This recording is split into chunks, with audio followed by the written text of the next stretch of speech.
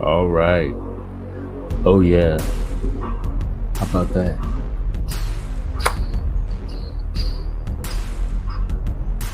Come on in. Saturday night.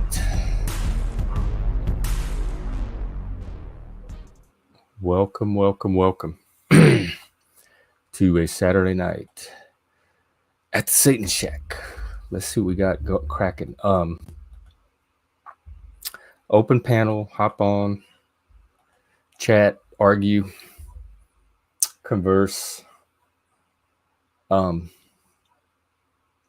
just chat in the comments. I mean, in the chat. Here's one thing that I noticed lately that I do that throws everybody off. I call the chat on the side of the screen when you're watching the video, I call that the comments. And I forget about the thing at the bottom of the video that you can leave comments after it's over. I hardly ever use that, and I hardly ever get comments. So I don't think of that at all. And when other people hear comments, they're talking about that section, and they call this the chat. So I don't call that other section anything because I never use it. It's all comments to me. But I really mean just the chat. So I guess put in chat if you have a topic or anything you want to talk about. And Daniel Barry, good to see you. You are so steady, like very reliable. Hey, Auntie, how are you? Good to see you. I decided to do an evening stream. There's not much going on a Saturday night, at least in my age bracket demographic. I don't know what the kids are doing these days. Do they still like go out and do nightclubs? Ours was like clubs, like dance clubs. A lot of them gay, but they had some straight dance clubs too. But then, like in the '90s, it turned into techno stuff. Like that was the thing to do instead. It was still nightclubs, but it was a special kind of nightclub with a special kind of music and dancing. And so I don't know what they're doing now. I know they had EDM at some point, which kind of I think grew out of techno. Um, so there's all that. Yeah, I didn't have a bad evening, so that's a great evening to me. I watched some Survivor with Frank and took a little nap, and then woke up and did my thing and got ready to come. I don't know. I just got in the groove, and I said I just feel like streaming. There's nothing else to do. There's no shows on TV that I want to watch. So it's like when you want to go hang out with people now, you just turn on your stream. I don't have to like figure out where the party's at. Um, good. Yeah, with the Born Again. Why are they not here? Oh, I thought you meant today, like to Matt. You were trying to match me up. Oh. um, what is the difference between the Born Again and just the Christians? Because I remember I had some friends that went to the Born Again type church, and I was actually born. I was saved and born again at some point in one of these churches. You had to go up in the front, and you had to confess your testimony, and you had to say that like you had to let Jesus in and save you, and then all the audience clapped, and I think the priest like touched you or something, and then you were born again. And I remember walking out that day thinking, this is like a reset.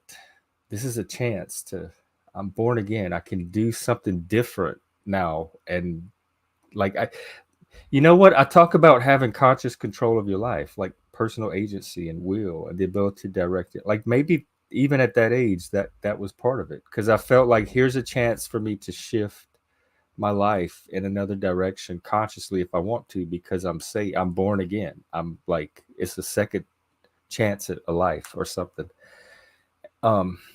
Selfish posers. And so that's what I know from Born Again. But as far as the actual Christian or Christianity, I don't notice a difference. If you put a bunch of Christians in front of me, I'm not going to notice which ones are born again and which ones are like Christians from birth, as long as they all act and exhibit with something that looks like Christian or Christianity. Longer lives will draw more people in. Well, there's plenty of drama streams. I mean, I am trying to like capture the more, like in the I remember in the 80s in my little town they had like the top 40 station. It would play all the rock and roll and the 80s music and everything. And then they had the adult contemporary, which would play the soft rock like Billy Joel and Christopher Cross and like even Bob Seger sometimes and people like that. And James, what's his name? James Taylor. I feel like I'm going for that more. I'm going for that adult contemporary market, that more chill, not so chaotic, not so drama. Because believe me, even if I don't try for it, we're gonna have plenty of it here, no matter what. So if I go out of my way to minimize it, I think we'll still get enough of it for spice, but it won't be what people come to the channel for. And then there'll be plenty of other channels that can like siphon off the drama stream. Because I mean, it is a type of content for people that want it. Chris is king. Yeah, he must be because he's sure not here at work. Nah, he doesn't. He's off for a while. He's trying to get his life together. So he just shows up when he can, and I appreciate it. But Chris is king. We'll see. That's what we're waiting to find out. Is Chris king? I did. I have gone on verbal combat a few times. It, once I-Fi won against, oh man, who's that guy that was really, really good? And I-Fi somehow won that night. It's like I can't take it as seriously. It's just audience popularity. And also the that Thorpe guy was on. And I was on with Andrew Wilson and they had us at a face to face. And I knew I was gonna lose. I think if you watch it, I'm the one that actually won the argument. Andrew never did really make a point. All he did was kept haranguing me for being a spurg. But right before I got kicked off, I saw Ben Thorpe come on. And I'm like, oh my God, Andrew just did me the biggest favor because now I don't have to be on a panel with this person. And because that's how that's the only time like we've ever crossed on a panel. And that was enough for me. I got like so many red lights and red flags. So, but I do, I like Easy. I like Verbal Combat. He does good work. He has a cool channel, cool community. Definitely support him. And he had Talcott on the other day. So that video's been making the circulation, or circulating the streets or whatever. Stoned and not alone. Yeah, I do like. Okay, so tell me about that guy because he looks cool. I would love to drop by his stream or have him on here, but I get confused by what the community is about. And they have that male lady, and I don't know if it's a. I don't want to offend you, male, if you're out there. I don't know if you're a real person or a drag queen. Because I watch a lot of RuPaul, and you look like you could be a character, but you could also be like a female playing a character. So I don't want to make assumptions. But anyway, I don't understand their role. Probably co-host, I guess. But then they're doing all these little contests periodically, and I don't. And it's me not investing the time to watch long enough to understand. So it's nothing against their stream. It's totally me. But it does look like a cool, fun little community once you can find your way in. I think so. She has like a big hair and glasses, got cat eye glasses. Yeah. Well, he's searching for Jesus like everybody else. Jesus and who do the Mormons have extra people? Moroni? Is it just Jesus? Is it still Jesus centered? And I know you get a planet or something. Kolob. You get your own planet after you die, but because you don't really die, you go into outer space and you get a planet. Oh, so okay. Does she have a show separate from Stoned, or are they a team? She is a she. Okay, sorry, Mel. I thought so, but like I said, I watch a lot of RuPaul, so I want to assume. Um, she seems like she's the type that could handle it and take it in the spirit that it's was kind of intended. As I fumbled through it, Funny lady. Yeah, I'll have to watch more. I do subscribe, so I do see when he's streaming, and I'll check it out more. Ah, okay.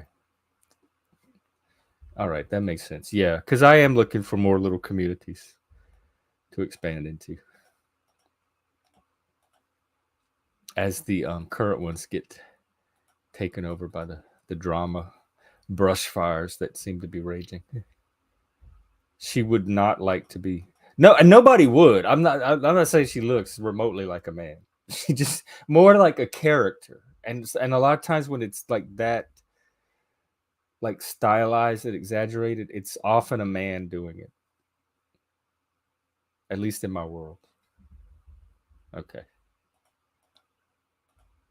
But yeah, like these days, I don't even think it matters. I think you're just supposed to take the person at however they present. So she's woman enough ish, I guess. Yeah, I don't know. I don't know anything about her. But anyway, hi Mel, welcome from the Panelverse. A fellow misfit trying to find their space.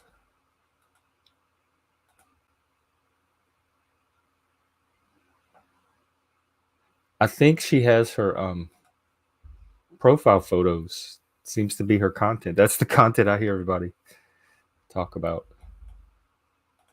So I wouldn't say she has no content.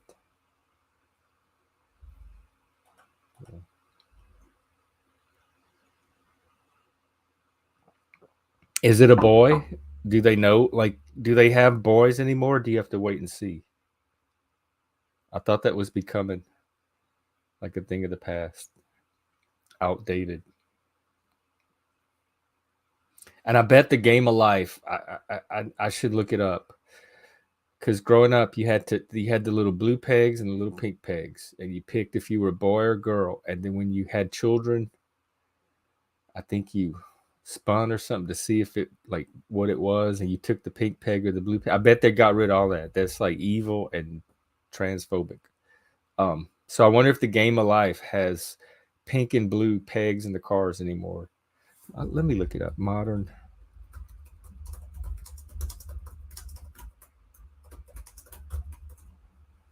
I can't believe nobody raised. Nobody somewhere raised a stink about the pink and blue game pieces in the game of life. That's got to be out there somewhere. I'm sure of it.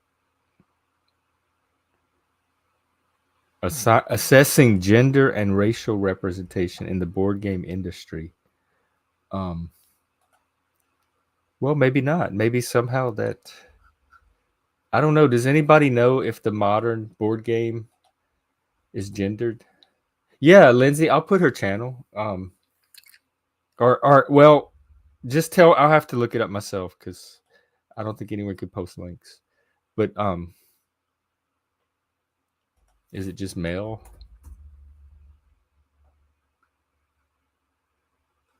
Oh no, there's a whole lot of males.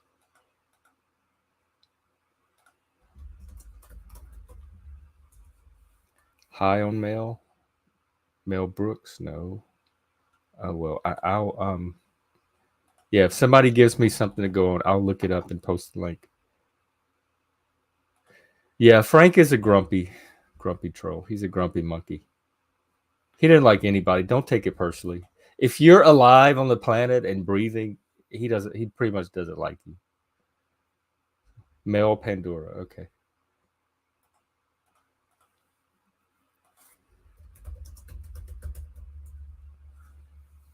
Here she is. Oh, is that her little poochie? All right, this is the male person we're talking about, and I will post Stone's channel too.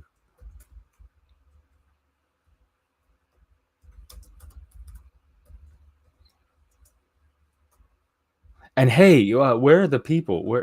Tell your friends that we're here so we can get some people going. I know y'all don't want to hear me talk all night, and I certainly don't want to talk all night. Okay, here's Stoned. It's Stoned and Alone or something.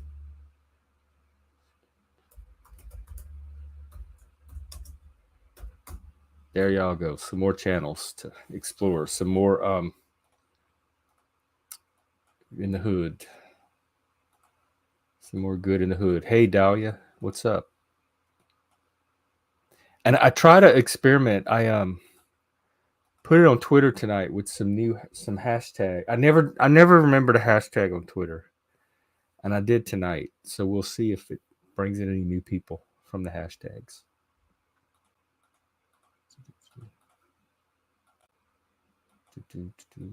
Yeah, he seems like a cool guy. I've never gotten anything but good vibes from him. I've seen him on Verbal Combat. I think that's where I found him. Actually, Verbal Combat's a good channel because you find a lot of new panelists you may not have followed or discovered before. That's how I found a lot of new panelverse people. I think that's where I met Uncle Fatty and some other people. Rant. I saw him on Verbal Combat first time. Dave, Imp Dave, all those people. So, oh, and then as far as who's streaming tonight, I think TML has his Saturday stream going. Let's check it out. I mean, not check it out, but let's check who's Jesse from the Missing Link is doing an interview. Is TML going tonight? Hang on, did it get shut already? Let's see.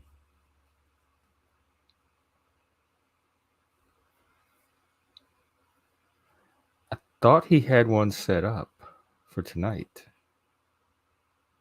but maybe not.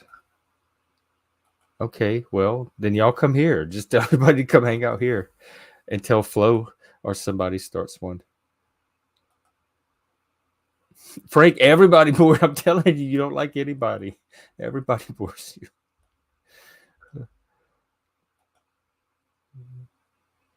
Let's see. What was I about to do? Flo. Okay, well, you can tell him yourself next time you see him. I'm sure he'll just tell you to take a number and stand in line.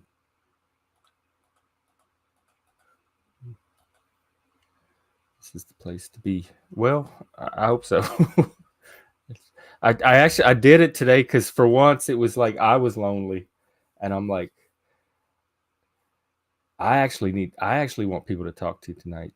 Because usually I open it up for other people. Like I don't mind sitting here playing a puzzle or something and letting other people connect and chat and talk. And then I'll pop in whenever I have something to say or have an opinion. But tonight I'm like, damn, I actually want to talk to people. A safe space, okay.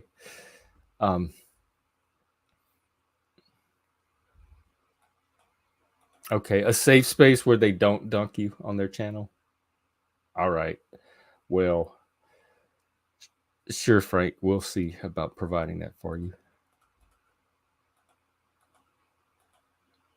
It's not safe, and I'm not safe enough, Dahlia. He needs his human support person before he comes up and tells us his Santa story, which is going to be Christmas by the time we hear it, as it is. So I guess just save it.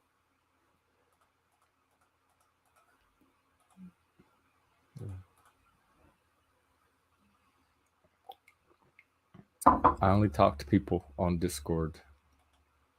Well, you did say you'd come up under the right circumstances, so and do the Santa story. And I know you're a man of your word. I know you're an honorable troll and a stand-up monkey. So I know that you'll follow through on that. So I don't have to worry about it. I can count on you. Yeah, he's definitely that. Yeah, but coming up one time, and I think people could even like I think you have enough chat cred now to almost put you at panel whore tier. But and not just on this panel, but if you go up just one time and tell a Santa story, that does not a whore make. That's not even like putting on the heels and the red dress level yet. So don't worry about it. I don't think people are going to mistake you for. There's so many more panel whores They're gonna crowd you out. Nobody's gonna even notice you in the corner. All right, you see it here. Christmas stream. We'll be monetized by now. We'll be selling tickets, and you will get some of the monkey this year in heels. I bet you probably wear better than I do. I was horrible. I'm not. I was never into growing up. My mom, for some reason, she had these boxes of wigs. Like that was back in like each wig came in its own case and it had a handle and you carried it around like a wig box or something. And she had some of those, and we would go in there and pull out the different wigs and put them on as kids, but it was more like fun. It was not like necessarily a female thing. It could have been a hat or anything. And they were like old lady looking. We looked like characters from Mama's Family. It wasn't anything like sexy or feminine. And so I never got into wigs or dress up. I remember she had some big grandma shoes, and we used to put them on and walk around the house in them and laugh. So we did that kind of stuff, but it was never like, oh, I feel like I'm bringing out my feminine side. I never felt that. And I've put wigs on before, and I felt like Jeff tried to struggle with the wig on his head. It didn't transform me or change me or release this magical power in me at all. I know. Oh, yeah, that was reality TV to me, Frank. That me and my mom, that was our relationship, was Mom and Eunice. And I was Eunice. And let me tell you something about that show. If you watch closely, Mama's always the one to instigate. Eunice always starts off trying to get along and try to be, and Mama will find some little way to poke. And then that's what says she pushes you. She knows Eunice's buttons and she pushes them. So Mama is not the innocent one in that dynamic. Yeah, that was a cute show. And with the neighbor Iola Boyle, knock knock, Thelma. Oh, she's always at the door. Anytime there was something going on, she pops up. That's what I like about the South is they do drama well. Like they don't try to avoid drama, they integrate it into their society. Like they just know what to do with drama when it happens.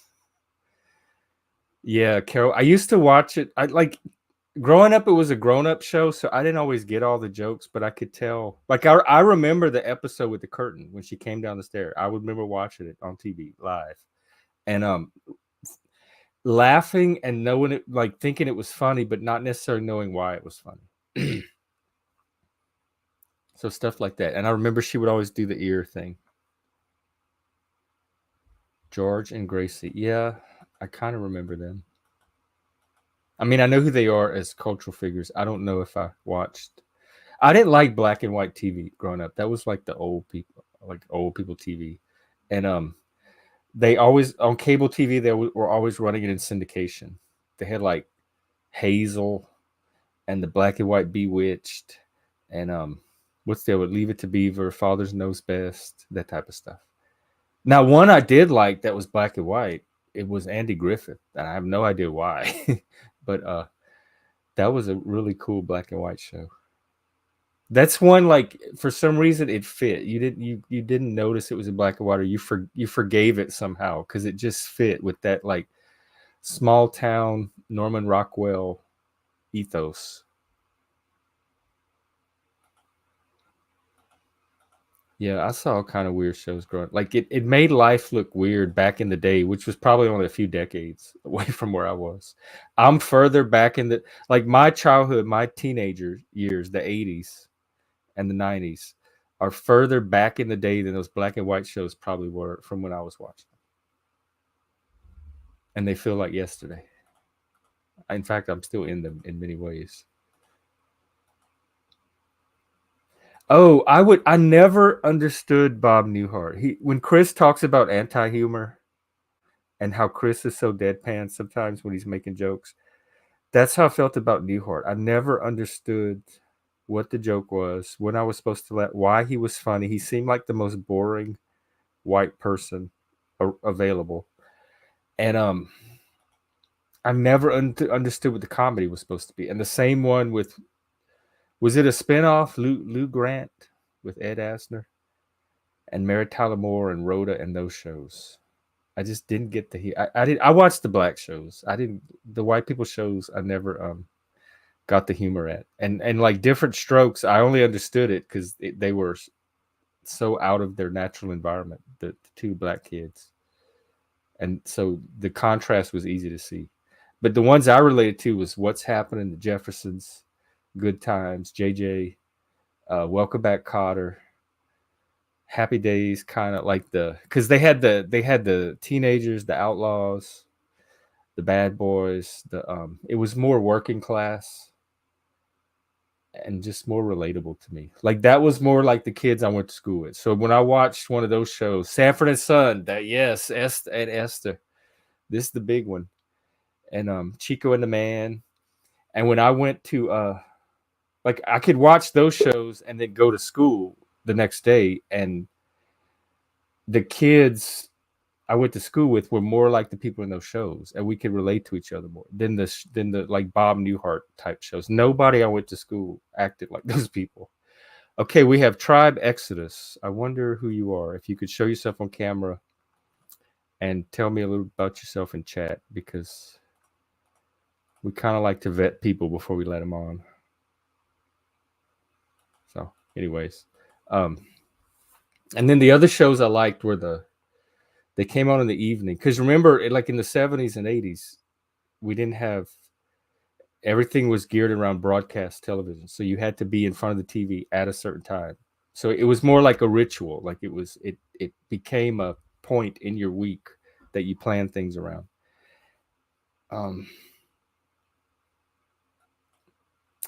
And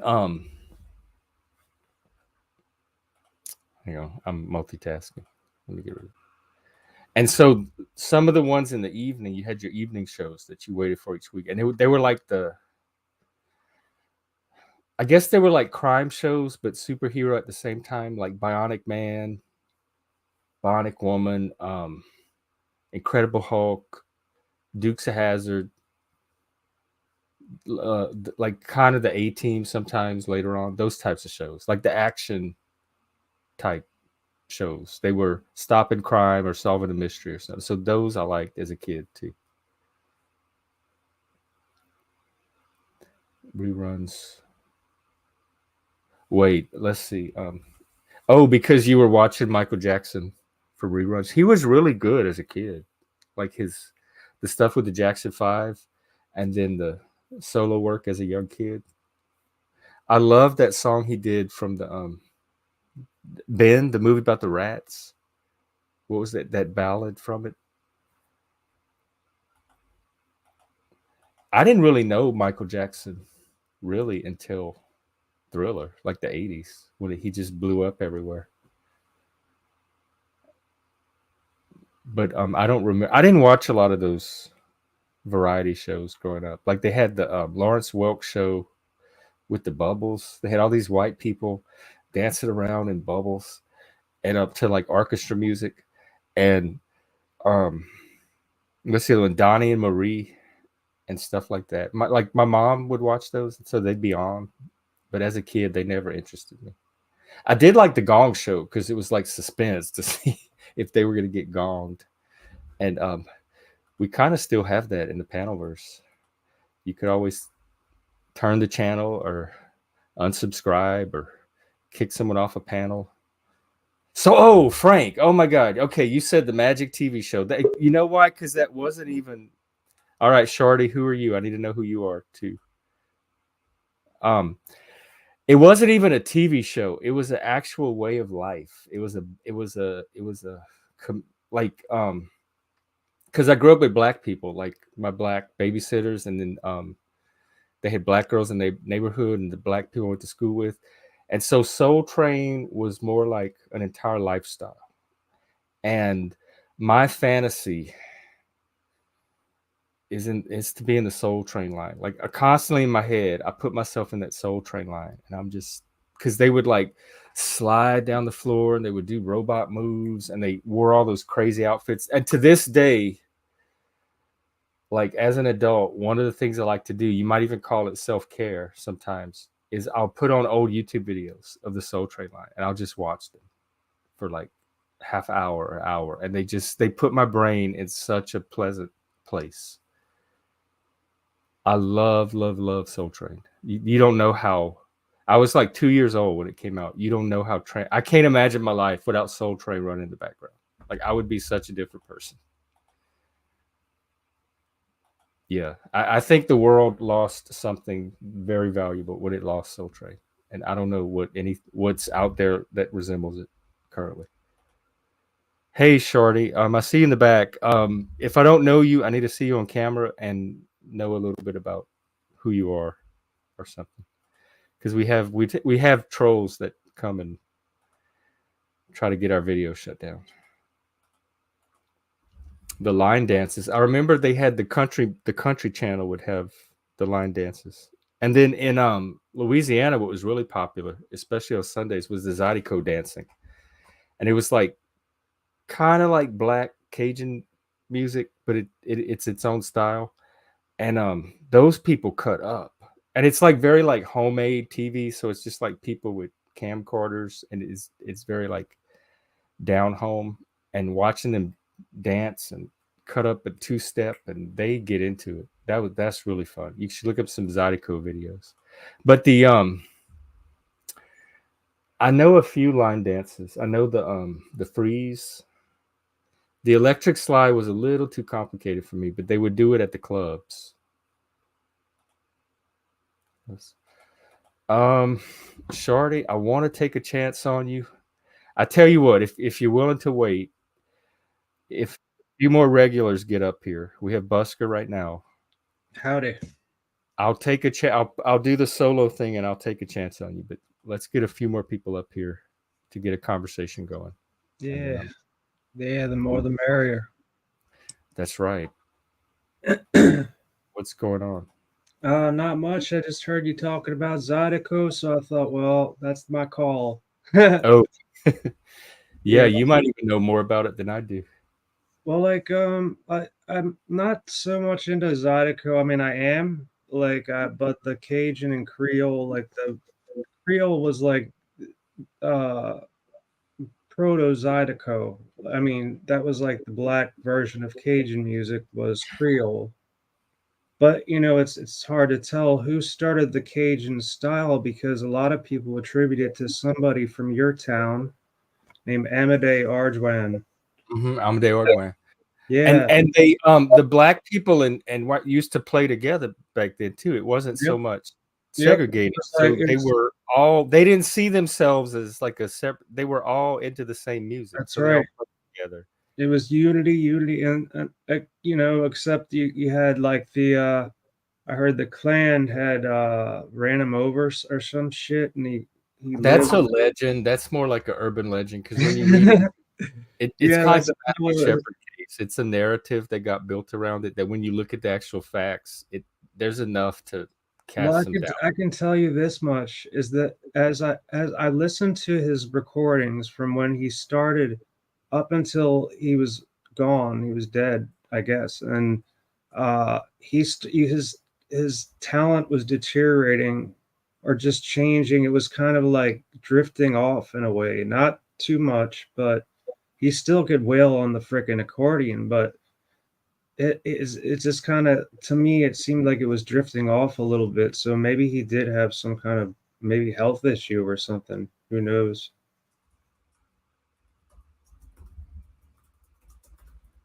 Are you muted? No, I'm here. I'm uh, trying multiple things at once. yeah, right. Let's And that's how I grew up too. It was very weird to me that people saw white and black people as different people. Like because I grew up like we were all one. We all did the same things together. We weren't that different for each other. Yeah, man, the Cajun Creole connection is just like it really is inspiring when I think about that. I mean, people should look to Louisiana to see that like really, black and white can do their own versions of music, still I get said along that. and jam together and have fun and I mean, New Orleans been doing it for Century. I said Exactly. that. I said if they want to know how these people are horrible at diversity, if they want to know how to do diversity, just go somewhere like Louisiana where people have been dealing with there's so much cultural and linguistic diversity down there that people have been having to figure out how to live together for decades, centuries now. Yeah. And they're doing it. So just go study how they're doing it. Like there's your integration. And it's a melting pot like down there. I mean, you have what Mexicans and Native Caribbean, American. Mexican, Native American, Yeah. You had a lot of German, a lot of there's a whole like Vietnamese or Filipino, like South Asian population. And north of New Orleans on the North Shore, there's this one little town that has the largest collection of Italian Americans outside of like New York or something. And it's a Italian American enclave. Oh yeah. So they have every culture you can imagine all living down there together. It's almost like the southern version of New York City in a way, New Orleans. Yeah, it kind of is in a way.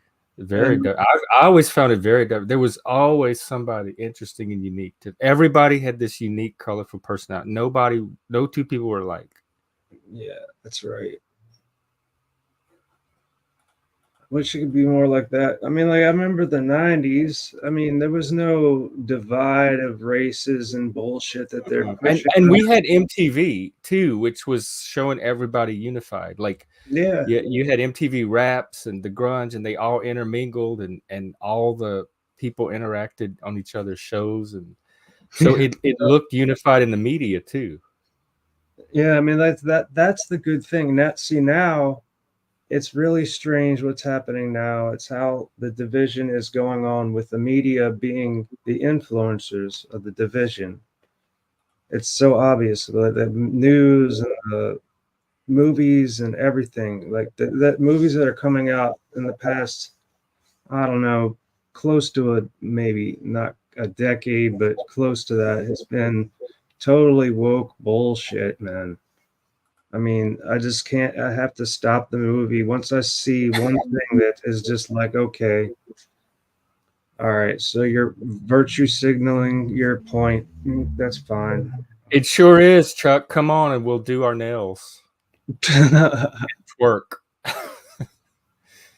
um, I suspect it's for even deeper reasons than that. I suspect people know good art when they see it, and you can't pass crap off on people, too many people for too long, I and know, that right? woke movies are not faithful to people's sense of reality. When they watch the movie, they don't feel like they're watching anything that reflects their actual experience of It's life. And so I unfortunate. think long term, it's not going to satisfy I many hope people. not. I hope not, because I mean the younger generation, they'll eat it up like candy. I mean, Well, they're very idealistic and they want to make a difference in the world and feel like they're a hero and save the suffering and oppressed. hmm But like I think at some point you grow out of that narrative and it gets replaced with something more grounded in experience and nuanced and adult. well, all I can say is the kids of today, I feel bad for them because they're kind of being brainwashed. And kudos for I the ones hope I, who I see hope not. It seems like a lot of the men are seeing through it because there's a big yeah, that's a drift good thing. rightward for the men that are not buying into this stuff. Well, So like that's where I'm hanging my hopes. the main thing is like let's hope the kids are not. I mean, like Generation Alpha. I mean, God knows what that's going to be like. I'll be like an old cranky We fart. might not even have gender by then. Yeah, Everybody might be like a digital avatar that interacts right. like In whatever. the metaverse, Right. You don't. We might not even have physical bodies that are even relevant anymore. you could float around in the cyber universe. Our meat sacks. Yeah, you could just let go of it for a while. And they're making that stuff very realistic. I hear with the VR,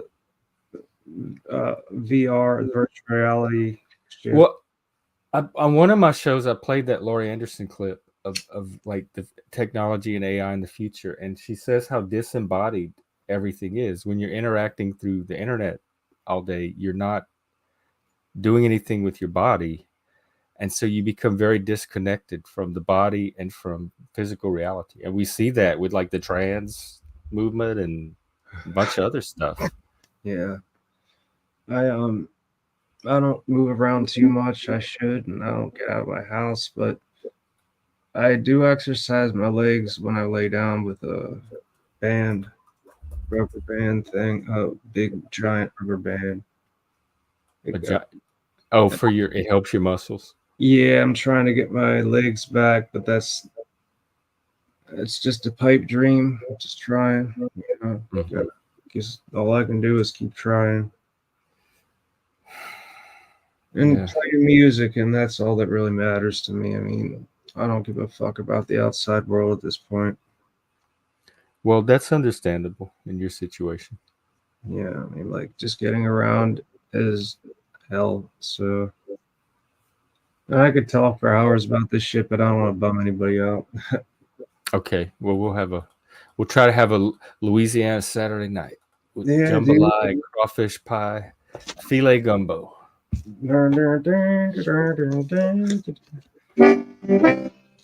Oh man,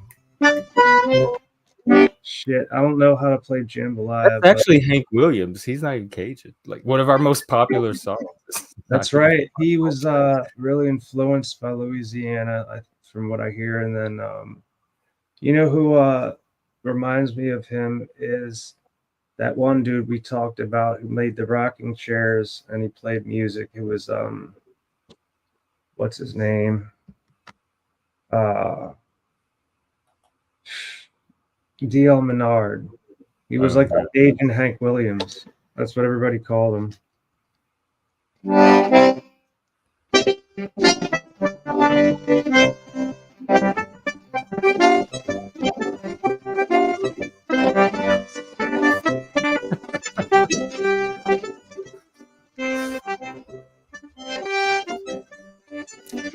Hey, Frank, we're okay. Me and you are going in the streets tonight. We're going out in the alley.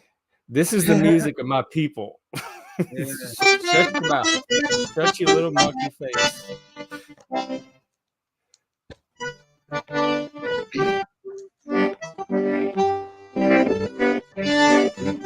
This is the music of the oppressed. You heartless, soulless ape.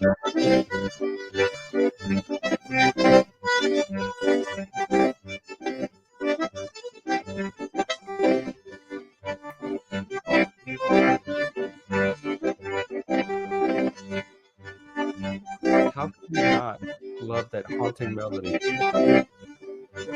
Cajun music is real sad. I remember in that Mark and Ann documentary.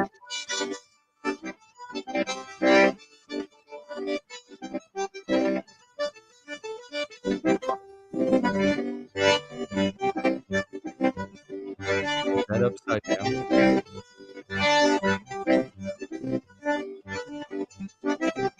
I would never be able to work one of those things. I remember in the Mark and Ann documentary, Ann talks about the lyrics. She was studying the lyrics to Cajun music, and she said she was struck by how raw and fierce they were. Oh I yeah. remember thinking raw and fierce. That's the perfect, yes, that is the perfect adjective to describe us and me. We're very passionate people. Yeah, Striking and and the way they put things, welcome, Daniel. Good to see you. the way they word things in their lyrics, it's pretty. You can tell that they're very passionate. They work hard and they play music and they probably drink hard too. But they just have a good time. They eat lots of good food and party. They're like they remind me Cajuns remind me of the Irish that Yeah, a lot I of had a ways. friend that went to Ireland and he like went to the live music and all that, and he came back and he said, "Jeff, you have got to go to Ireland. It is the closest thing to how you describe Cajun that I've seen. Like Mhm. it reminds me of because he used to watch the Cajun documentaries with me, and he says it's just like the stuff I see in the Cajuns documentaries. I've heard that before. Yeah, totally. Yeah, And it's just it's joie de vivre. It's enjoying the moment. Like, why be miserable? So, despite how hard life can be, you can always find some way to enjoy each moment if you know where to look and how to look for it. damn Skippy. Yeah, oh, you know the band Beausoleil? Yeah, I love Beausoleil. Yeah, Michael Buste. yeah, they're pretty like I think they're probably the top tier as far as the close to Cajun as you can get, but then you got the Doug Kershaw and all that. Um, Yeah. but like they're all getting really old now. Holy crap! Yeah. Well, I appreciate the noise. So, thank you for playing it, Busker. Hey, Cheers, Bex. man. I hope it didn't sound too messy through the stream yard. Yes, Water Boy. I know. I've heard it my whole life. That- Probably. This stream is a kind of a Cajun version of Cheers a little bit. I was on one I used to run a group and I put it on Facebook and some of my friends from Louisiana started showing up. And eventually they started calling it the Louisiana Mafia. The Zoom was like half Louisiana people and we had so many cultural reference points in common that we were like having our own conversation in this group. It just took over the whole little group. And so this is kind of the Cajun version of that. If we get one or two more Louisiana people, we will have the Cajun version of Cheers. In fact, when Praline comes on, I feel like I'm back home. I have a friend from Sweden who really likes to play Cajun accordion, and he plays a little bit of fiddle too, and he pulls it off pretty good. I mean, better than a lot of outsiders of Louisiana that I've heard that are really brilliant. This kid or guy, he's in his 30s. He's from Sweden, and he can play the hell out of that thing now. You Why got, don't we do an open mic night and dude, get that would all? be cool. Like, the problem is though, like, it's probably for him. It's like 5 a.m. now or 6 or something. There's some. I mean, Dolbez But then hangs out with me. again, like if you do a live at 3 a.m., maybe then we could get him on somehow. Dolbez comes on all the time, so I know that there's overlap That's the areas in the Norway guy, time. right? Yeah, Yeah, yeah.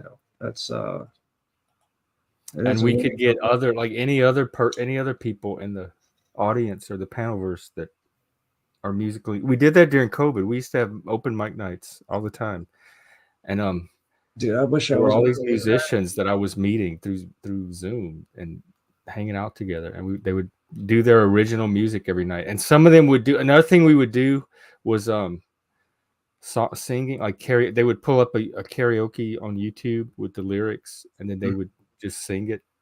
Um, and some of them were just gorgeous. It was like American Idol. Like these vocalists were amazing.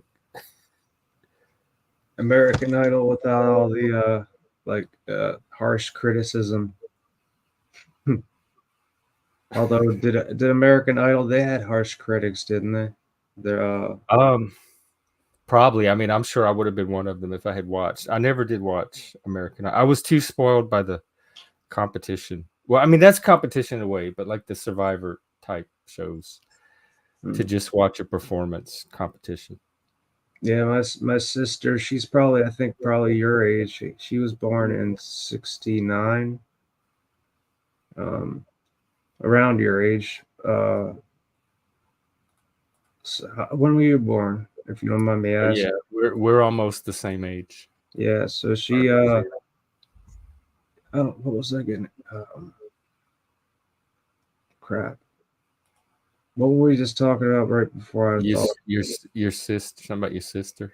No, right before that, we were talking about something that sparked a memory.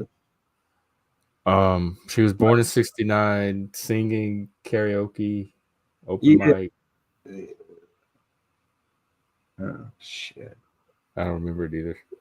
Well, yeah, dude. I'm kind of my brain don't work like it used to. Yeah, and I know what it does to the memory. Yeah, Uh-huh. I'm sure this is better any better for it either. Yeah, that that is a thing. The program, the gifted school I went to had an entire separate program for people that were musically gifted. That's a real thing. And if you they were good at identifying it and getting people into this program. I have many gifted friends from the musically gifted program. American Idol. I think Yeah, that's what this is. yeah. Oh yeah, and Ireland being like Louisiana. They're Man, folk cultures. They're lively folk cultures. And I just saw some video of Ireland, Dublin. They have like people, uh, illegals camping on the streets in Dublin, and that's like, kind of happening everywhere, huh? yeah, it's happening everywhere. So like, it's my belief that it is all fucking. It's all put together and it's all meant to be, and we're all gonna. Like people are intentionally letting in brown people to destroy civilization. I don't believe Yeah, that part. I think so. I think it's just the natural outgrowth of It hasn't been. population. It Like, hasn't for decades, and now, especially now, it's at fever pitch. There's something obviously going on that. I think no, I don't. I think it would all happen on its own without anybody helping it. Like as the population levels increase and shift around. And then you also have like wars and other stuff that people are fleeing. So some of it's refugee as well. Yeah, plenty of that, plenty of all kinds of stuff. Yeah, man. Hey, man.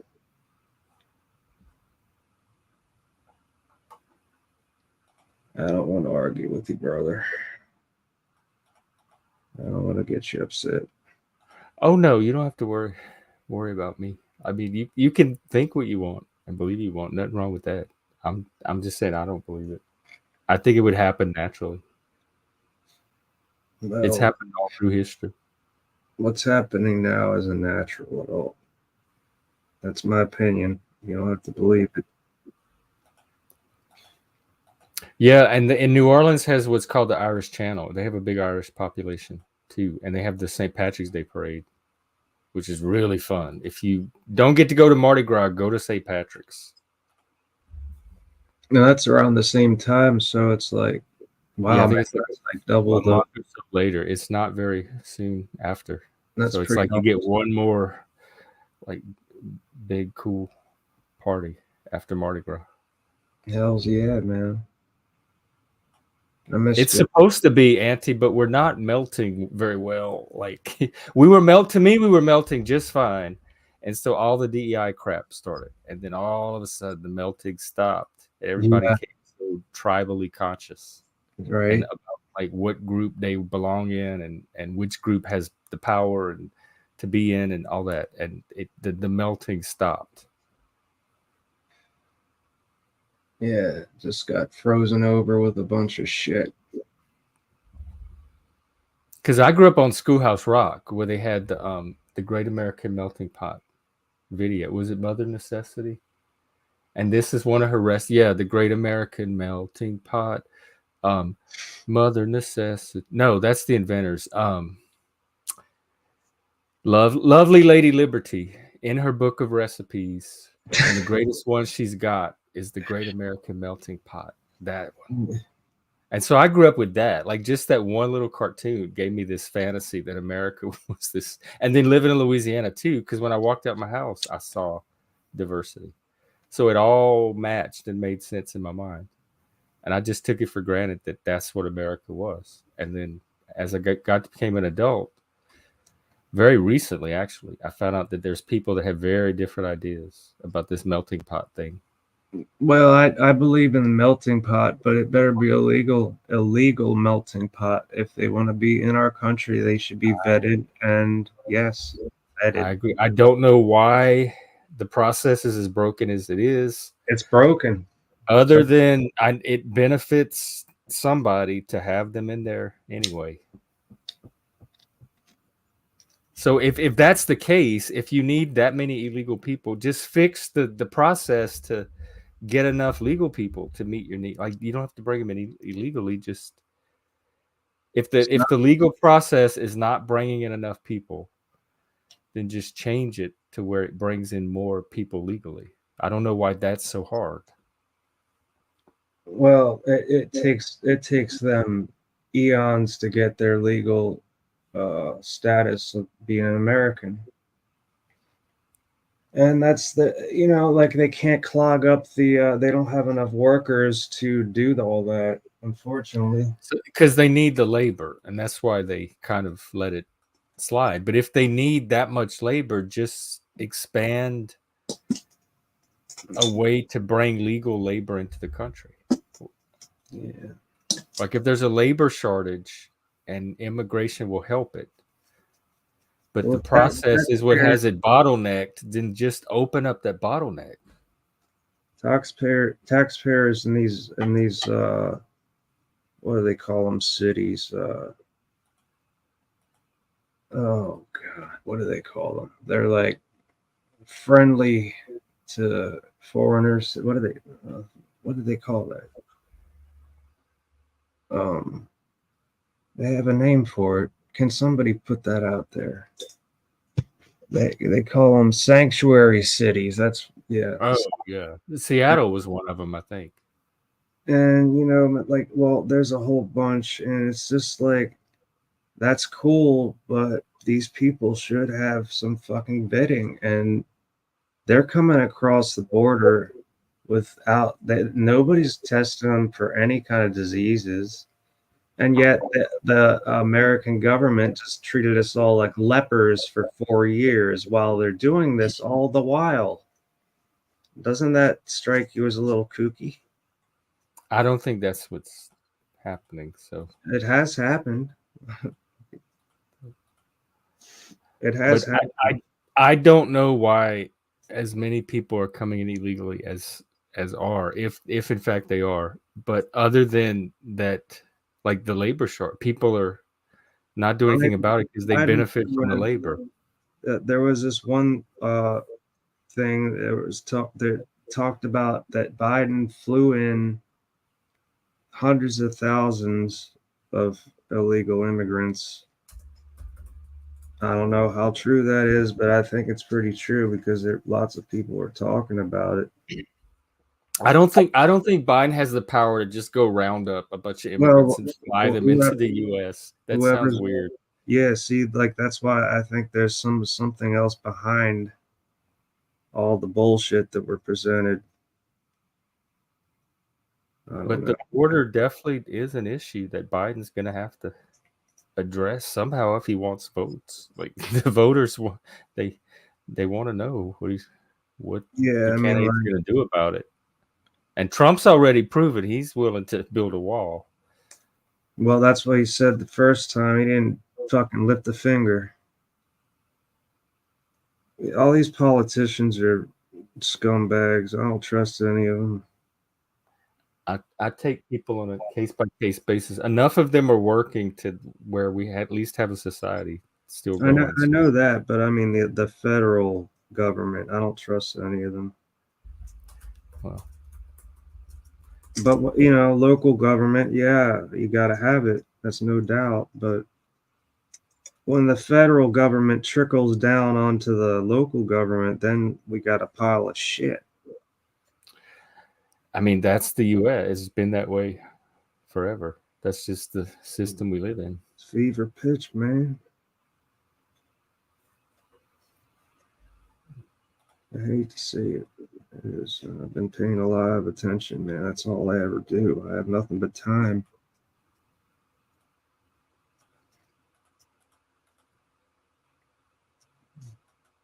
It can be depressing. It is just life, Yeah, man. I know. I have to take breaks from it. I can't I hear you. absorb too much for too long. I understand.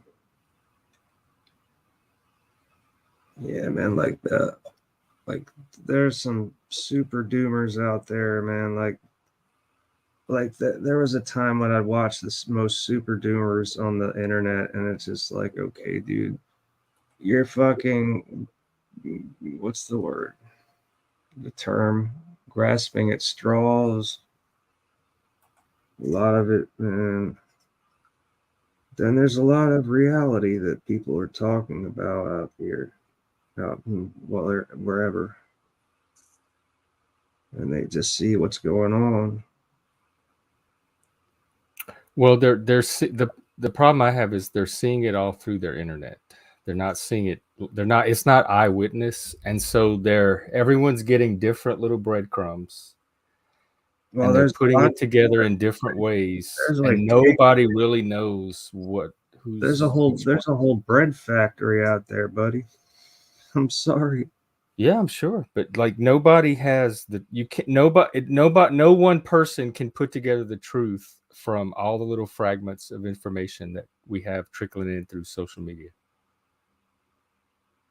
And there's people that think that they can, but all they're doing is they're making a selection out of that, and then they're putting it together to a narrative and convincing themselves that they've done this rigorous um, cognitive process to try to figure out the truth. They've just put together a little story with their brain as a shortcut so they can move on with their life, because that's how human brains work. I don't make up stories with my brain. I just see what. Everybody does. Your brain does, not you on its own. Your brain does. Everybody's does. Mine's doing it right now. Well, when you internalize information, you see things and you understand. You have ears to hear and eyes to see. Eventually, Right, but the way you put that information together I is going to know. be Well, different for everybody. suppose you're pretty good at it. It it yeah, it's still a guess though, no matter how good you think I you know, are. like that's what like science is based off of theories. But so is I think social science and like the way of seeing the world is it's all based on theory. And so I guess you got to start somewhere. Sorry, I'm clinking this sea vault. I don't know. Yeah, well, I don't know what all these people are seeing because I've asked them. I've been doing this for years now, and I've asked them to point to it, and they never can show me. I ask them to show me the racism. I ask them to show me the puppets pulling the strings. Some of them do say like the WEF and stuff, but they have their agenda online, and it's never what people describe it as. Well, the WEF, well, it they used to really flaunt it like years ago. Like now they had to cut it, like make it look more innocent. They had to totally rework their website. Before they had this thing, you will own nothing and you will be happy. And as like stating matter of fact. But these people are not in power. They're not a state. Well, They don't they're have in the power power in the to sense that like. like So I don't know why people read that and freak out. Like I no, don't know why that sets no, off their like panic system. the way our government sucks on their dicks I don't is think our government sucks on it. That's part of yeah, it the. does. The Well, WAF and the you think it does, WHO but has I don't think ruled it our does. planet, our country, since 2020. I don't think it has. All the fucking bullshit, I all think that's the a narrative. I think that's a no, narrative. it's not a narrative. It's something we lived through. We lived through it all. The fucking WHO making all the calls. It just is a reality. That's just not something I'm making up. Well, I know I lived through it through. I lived through COVID too, and nobody was telling me what to do during COVID. I followed the guidelines voluntarily, and I did my own thing, and I didn't have people breathing down my neck or demanding that I do things or forcing me to do things. So I had a different experience of Yeah, I 2020. guess so. They didn't make you work. 2020 for me was more about George Floyd and all the woke stuff than it was about COVID. That's what Yeah, I that noticed. that was the other half.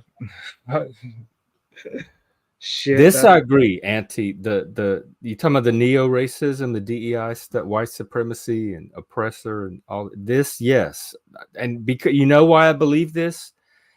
Because people have collected enough evidence for it. There's entire websites that document individual cases all across America, and that's just America alone, not even other countries. I've seen videos, I've been part of Zooms and groups where this I used to do these listening sessions, like support sessions for this organization that was set up to help people that were dealing with wokeness and DEI in their workplace, their schools. And so people would come to my groups and tell their stories. So I've heard story after story after story of this stuff happening and how it's impacted people's lives. So when you put all that together, I have like just a mound of credible evidence to me that I could pull out and show people, look this, look it happened. Like the guy that got suspended for saying illegal alien, that type of stuff. Like those are actual things. So that's what I call evidence. And if you uh, have enough of yeah, that, I know, man. Like that, it's stockpiled, man. There's montages out there, but you just can't see it. You gotta look at more of you gotta know where to look. But get on Rumble, and you'll see montages of reality every single time, fucking week. There's montages of reality everywhere, and it's not probably not good for you. I don't think you should watch it because it is I probably scary. won't. I'm yeah, I don't watch stuff like that. But Yeah. yeah, that kind of stuff. That's not a montage of reality is not reality by its very Well, nature. no, no, when you see enough of it and then it goes around enough and enough people are talking about it, then you kind of come to a conclusion. You see enough and you hear enough, fucking, and it goes around, people that talk about it too, and they experience it too, then you come to an opinion that just I can't shake it. These past 4 years have like really shaped the way I feel. Yeah, I can tell that for sure. It has for a lot of people. Yeah. It did for me in a way too, just in a different way, in a more of a positive way. Like lockdown was opened up a whole new world for me that I didn't know was there. Yeah, I wish I could So see it it. it changed me too in different ways, but not in the ways it affected other people. I gotta tell you, man, being locked down was just like every year for the past decade before it. So it's just like I was used to it. So like that was no problem. Problem was with the motherfuckers trying to make me wear a mask and bully me around and Who fuck. like what the only time I had to wear a mask was like if I was going to a medical appointment at a clinic or sometimes on the bus for a while, but then they eventually they lifted that and Oh said you man, they haven't. I mean, people are still wearing masks around in Maryland and Baltimore, but but like who it went on for a long, long time, for years and years, that everybody had to wear masks in every, uh, like people were required to wear a mask for a long time inside grocery stores, inside any kind of yeah, store. I remember that for a few months, but I don't remember it for No, years. man, it was years. It was years. It just like kept going and going. And then next thing you know, Operation Warp Speed kicks in because Trump rolls the bowling ball, and then Biden picks it up and says it's the pandemic of the unvaccinated, motherfucker. But yeah, okay, I can see how that would like get a reaction for people. But Biden's one person. He doesn't have like he No, I didn't. got a whole The montage. comment he didn't do anything with that. Call my house.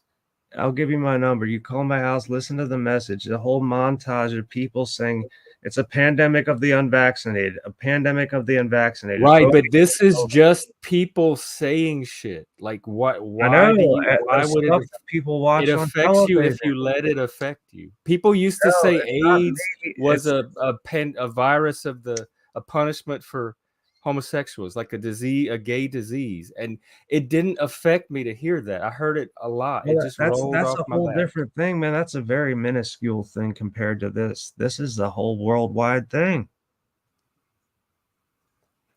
And But everybody the was principle affected is and is affected by it, whether the we principle realize it is or the not. same. If what you're reacting to is people saying things like it's a plague of the unvaccinated or whatever, yeah, I can understand that's an inflammatory thing to say, but then you They give did it it over power and by over, reacting dude. to it.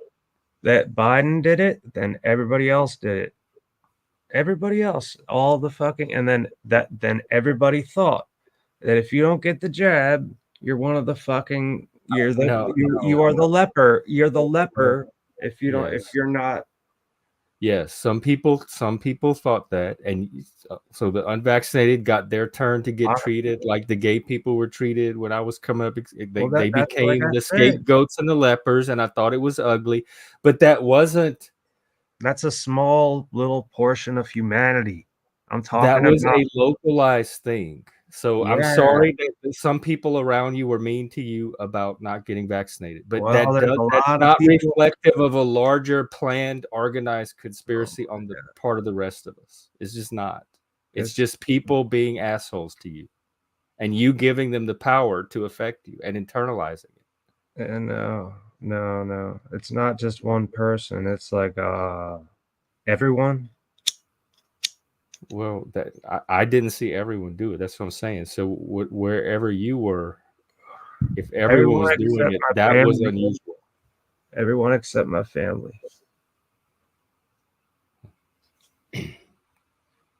Mm, yeah, everybody's. Right. Well, I'm sorry. I just. I get worked up when I think about it I all. know, I can tell. Like this is definitely something that if you have a therapist, that it would be good to explore. No, It's because affected you on a deeper level than just the event. therapist is the last thing I need when I talk about this shit. Because they're in on it too. The fucking vaxxers. Okay. Well, you're gonna end like you said. You don't leave your house as it is, so you're No. pretty much just doing your thing. And Yeah, I just play music and watch TV and play video games. right, so you're Smoke. gonna have a pretty good life. Not really. It sucks because I don't feel like living anymore. I mean, not that I'm suicidal. I just don't have any like will to live or do anything. Medication I'm on, clonazepam takes away your soul, and then I'm on fucking muscle relaxants, and once in a while I'll take gabapentin.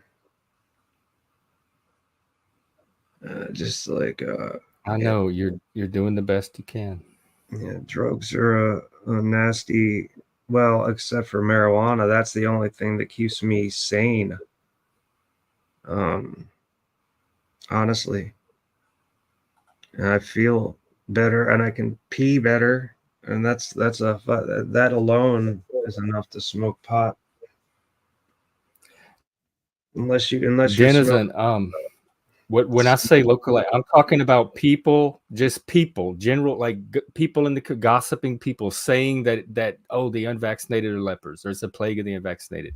There was no official like worldwide consensus that like anti-vaxxers were evil and it was a plague of it. This was local Yeah, gossip. It yeah, was dude. regional people and people hearing it and not knowing how to do good mental health self-care and internalizing it and then getting all just like when a troll comes in and gets somebody here worked up and activated. That's what these anti-vaxxers were doing to the unvaccinated. But it wasn't a coordinated like institutional narrative. This was individual people trying to make people not getting vaccinated feel bad about it. Well, then show me something, Dennis, and so I'll know what you're talking about. Show me something that the CDC or uh, WHO, whoever put out maligning unvaccinated people and saying that they were a plague or leprosy. I know, I remember Biden saying something.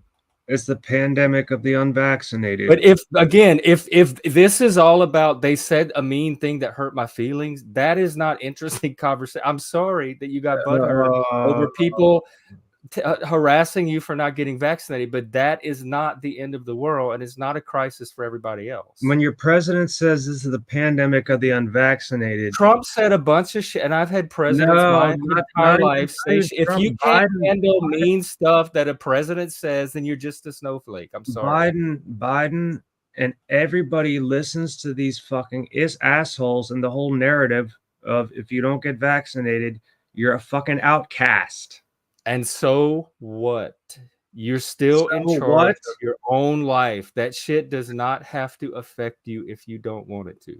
No, I'm not even thinking about If it myself. did a number on you, I'm thinking about the people who got the goddamn needle why are you thinking about them?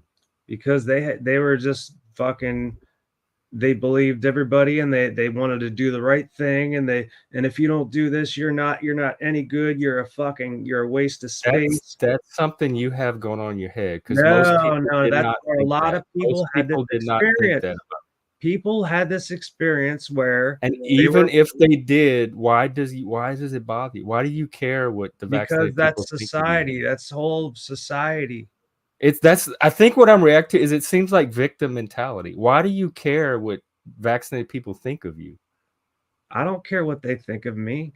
It seems like you do, though. No, Like I you, don't. I care what the fuck happened to the people who got vaccinated for no reason, except for the fact that they were shamed like me.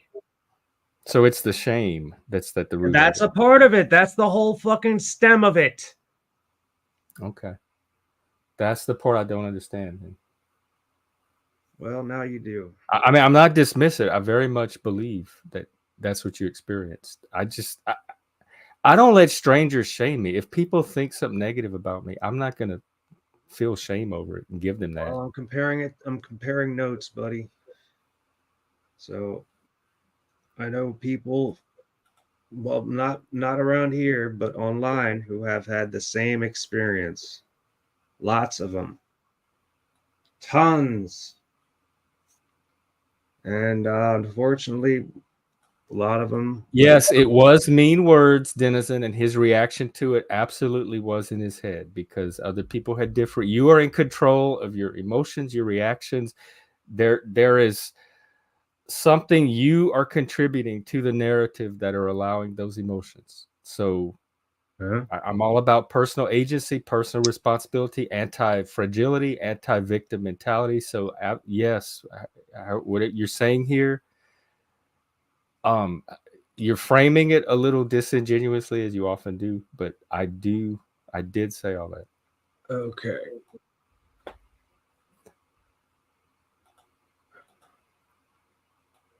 Yeah, that I may not like people that are not me pick up on, like, they take stuff like that more seriously or to heart, like cues from society in a way that like it can roll off of me, but it's harder to roll off of other people.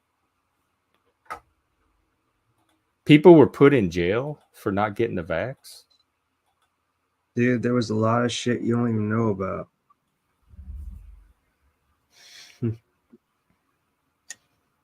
I just admitted to it. You're lying and gaslighting right now. I just admitted to you. Go look on the stream. Anyway, I'm not getting tangled up with you and your perceptions tonight. I don't mind talking to you on Discord about all that, but I don't want to take stream time untangling your confusions. Are you talking to me or one of the? Oh, Denizen. Okay. He's trying to white knight for you and set me up as this. Well, I don't need that, and I don't want to upset you, dude. Oh no, Busker, I'm not upset at all. I have these conversations all the time. I'm sorry.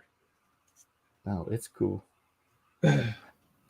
I do need to get a refill. You think you can keep something going for a few minutes? Just don't like lay off the controversial stuff till I get back. So yeah, totally. talk Absolutely. about something chill. Yeah, absolutely. and I'll be right back. All All right, right. I'm gonna leave y'all to Busker, and I'm gonna Okay. be right back. Oops, sorry, wrong person. There you go. All right, I gotta get into see the comments. Hello, difficult Denizen. Hi, Denizen. I know you. How you doing, brother? Auntie Dearest, I've seen your name before. People were jailed, fired, blacklisted, etc., etc. Yes, Auntie Dearest, you are completely right. And that's what I saw, and seems like somebody can't see it. Or didn't see it. And it's only going, it's like a, no, shit. I promised I wasn't going to talk about controversial shit. All right. Let us classroom learning.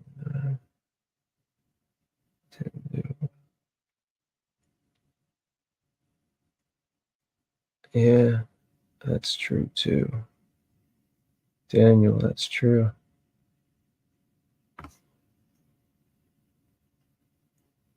When was the last time you guys?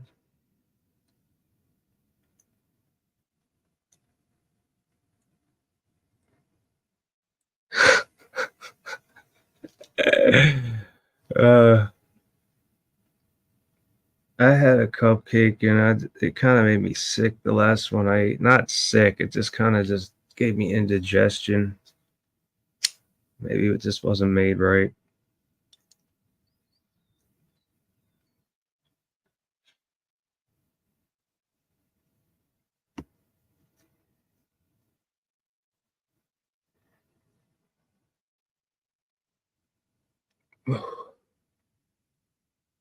Yeah, Denizen, how you doing, man?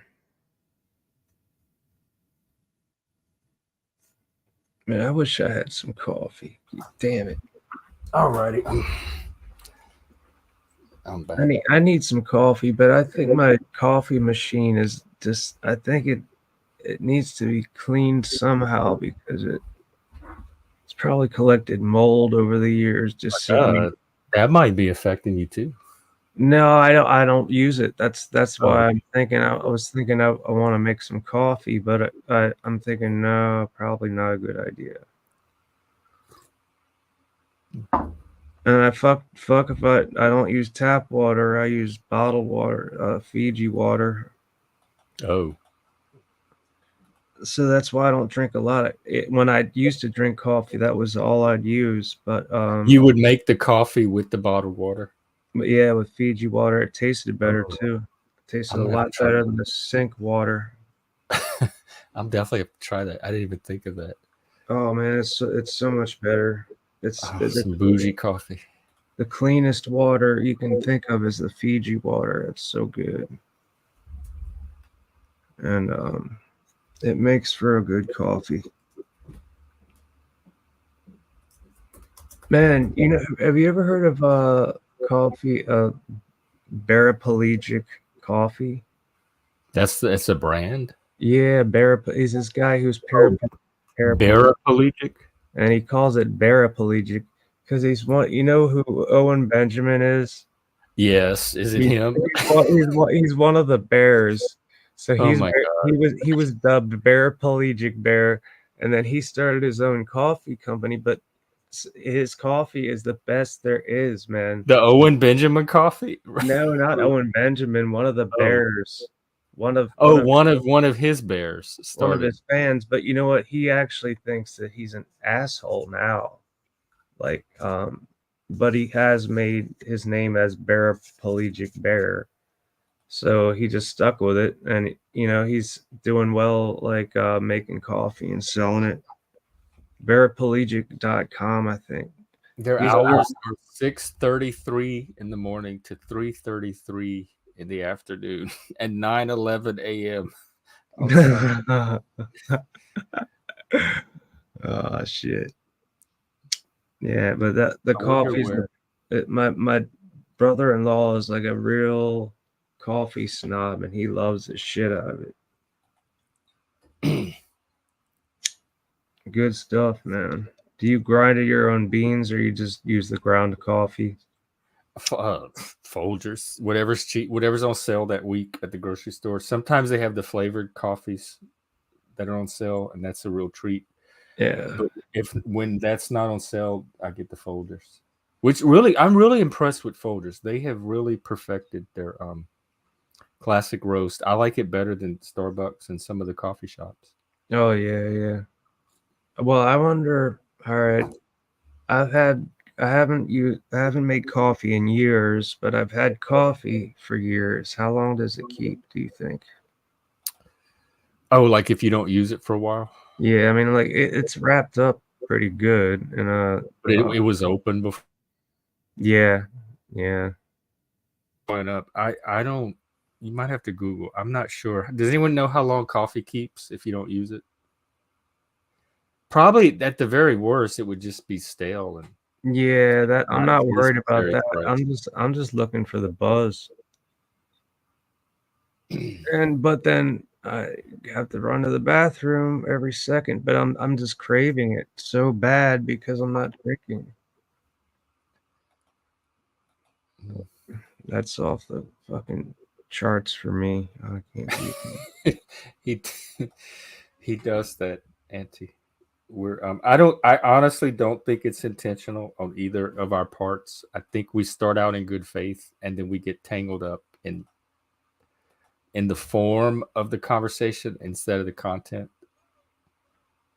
No, I do not work for the government. I'm trying to think if I ever have.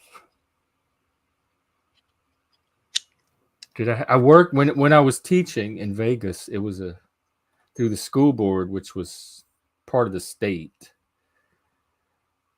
Um, so I had to do like state. I had to do like 3 or 4 levels of background checks: state, federal, county, all kind of stuff. But I don't. I wouldn't call that necessarily working for the government. And was any of my mental health work for the government? I worked for the county government as an ombuds.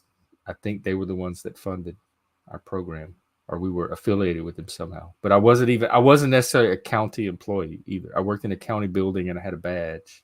So I no, I mean it. I'd really have to be stretching any of my jobs to say I work for the government. I don't know that the government would hire me. I really I don't even know what I would do for them. I could run a stream for them maybe if they want to hire me to do like a stream for civic like consciousness, civic awareness, and how to be a good citizen and stuff like that. I would run that for them. But other than that, I don't know what I could do for them. I could maybe help their mental health.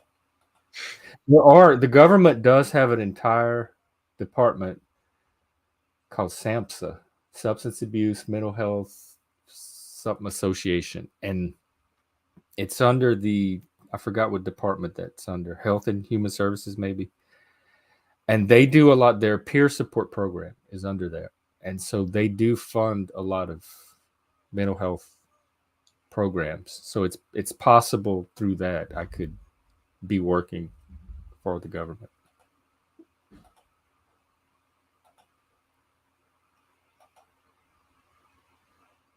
I don't think that it's not like you're working for fucking CIA or the fucking FBI or the shit. No, I would love to. I would love to be a detective. I would even like working for the local police department. I would love doing that kind of work. Yeah, Like where you have the murder boards and all the people spread out, and you have to figure out all the. I would love that kind of work. oh man, my father, he used to work for the Baltimore City Crime Lab back in the 70s. And man, he told me about some of the crime scenes. It was just He was like a technician. like the person who takes the pictures and does all the crime scene stuff, Oh wow! like sometimes the crime scene guys, they used to make outlines of the chalk body, outline. Oh, he was the one that drew the No, chalk. no, like the pavement, like with the chalk, like around the body. They Mhm. used to do that back in the day, I think.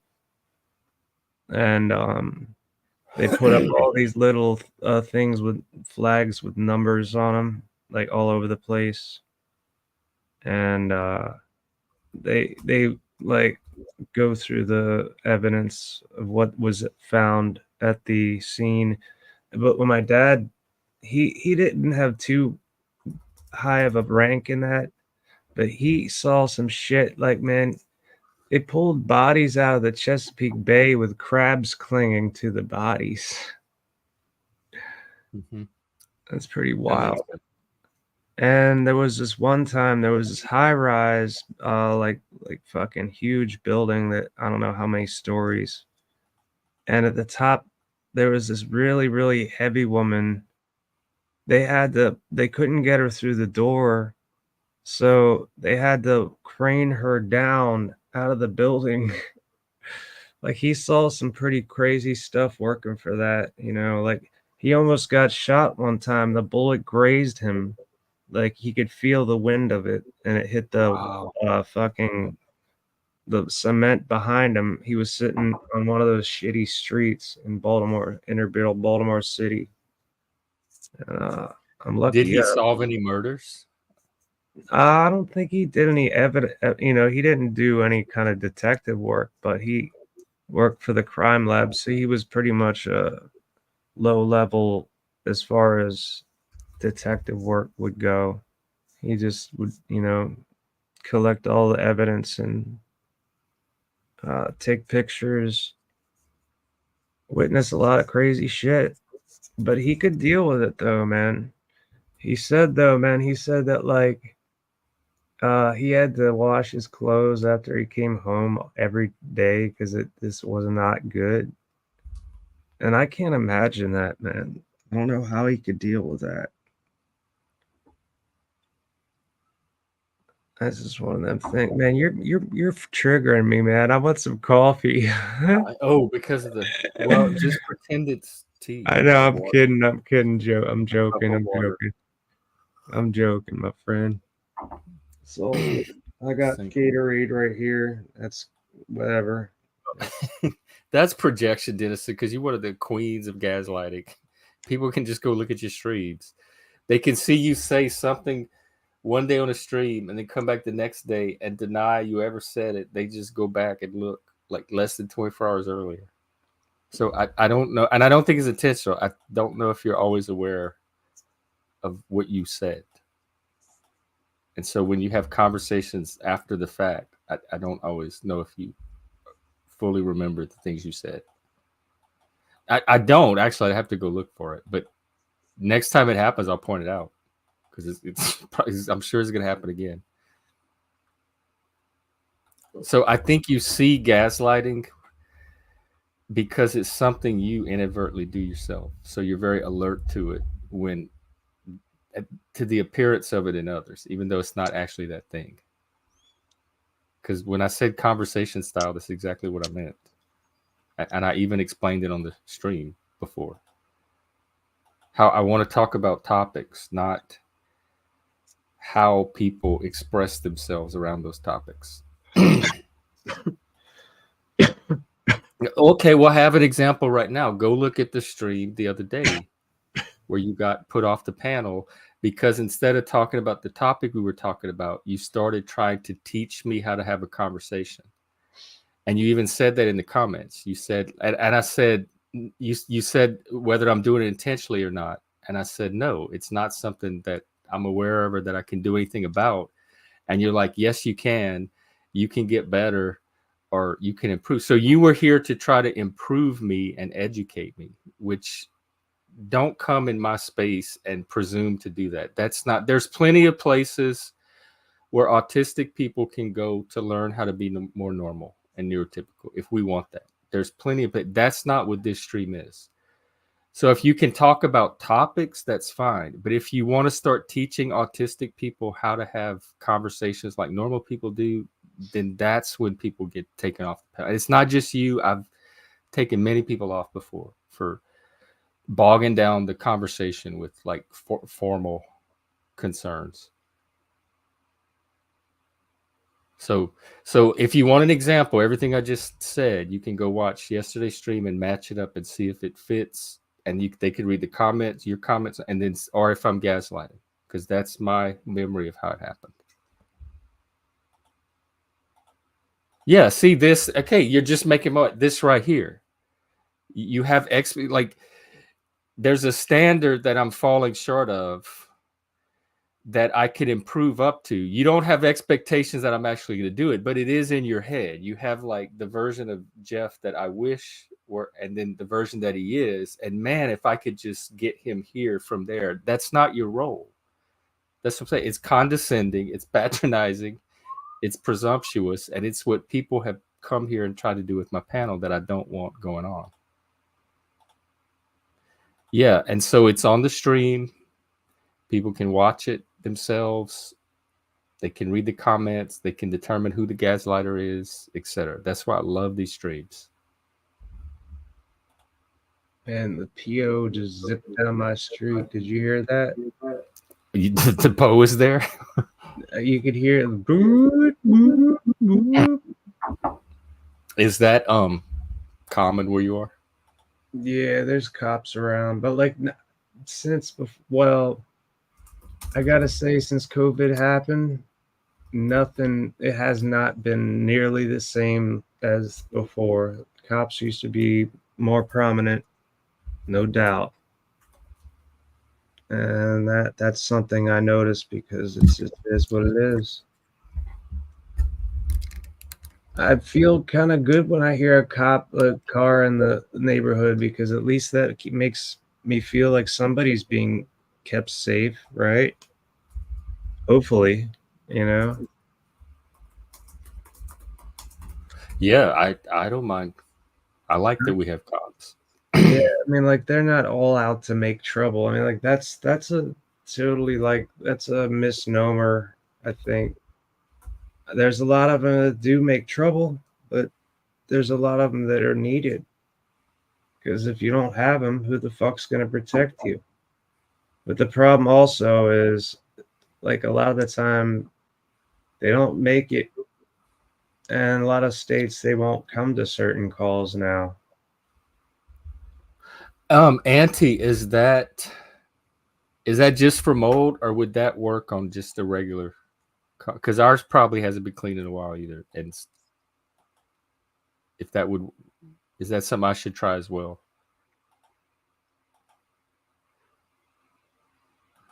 Yeah, Denizen, that's exactly my point.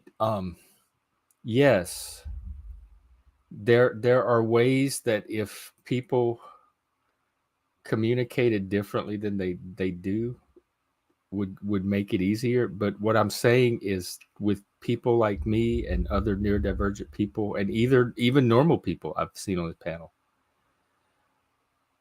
one of the features of our condition is communication difficulties.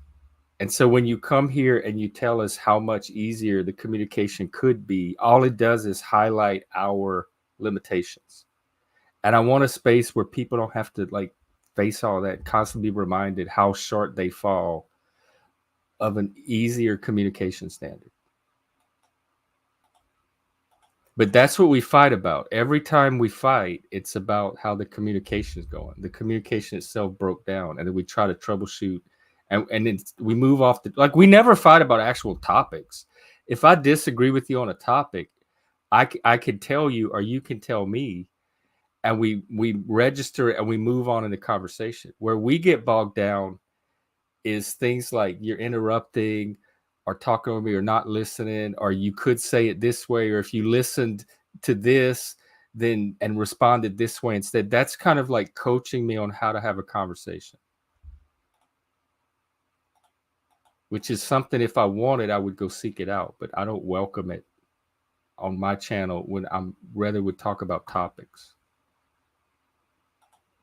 So I hope we clear that up, and we can always try again one day. I don't have an issue with you.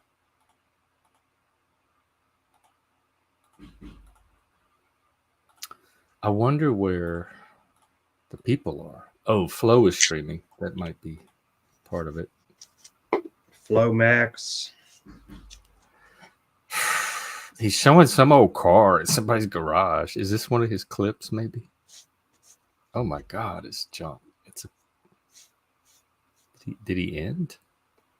I don't know what's going over at Flows. It's look some video of a car, a really junky garage with a really junky car. So I don't know, but there's that. Shit, I just knocked the mouse. Okay, well, I don't. Show me an example. Do you know what he's talking about? I made something personal when it went against my narrative. I don't. I didn't. I'm trying to understand. I don't consider calling people names mistreatment. Treatment is an action. So just because somebody said mean things about people that were unvaccinated, I never denied that happened. It just doesn't rise to the level of an official societal crisis. That's just people saying asshole things to other people.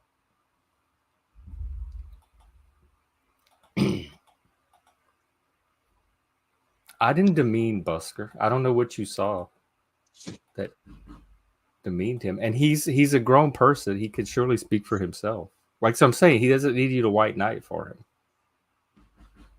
It's all good, Jeff. And you were doing that the other day with what's her face. So you do have a tendency to like see some kind of drama that's not actually there and come and rectify it. And I seem to be the target for that a lot. No big deal. So anyway, I wish you could. It would be so much easier to have this live because the viewers don't know all the comments I'm responding to. How's Chris feeling? I haven't heard from him. I don't know where he is. Let me see if he's. You know, he was supposed to work on his car today, so no telling. He might have got absorbed into that for hours. Yeah, man. I bet that. You can say it on panel if you want to come up and try to have a calm conversation about it. We can. Well, the thing here's my problem with white knighting. It's the victim mentality. It sets up the Cartman drama triangle. It creates a victim that needs rescuing and a perpetrator that they need rescuing from. And the healthy version of that triangle is instead of a victim, you have somebody suffering or in distress. Instead of a rescuer or a white knighter, you have somebody who cares or they're concerned. And instead of a perpetrator like me, you have somebody who's assertive. And so when I see that dynamic get triggered, I try to shift it to the healthy version, where instead of Busker being a victim in this situation, which to me he wasn't, he's just somebody that's going through, like he's having a negative experience, which he can handle himself. And Denizen's concerned. He doesn't like the way he perceives Busker as being treated, even though Busker could speak for himself. And I'm not doing anything mean to Busker, although you think I am. That's just my assertive communication style. I'm very blunt and direct. That's common with autistic people. It's common with people from Louisiana. So I have like, it's coming from several sources, and it's not me being mean. So I'm pretty sure I'm on the spectrum, no doubt. Oh, that is my default assumption for people that find their way here and like last as regulars is that there's probably some kind of neurodivergence involved that's keeping them here. Well, I mean, it's partially, yeah, I guess it could be, yeah, that, but I think mostly it's just like there's nothing else to do. I mean, now you're accusing me of stuff, Denizen. Condescending is subjective. Okay, you perceive it the way I perceive you telling me to have conversations condescending. And you're telling me how I want Busker to feel. So you're usurping my knowledge of myself and my authority to speak on that. And you're deciding what my motivation was. I didn't want Busker to feel any kind of way. Why? You think I wanted him on my panel to make him feel bad? That's like hostile accusation to me. Why would you want to, if that's who you think I am, why would you even want to be associated with somebody like that?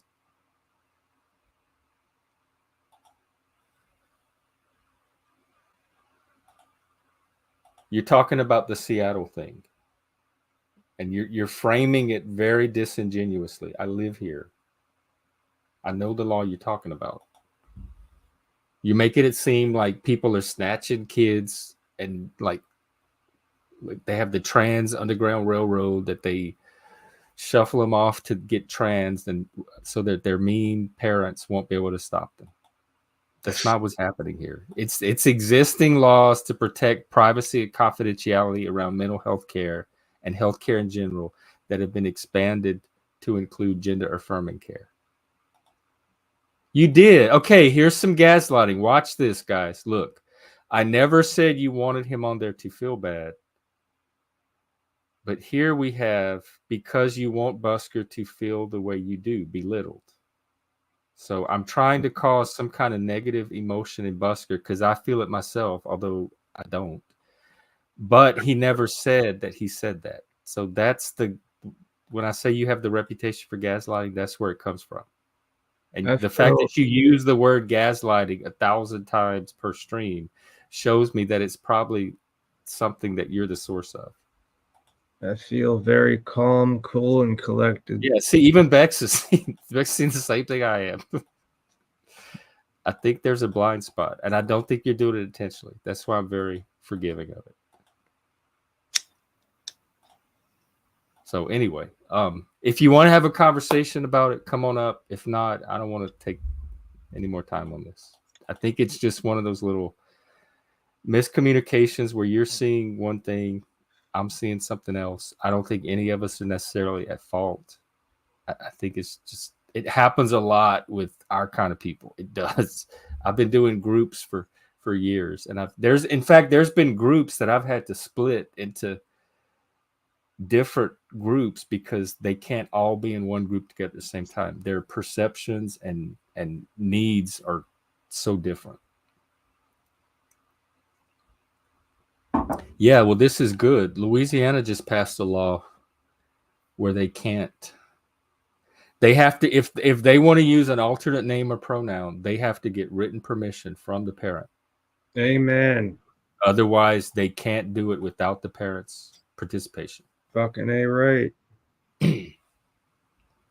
And other states are doing similar laws. The states seem to be kind of divided between very pro-trans, gender-affirming care and more very restrictive. Like, and so that you see the different states starting to come down on one side or the other on this issue very strongly. Okay, let's see. Denizen's psychoanalyzing me about why I have people on my panel. Because I actively select, like I go out and recruit who shows up. I want y'all to know. I don't just open the stream and random people show up. So I have people on the panel because I feel uncomfortable. It's not uncomfortable. I did it for like a year. I don't have anything new to say. I don't enjoy being the subject of the stream. I've done it so long. I've said everything I have to say on every topic that I'm interested in talking about. So it's not a feeling of uncomfort. I think the streams are better, and what I'm trying to do with the streams, I get more out of when there's a panel. So let me correct that. And then the conversation turned political. No, we have political conversations on here all the time. There's hundreds of streams you could go watch to verify that. So I don't know why. It's the medical misinformation particular, and it's any misinformation. You've seen me challenge assertions, conspiracy theories, hypotheses all the time. So I don't know what you're trying to frame here. Or maybe you just don't watch the channel enough. But nothing I'm doing here is out of the ordinary.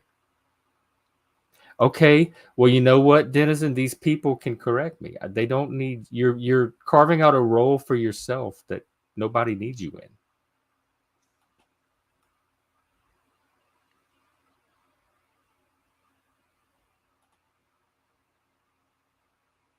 Um, yeah, I'd have to have an example because I use that word gaslighting very specifically, and I have had.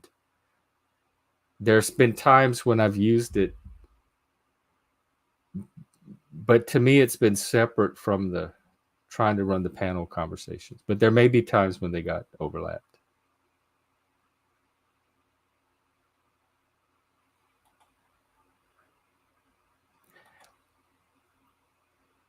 Okay, and okay. So if this is true, what is your role in this, Denizen? Come in and join the conversation. I don't understand why you. Busker was handling himself perfectly fine to me on his own.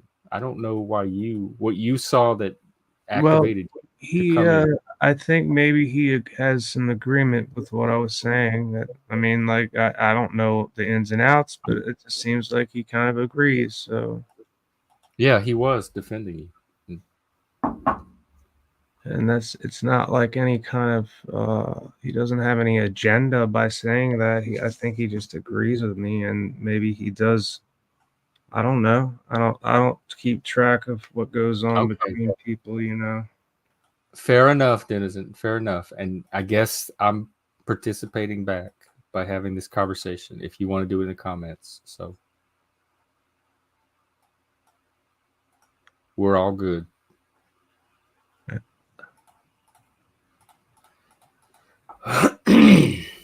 All right, let's see what wow, I got maybe those Twitter hashtags work cuz I got like twice as many people on Twitter now than I normally do. Really? I'm sorry. Ooh, oh, hope that's not copyright. Nah, it's just my fucking PlayStation. I'm going to put on mute just a sec. I love how you know my feelings better than I do. I just okay that I don't even need to express myself. You can just tell everybody what I'm feeling and what my motivations are. That saves me a whole lot of trouble of trying to figure it out myself. Anti I, this is normal Denizen to me. This is his pattern. I've seen him do this from the beginning. That's why I'm not pressed over any of it. It's all according to the pattern.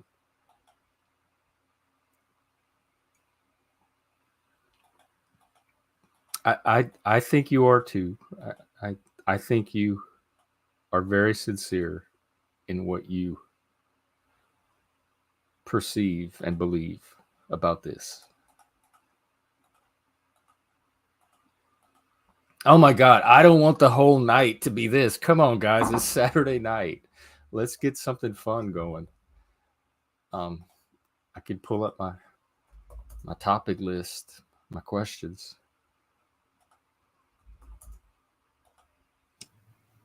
Mm. Let's see. Sports, restaurants. What is the strangest themed restaurant you've heard of? Oh man, there's one in Baltimore. Oh my God. What was it called? Oh Jesus, I can't remember the name, but inside it had all this like vintage like dolls and shit, like, and like they had like these fans with like dolls swinging around with the fucking fan. What kind of food was it? It was just like just regular, I don't know, it's just just things you Burgers would, and stuff. yeah, just stuff like that. I forget what the fuck it was called. But yeah, and it had the theme, the whole thing was themed and to be completely bizarre. I wish I could remember. I remember the spaghetti warehouse where you sit in beds, and they had Vegas had the Rainforest Cafe where it rained, and they had all these like animatronic animals, frogs, and animal sounds, and that one stands out. I'm sure I could think of others if I. One of my favorites was, it wasn't necessarily themed, but it was the first time I had Thai, and it was in New Orleans. It was called the Dragon's Den, Hmm. and you went in the back of this rest. It was on the top floor, and there was another restaurant on the ground floor, and you went in the back, and you climbed up these stairs, and you went into this little room at the top that was dark, and there was no chairs. There were these cushions on the floor, and these little round tables, like just a few inches high, and you sat around the cushions around this on the cushion around this table, and they brought sake and all this Thai food, and the window was open to the street, and so it was right on the edge of the French Quarter, and Did they have a hookah? it was just magical. No, but there was a hookah bar in New Orleans that we used to go to before they outlawed it, and it was really cool. They had all this flavored hookah smoke. Yeah, it was And it usually. was like the big hookah with like 5 or 6 Hey, what do you call it? And there's like multiple people could smoke off of it at once. do you know of a bar, and I can't remember the exact name, but it like the Howling Wolf or something. The Howling Wolf. Is that what it's called? Yeah, dude, I remember going there when the A lot of bands play there. It's kind of law. a I live music. remember when I was the first day I went to Louisiana. I showed up in Lafayette because that's where Wilson was living with his bandmates that weren't his bandmates yet, but it was like right after I left, like they formed the Pine Leaf Boys. But anyway, so the first thing I did, like I didn't hang out with him. He wasn't there because he was playing on some cruise boat or some shit. So like I was greeted by the one of the roommates was in a band called the Lost by Ramblers. So the first thing What? I Who? Which one? What? Who? it was Jean Bertrand, What does he guitar play? player, guitar. He's one of the guitarists. Yeah, and he kind of had the kind of like a Mexican looking mustache a little bit. I don't know, something like that.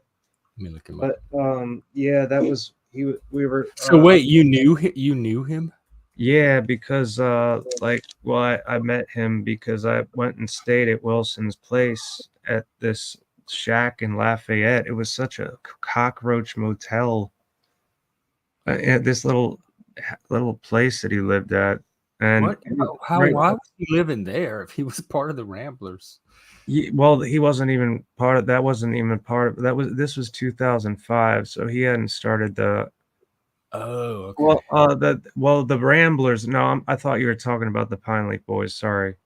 Yeah, the Ramblers, they were going on, but they weren't. They were just like regular Cajun, a little, hyped up, but they weren't anything like they are now or like have been.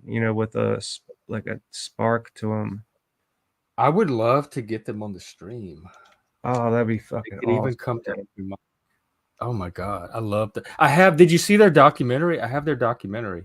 Oh, no way. It's really good. We could watch it one day if you're on Discord. Hell, dude, shit, I gotta figure out how to get on there. Or I think you might have given me a link at one point, and I I'll saved it put one in the somewhere, and I back. don't know where it went. Let me put Every another time I one. save anything, my brain loses track of where the fuck it is. Here, I'll put it up again. Yeah, I have a ton. I have a whole shelf of like Cajun documentaries in Louisiana and Acadian.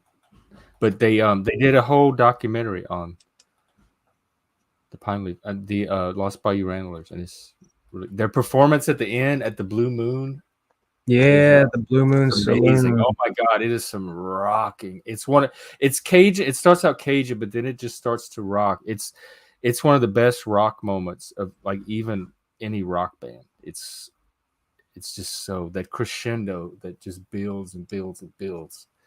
Hey, DaFreak, So how's Yeah. it going, Jeff? what's going on? Busker, how's it going there? How's it going, DaFreak? Oh, just I haven't been feeling so good today, but I'm feeling a little Oh, better like anyway. Just like a little great headache and just something off, But physically? yeah, I don't know. But how's the show? Are you about to wrap up, or how's it going?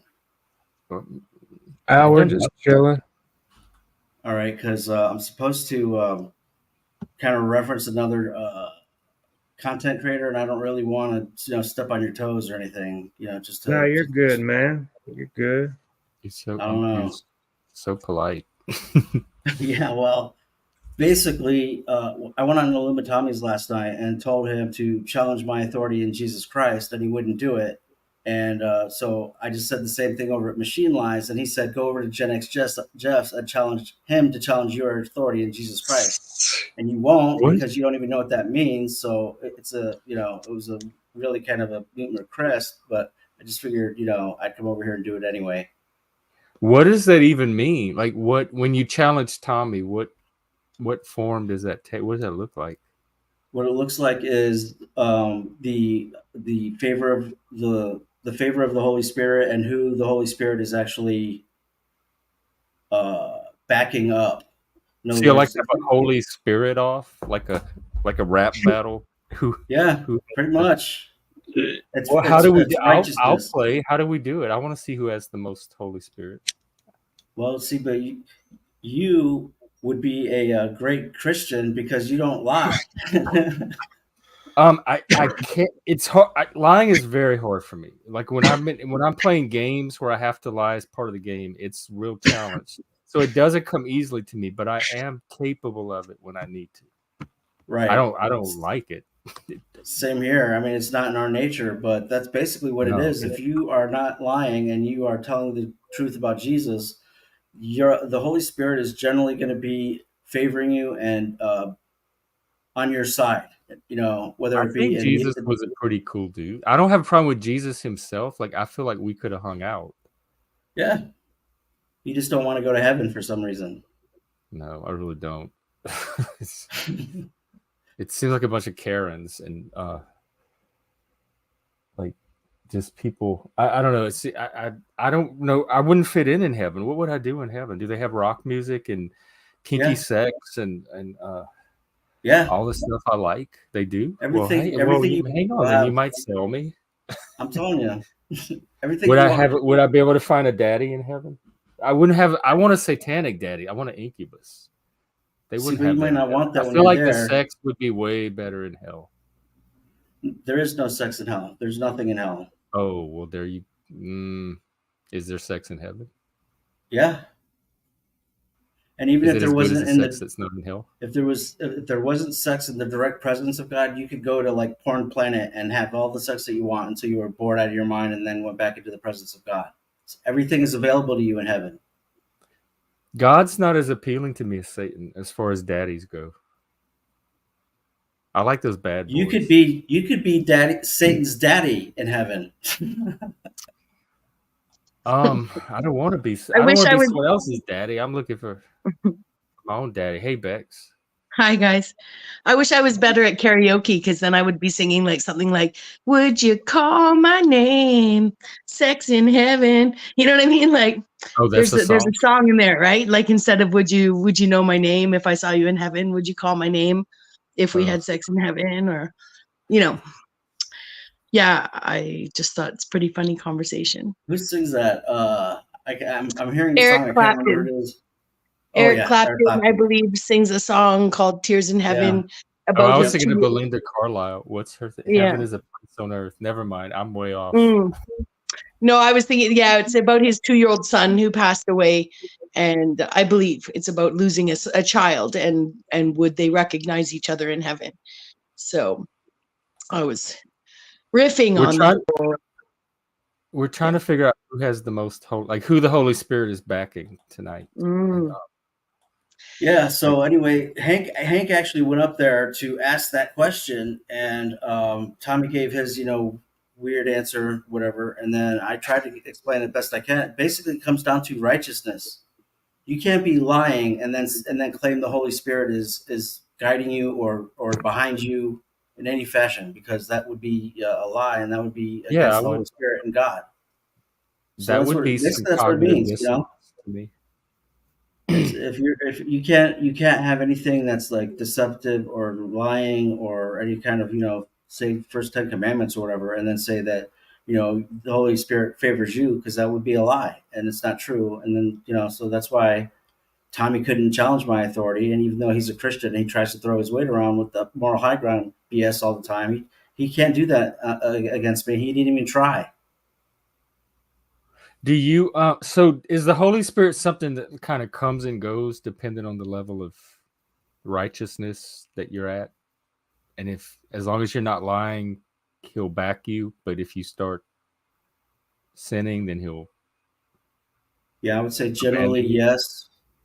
Generally yes, and it doesn't mean that you're going to win the lottery every day either, because you could be in the truth and in Jesus Christ and still get your ass thrown in jail. I heard something in the other room. Would you call my name if I porked you in heaven? Exactly. Yeah. That was who what do I you was think who do you think's winning so far? Well, Holy Spirit survivor.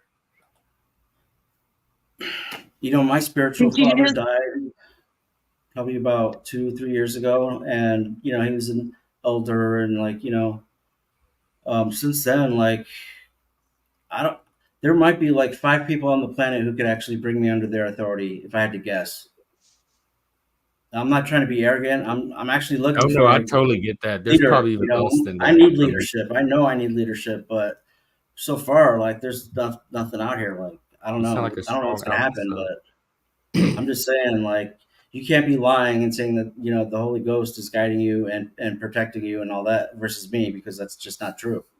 Do you you should go on Tommy's panel and tell him that I was just on Jeff's and the Satanist has more Holy Spirit than you do. Do that. I'm gonna do that. That's. We I'll could see you guys stream later. it. I normally don't stream Tommy's content, but I would maybe stream I'll be it. back. Okay. That's a great idea. I'll be back later, maybe. Start a panel fight with Tommy. Just for he goes and comes back. Yeah. Oh, that's perfect. See, I think some of the online faithful ones, I'll call them, are relatively dogmatic. And if there's someone standing in front of me claiming to be a Christian telling me I'm beyond salvation, I think they've taken their job a little too seriously. I don't think it's for characters online to condemn and save other people. And I think some people have taken their religion that far. I like to ask some of these dogmatic Christians, do you think I'm beyond salvation? Right? Because they don't know me. And some of them really do take what they're doing out here online to be like their job or whatever. So are you you grew up more scientific? Are you the one that had like the atheist father and the religious mother? No, atheist and agnostic, I'd say my parents were. Both went to, one was my dad was born in the 40s. Well, they both were born in the 40s. Both families kind of went to church more by societal standards than by major dogma or practice of any of my grandparents even. And if my grandparents were faithful people like that, they, 2 of them died when I was a child, but the other ones definitely weren't in any way enforcing it on their grandchildren. So basically faithless or religiousless. I grew up. But I know that when my dad studied medicine and philosophy in medicine, there was more faith in that inherent than what would be included now, or what would be used in the language of learning medicine now. So yeah, I grew up with no religion, but I sought it myself from age 2 on and studied it from a observer's point of view, more than a practicing point of view. Do you have a religion, are you something now that fills in? I definitely have studied. Yeah, I believe that there's a level of union that's supposed to occur between people on the planet, that especially some of these institutions, these institutionalized faiths, may each have a piece of the puzzle to bring together to, this is going to sound new age to some people, but to pursue enlightenment, that if any one group had the answer, I think they would have surpassed this realm by now, on some front. But a lot of religious people would say that that itself is influenced by a new age concept of faith. I believe that we were immortal once, and mortality is the lesson here. And next phase of life has immortality and birth and death in it with memory. I think to me that's Wow. that's That's I mean, it's on the table. I mean, I don't take anything off the table. I mean, nobody really knows what's going to happen when we're dead. If there's Yeah. anything people else, focus. Technically, that People is spend true. so much I know time I'll thinking be. about death. It's unbelievable to me. We I don't ever don't- experience death. Yeah, I don't think about it at all. And I know Be More Busker as someone who was very able-bodied and have had to deal with, deteriorating body. yeah, I do understand that would be an almost impossibility, given the way we've been raised, to not have that on your mind. yeah. I mean, fucking I miss a lot of shit, I gotta say, but I So- can't even think about it because it's gone. It doesn't upset me to think about it. It's just like it's something I've dealt with for a long time that I know is gone. It's gone.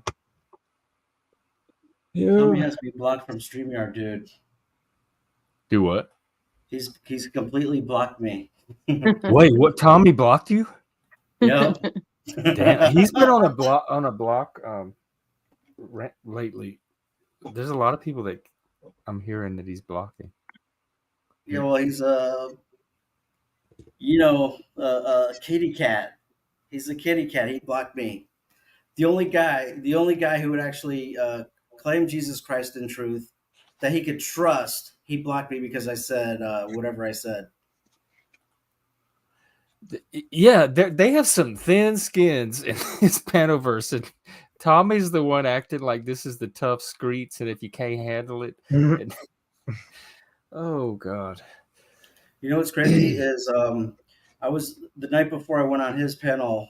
I was on Flow States crying like a girl about how it hurt me that Tommy basically blocked me from his chat access. During I his didn't live, realize you were during that his close. live.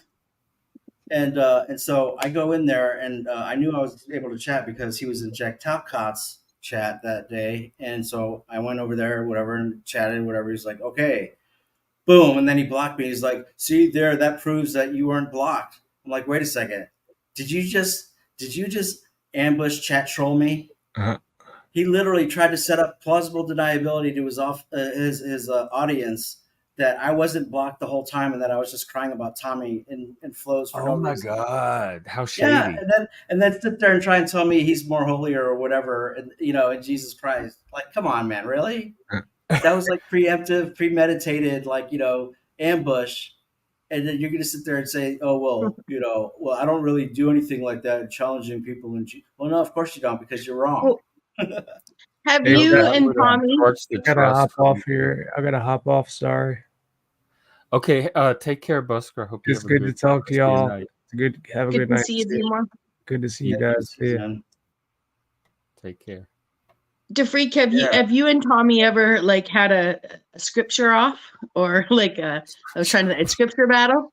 I think yesterday was probably it. I mean, I thought we were always getting along. I knew he was Christian, and I didn't know that he was just a indoctrinated Christian, which is looking more and more like it is. Well, I don't think we get to hear a lot of scripture from Tommy. I've seen more even though I know he's one of the ones that I think considers. I didn't to be even on- really know he was Christian. He's he definitely knows when he gets a chance to explain scripture to non-Christians or even use it. He is way more logical and able to explain to people than some of the other Christians out here who I can understand as well, but they do talk in circles to people who don't understand.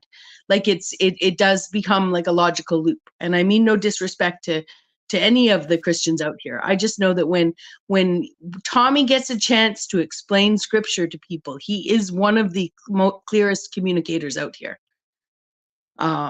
He just doesn't often. He kind of Really? Well, runs with the he runs with the I know Bible well. You don't know Bible well. Shut the fuck up. But when he explains it, he is that very sounds effective. like, Yeah. He's very effective.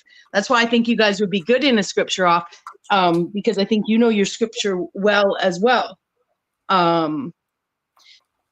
Yet you also like to, you like to be a bit of a troll. So, I think sometimes that, it's sort of that dogmatic trollishness versus the same dogmatic troll non-trollishness that I think Tommy considers himself. But he is one of my favorite Christians to listen to when he gets on a roll.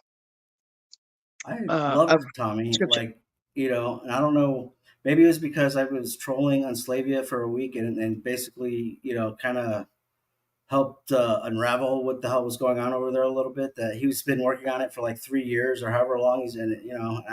I just troll over there for a week, and it's like, Paul's sounding like me all of a sudden, with the whole. Anyway, that's a whole other thing. But the thing is, first of all, I think I'm going to be removing myself from a lot of these, like, panels and stuff, because it's going to start looking bad on me, because everyone's going to be like, yeah, what's the common denominator? Well, it's him, so I'll probably be over at, Cyber Caliphate more than anywhere else. But why do you care? Why do I care? Because I don't want to blow up someone else's, gig, So if the slaves or the people in the audience like what they're seeing and they're doing, then that's fine. I just wanted, if there's some hypocrisy, that I just wanted to point it out to whoever, I had a problem with. I think it's good to have people like you to point that kind of stuff out, though. Yeah, but like politically and, overall, like, it's not good for their channel, and it's not good for, it's just not good for their channel. And so politically it's going to come back on me. And, I already have enough haters or whatever. Like, I lost my family because of my faith. I don't need to lose everybody, That is very noble of you, I guess, to, like, if you have the ability to be that person that points out the inconsistencies and even hypocrisies, but you forbear in order for them to have their channel. That's really kind of that comes from seems like it comes from a very elevated place to be able to do that. Well, I appreciate that, Jeff. I just like I said earlier, like, you would be a great Christian because I know there's no lying in you. I never felt any. Well, like, I mean, I don't want to. I guess I'm around. lying right now. I'm lying right now because I don't want to deceive you about my lying. I don't want you to think that I'm like, what is it, Johnny Appleseed, that can never tell a lie, or I'm this pure innocent person that can't ever lie. I can certainly pull it off when I need to. I understand that, but I don't enjoy it. I don't go out of my way to do it. I don't make it a regular habit. It really bothers me when I have to do it, et cetera, et cetera. So I do have a strong conscience around it, and I'm definitely like, if I was out drinking a couple of drinks at a bar and I get pulled over and the cop says, "Have you had a few drinks?" I'm going to say no. That's just. Oh, see, I would say yeah. I would say no. I don't ever think I could fool a cop about that. I'd be like, "Yes, officer, you got me. What do we do from here? Talk to me." Well, I mean, in terms of self-preservation or whatnot and the greater good, I'm going to say no, because I don't think I'm going to jail is going to be, but then again, I wouldn't put myself in that position anyway. But right, because if I'm drinking and driving, there's personal responsibility. Like I need to own that. Part of being accountable, like as an adult, is taking the responsibility for your decision to drink and drive. And so I would probably see it in that context. And yeah, I'd get in trouble. I had 2 beers, worse, but I'd feel better about myself for having taken that responsibility.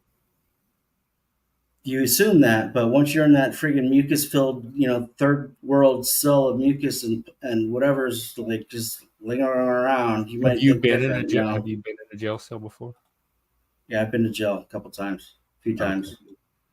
Yeah, I never have. So, like, if I've had a couple beers at the bar and I'm driving home and I know I'm not impaired to, like, even probably not even on the meter, whatever they blowhorn thing, whatever. I'm not going to say yes because it's just going to save everybody time.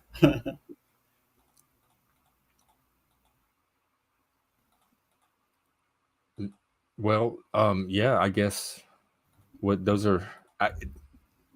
To me, that's not even a white lie. That's a flat out lie. But I guess those are there are those little white lies that people tell to spare each other's feelings, which I was never good at. Well, the thing is, if you as soon as you say yes to that question, he is going to uh, ask you to get out of the car. He's going to, want to search your car, Right. maybe. Yeah. All the yes that is unnecessary because you have all your faculties intact. It's just a matter of he's just going through a procedure of questions, and you might as well just say no and just go home with the ticket, whatever happened. I You know, know, like if you could pull it off, but my brain, particularly if I'm drinking, would not work that way. It would be like, I am drinking. He asked me if I was drinking, and I know been drinking, so the answer is yes, and that's what I should tell him. And why would I not tell him?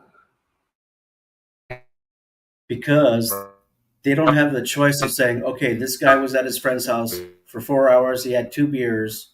He's driving home now, and he's a larger guy, or he could probably handle a couple beers for his weight.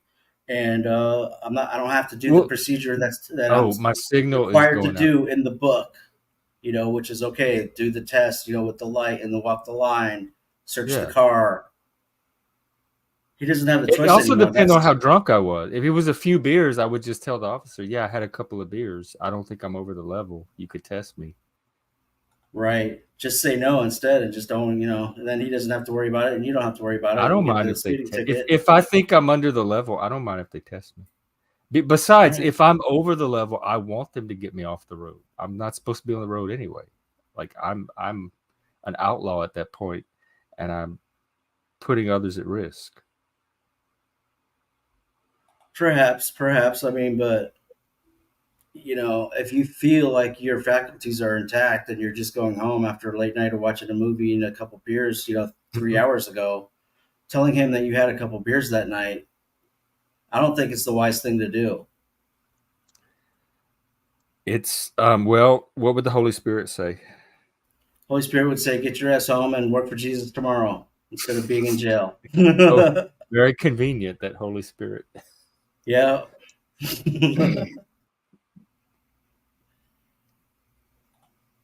Yeah, that's my thing. I don't think I could pull it off. If I'm drunk, I don't think I don't trust my ability to fool a cop into thinking I'm not. It's gonna come out. So I might as well just head it off from the start. Yeah.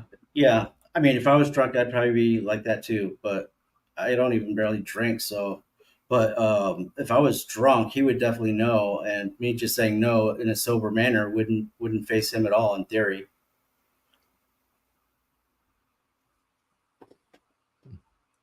Because you could have the case where you had those 2 beers at 6 o'clock and you're driving home at 12 o'clock. You really think those beers are affecting your driving Yeah, at this but point? that's so like I would feel very comfortable telling a cop that. Like I had 2 beers over the span of 6 hours. I would give him that information because I don't think that would show up on and I don't think he would want to waste his time over somebody with that low of a blood alcohol content. Yeah, you're probably right, but I wouldn't doubt in some jurisdictions that they don't even have that choice anymore, I bet. No, maybe not. Like even in Louisiana where everybody drinks and drives, it's just the norm there. There's dry counties, even there, where probably that a cop would be way more strict about just 2 beers. And That's so that's a good point, because if I'm in one of those counties and I already know that ahead of time, what would I say in that situation? Me personally, I would not be drinking in a dry county. I would make sure that I was not driving drunk in a dry county because I would just feel that paranoid about it. Dry county is like illegal. Alcohol is just flat out illegal to consume. Yeah, they don't. Not. It depends. They don't sell it at the stores, or sometimes it's like a certain percentage of alcohol, but the laws are a lot stricter. There's some of the more religious counties, so they have a lot stricter alcohol Yeah. laws. Usually So- around the sale of, not necessarily the drinking of, because you can people will go to the next county to buy their beer for their barbecues, and you can drink it at your house, but the stores just can't sell it. So prohibition is still in effect, or is in effect again in some places in the United States. As Or far as always the has been? selling of it, yeah. Let's see. Yeah. It's kind of crazy. I didn't know that. And there's some that are there's some true dry counties, which are a limited number, and Wikipedia has a map. It looks like most of them are in Arkansas, and then there's what are called semi-dry, which is the kind we have in Louisiana, where there's some restrictions, but they do allow. So, like I know some, like in Louisiana, we still have the blue laws where on Sundays you can't buy alcohol at all, and so everybody would get their alcohol on a Saturday night before midnight. But then they changed the law where you could have a certain percentage of, like, you could sell beer or wine if it's under a certain proof. And so that's the current law. But that comes from the religious blue laws from the past. Yeah. And in these semi-dry counties, there's a lot more of. It looks like most of Texas, a lot of Tennessee, Kentucky, Ohio, Michigan, Pennsylvania, Oklahoma are. I had a friend that lived in Pennsylvania, and he told me that you have to get all of your alcohol from the state there. Like, the state is the only one allowed to sell alcohol, and they have these state liquor stores. And Washington State was doing that when I first moved here. And I moved here, and I'm like, I'm going to the grocery store. I'll pick up a bottle of vodka, and my friends are like, "What are you talking about? You can't buy vodka at a grocery store." I'm like, what do you mean you can't buy alcohol at a grocery store? They're like, no, you have to get it from the state store. And then they passed a law eventually that changed it, and now it's normal. You could buy it at grocery stores. But I watched the transition happen here. So every state has different laws around how they distribute their alcohol. Yeah, it's pretty fascinating. I know when I first moved out here to Arizona, the curfew out here was 1 o'clock, the official curfew, whatever, and then it got bigger, and the tourism industry got bigger, and they extended it to like 3 or 2, and then 3. What's a curfew? It's like when you can legally. First of all, it applies to minors. You can't be a minor and out past curfew and not get pulled over. Yeah, well, I have heard that. Well, it's also that's when you can stop. That's when you have to stop selling alcohol. Oh, like the last call, the cutoff time. Right, and certain things like that. So then I think when COVID came, C-19, whatever. I think a lot of the extensions of the curfews have been rolled back again. So I'm not sure where it stands now, but yeah, I think that things like that change all the time. I think that's good to have that determined at the local level, because they can adjust it to what works for their community. Agree. And I don't really, I would like to see federal legalization of marijuana at some point, but I think handling marijuana at the local level too. But I don't like the idea that you can do it recreationally in Washington State and then go to a state like Louisiana and get put in jail for the same exact thing. That seems like a very stark discrepancy between states. I agree with that too. But we're seeing the same thing with the abortion issue and the trans issue. Like, states are taking some very extreme positions one way or the other on these issues. Yeah, it's unfortunate. I think the Roe v. Wade overturning was the right thing. Seeing the states, collected in their respective corners, is kind of strange, but I think it's going to balance out eventually. Well, I think it's important too, because we've been living in a time where they sell pro-abortion as pro-life. That at least where I live in Canada, people think that that pro-choice is what's supported in our culture, when really we live in a pro-abortion culture for the most part. You can't be a doctor and go to med school and be a pro-lifer. And if you are, then you're not going to be allowed to practice being a pro-life doctor as a person working for the medical system. How do they stop you? Like, if they find out your position on abortion, they can deny you your license? Yeah, well, I know that there was a Muslim doctor in med school somewhere in central Canada who was really struggling. There was something political going on that was covered in the newspaper because he was struggling in med school to adopt the quote unquote pro-choice culture of what he was being taught. You know, he had been raised in a pro-life religion, so I think essentially pro-lifers are doctors that would actually tell someone not to have an abortion, encourage someone not to do it, and start explaining from a less scientific place, perhaps, than we've been told, why that would be the case. So no, doctors can't do that here. Now, that being said, I'm sure a Western Muslim doctor with a Muslim patient can probably very comfortably in Arabic discuss that, because it's belief on belief. It's a faith-based approach in an allopathic system that no one's going to be eavesdropping and telling those two people they can't have that conversation. It's sort of the safety of being a polyglot in a monoglot culture, but no, I don't know. I think they've got the system set up fairly well so that you would know if you've made it through med school in a country that is more truly pro-life or anti-abortion, then you know how to be politically correct in your job practicing medicine in our social That's system. fucked up. Yeah. That's how the woke are too. I have friends in going to be mental health professionals that are facing that in their woke school. I mean, they're pressured to adopt a certain paradigm that they don't believe in, and if they don't, it makes it more difficult for them to graduate from their programs. Mm-hmm. Mm-hmm. And I just think that's just fucked up all the way around. Like, focus on the profession, what you need to know to practice that profession. It shouldn't be politicized. Yeah, I Well, I see think part of it testimonies too. on YouTube. Go ahead, Bexx. I was just going to say, I think part of it too is sort of imagining that young, pregnant person who's, telling the doctor, starting to ask the doctor, is my baby alive? Right. And the doctor being required to discuss a fetus, an embryo versus a zygote versus an embryo versus a fetus, and make sure that they are definitely towing the line, that there's a point, in development where that becomes a baby, and before it is not.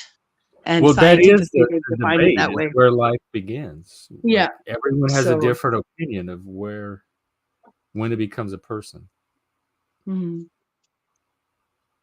Mhm. And I don't know that it's something that science can answer. I think it's something we as a society have to determine, Mhm. even if it's arbitrary. Well, yep. And I think that some of the expressions of like my body, my rights, and he died for our sins can be as indoctrinated without people understanding what that truly means. I do believe that sometimes people's minds stop at these mantras, right? So there's lots of men out there that lose a child, we'll say, or lose the opportunity to be a parent based on the decisions made by and their indoctrination to support what they've been told about their pregnant girlfriend, right? But there's many men that years later, never having had the opportunity to have a child with somebody else, thinking that that would happen, it can be devastating, and they don't even need that secondary scenario to happen.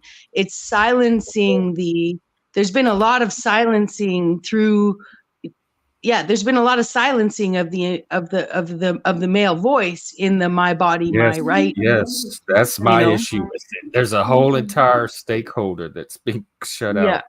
Yeah. And the bringing in the bankers, right? That a child's, that a child can be reduced to a portion of a man's or woman's, but we'll say a man's in this choice income, because that's really what can happen here. It's like a pre-divorce creation scenario, right? Where it's like, oh, I don't want to be with you, but we've made this child. Well, how can we share it? It's like, the court system and the banker's system of how they value that child, really has even how much a child costs to take care of is a lot of the reasoning why people choose to not have a child. And I think until we can alleviate the fact that most people are making those decisions based on economics and likely their inability to communicate with the person they got pregnant with, even more based than economics would be like, well, I just don't really know him. So, it really reduces the creation of children to a chance encounter, which we don't know that. We really don't know that, right? Like we know how sperm and eggs, a flood of sperm hits an egg and how one sperm creates life in that egg, but the whole group actually creates the atmosphere to break into that egg. So I'm just trying to say that it's I don't think it's as, if we didn't think of it as random, like take a page from the Mormon book where they actually, and many cultures books, What's but their book? where well, the Mormons, one of the main tenets of the Mormon religion is to bring spirits back from post-flood, the post-deluge, right? That there was a bigger population at one point and it got wiped out. And it's the job of us to be fruitful and multiply, the job of humanity, but also definitely part of their faith is to understand that the role of man and woman is to give bodies back to people. I'm not a Mormon, so I might be superimposing a couple, and I think quite differently. So I might have taken that wrong, but they do have little pamphlets straight up on, how important it is to them to support procreation. Oh yeah, I don't know anything about the Book of Mormon or anything. I see that they do have a lot of children and are procreating and stuff.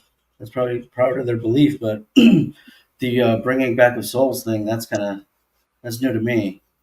Mm-hmm. I know they're trying to baptize the dead, like every person that's ever lived. Are you sure that there's intercession? Like you could pray for dead people, maybe it's just intercession or something. No, they have one of the largest. I really don't know anything about Mormonism. Databases in existence. They're trying to catalog every human that's ever lived and make sure they get baptized because they want to claim them for their religion. Interesting. Yeah, Google Mormons baptism of the dead. That's where I see that that's where I don't throw the baby out with the bathwater when I look into faiths. I just kind of cursory. I always called myself a spiritual whore just to be oxymoronic. I really like to take the whole picture as best I can. Obviously don't remember if I remember that correctly. I have smoked a joint, so my brain isn't functioning perfectly. And on YouTube, I don't like to misspeak, right? Somewhere out there is a Mormon being like, that's not what we say, But my point is that I don't throw away a faith because I find something in it that's absurd. I think that's the trick of trying to figure out if every faith has a piece of the puzzle or if every faith has some commonality to it. That's where I try to look for these tidbits. Have you found any? Is there? I know there's scholars that have tried to find common. I think most faiths patterns teach, in religion. I do think most faiths teach that that virtues are good and sins are bad, and by sins I mean but I think I would say but even in Satanism, gluttony is if you were eating yourself to death, your brethren would be concerned, right? Like there's nothing wrong with being hedonistic, but if it somehow causes you to have a shorter life, I think even in that's Satanism, a good question. If I had a friend that was eating would I like? To me, that would be between them and their doctor. If they want to eat like a pig and get fat, I don't feel any obligation to step in. But at some point, what point would I do an intervention if it was truly affecting their health? Like, it seems like at some point I would step in and say something. But I don't know how to tell what that point is, because I also would assume that they have a doctor that is worrying about all that. So I don't have to be the one to. Well, and that's do it. where I think that standing back without religiosity and looking at what is meant by virtues and what is meant by sins, you know, it really does come down to what extends your life and what shortens your life. So the life extension part of being virtuous, I think that's more faith-based, right? That can we see that being kind and forgiving and humble and patient and some, you know, all those other things, does that extend your life? Well, not being quick Sometimes it puts your not being life in quick to jeopardy. anger. Yeah, there I think there is something to that. The Philosopher's Stone, the Da'at in the Sifrat, you know, even without religiosity, that seems to be the case. But people hear the word sin and they immediately think of the religiosity, like you know, being prudent or chaste, or, you know, the extreme cases of sort of the opposite of virtue. When actually, if you just look at the 7 deadly sins, you'll see that most of those things are things that in excess will shorten your life. So taking away, not hyper emphasizing the word sin, but hyper emphasizing the word deadly in the 7 deadly sins actually shows you that that there is some commonality. Yes, there's some commonality in the worst of behaviors amongst many faiths that will shorten your life, and also the teaching of the best of behaviors to potentially extend your life. It's just what people believe they're going to get in that extended life or afterlife is where things differ. But while you're living, there's a lot of commonalities between faiths, in my opinion, from what I've seen. Yeah, it seems very significant and relevant whether one believes that their life has an end or is going to continue indefinitely. That would affect how you plan for your future and what vision you have for your life. Generally, yeah, you would think. I think the flesh is born without any sense of that.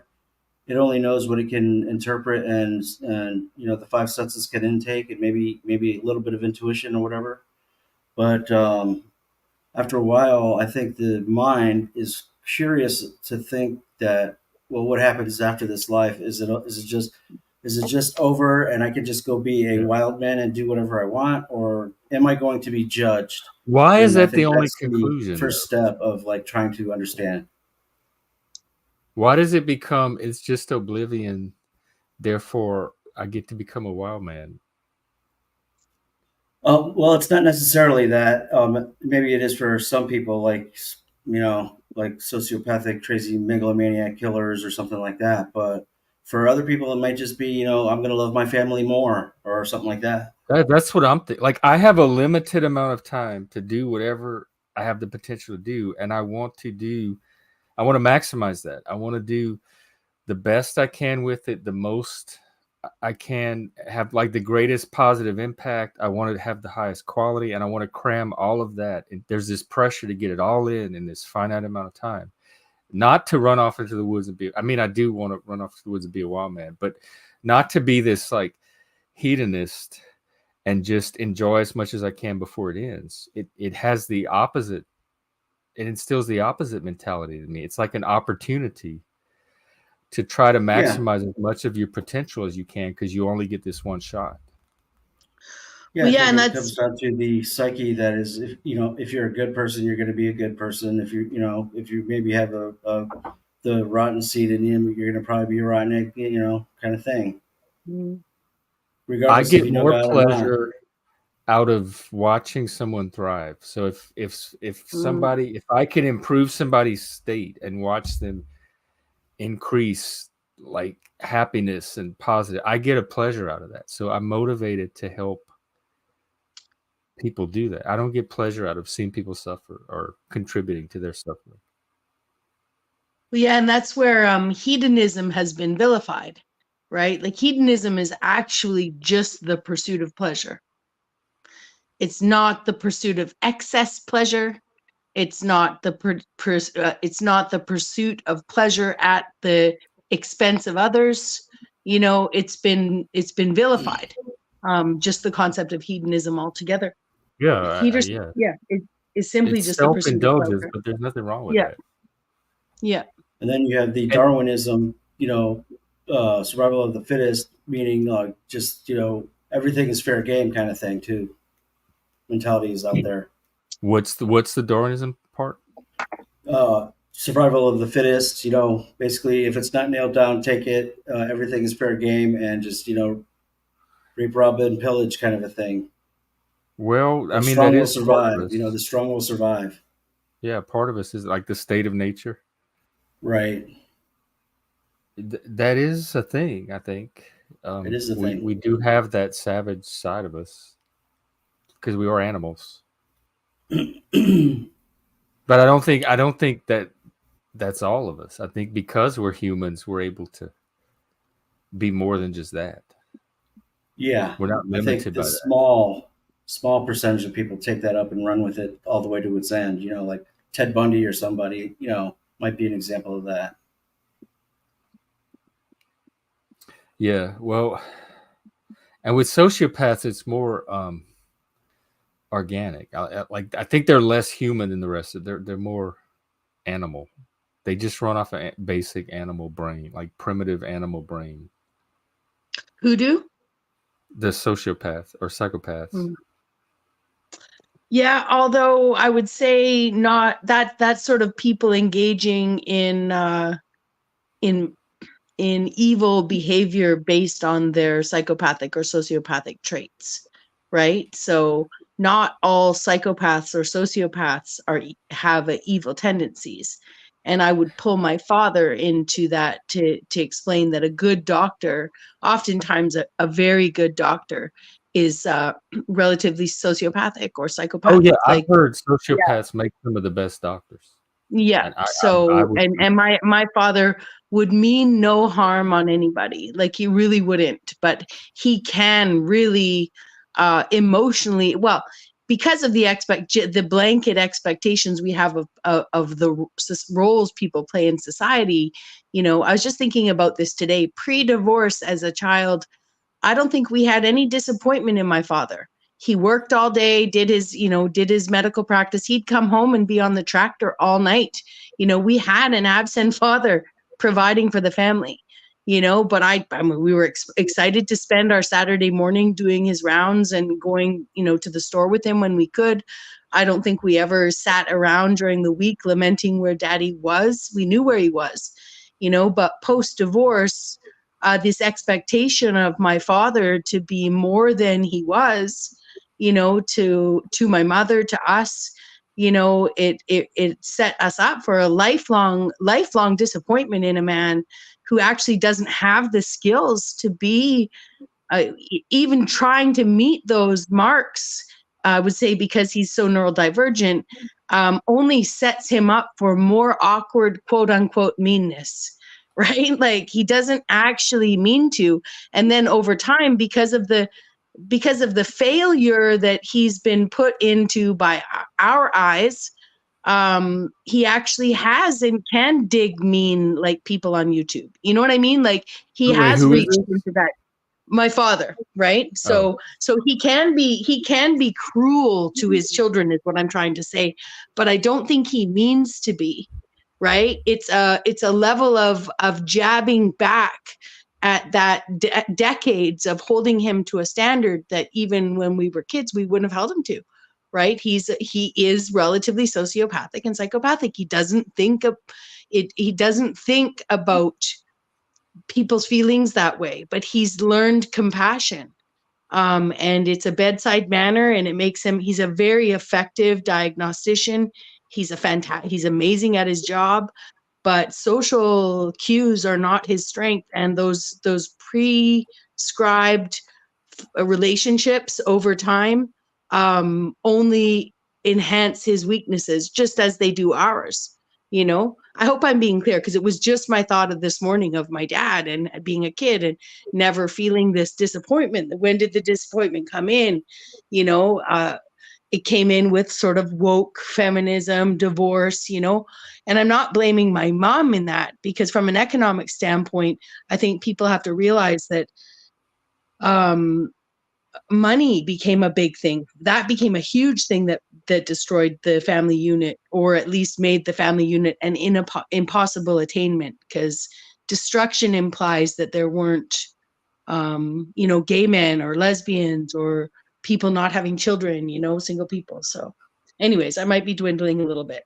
But I do think there's a level of sociopathy. To bring it back to the main point was that, you know, doctors, what makes my dad good at what he did for a living and saved lives, you know, many lives, was being not empathetic, not sympathetic, trained compassion, and verging on sociopathy and psychopathy as his nature, in a good way.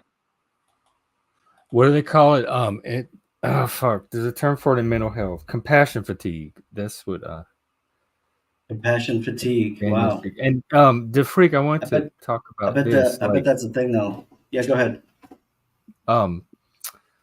The being judged, like I judge myself. I'm very, very hard. I have very high standards that I expect of myself. And so I can't imagine a being or a God judging me more harshly than I already do.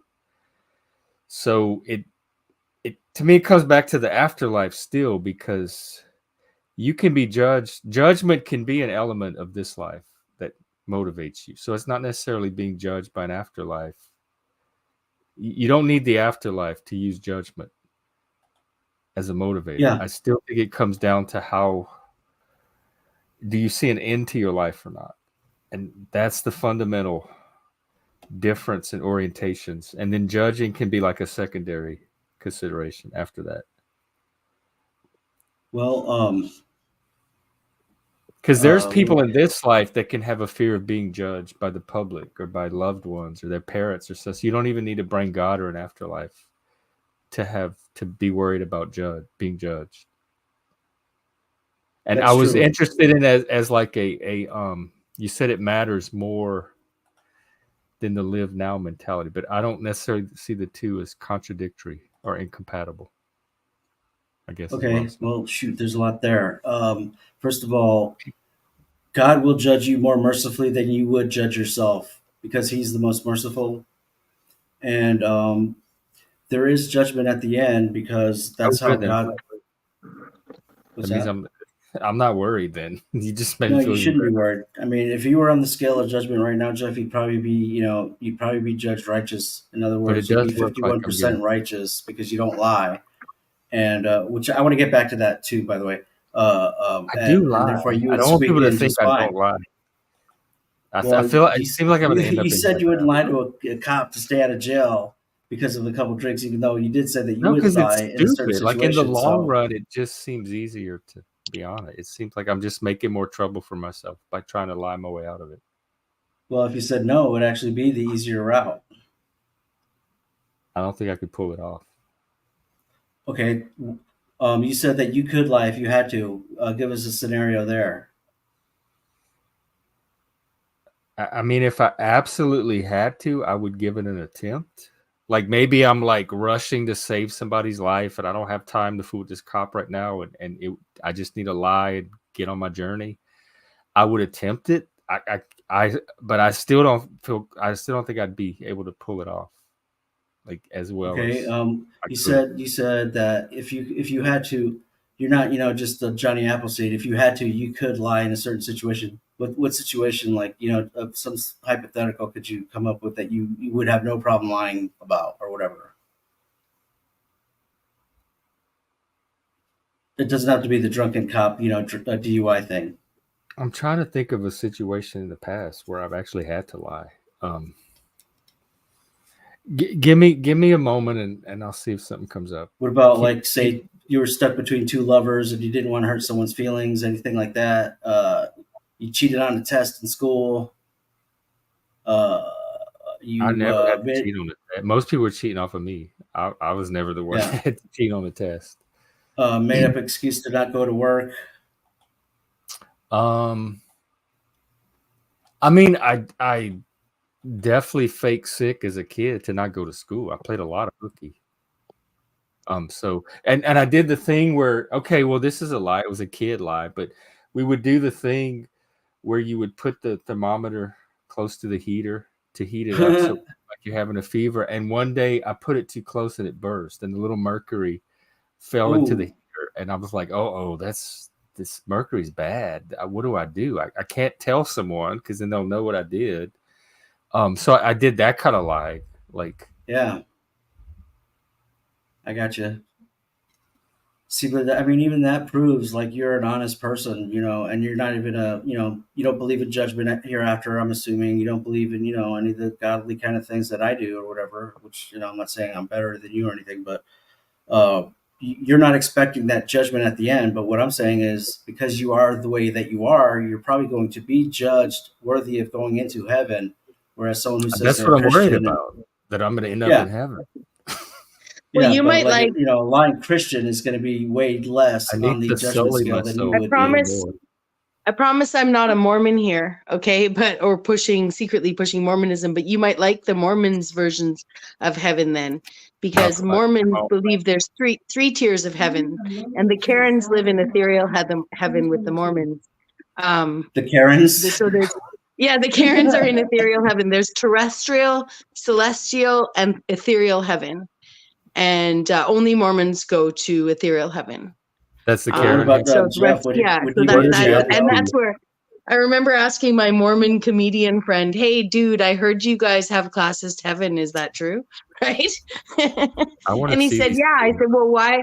I said, "Well, why is that a good thing?" He says, "Well, you guys don't want to hang out with us here anyway, do you? Why would you want to hang out with us in eternity?" I thought it was hilarious. They call it the 3 degrees of glory. There's celestial is the Karens. Let's see what the other one is.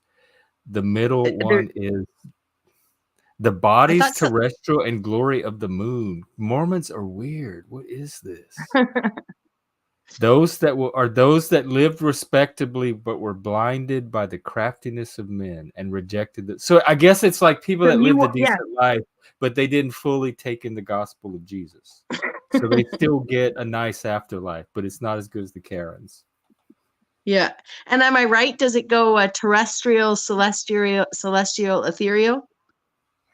Telestial, which is telestial. Glory of the stars.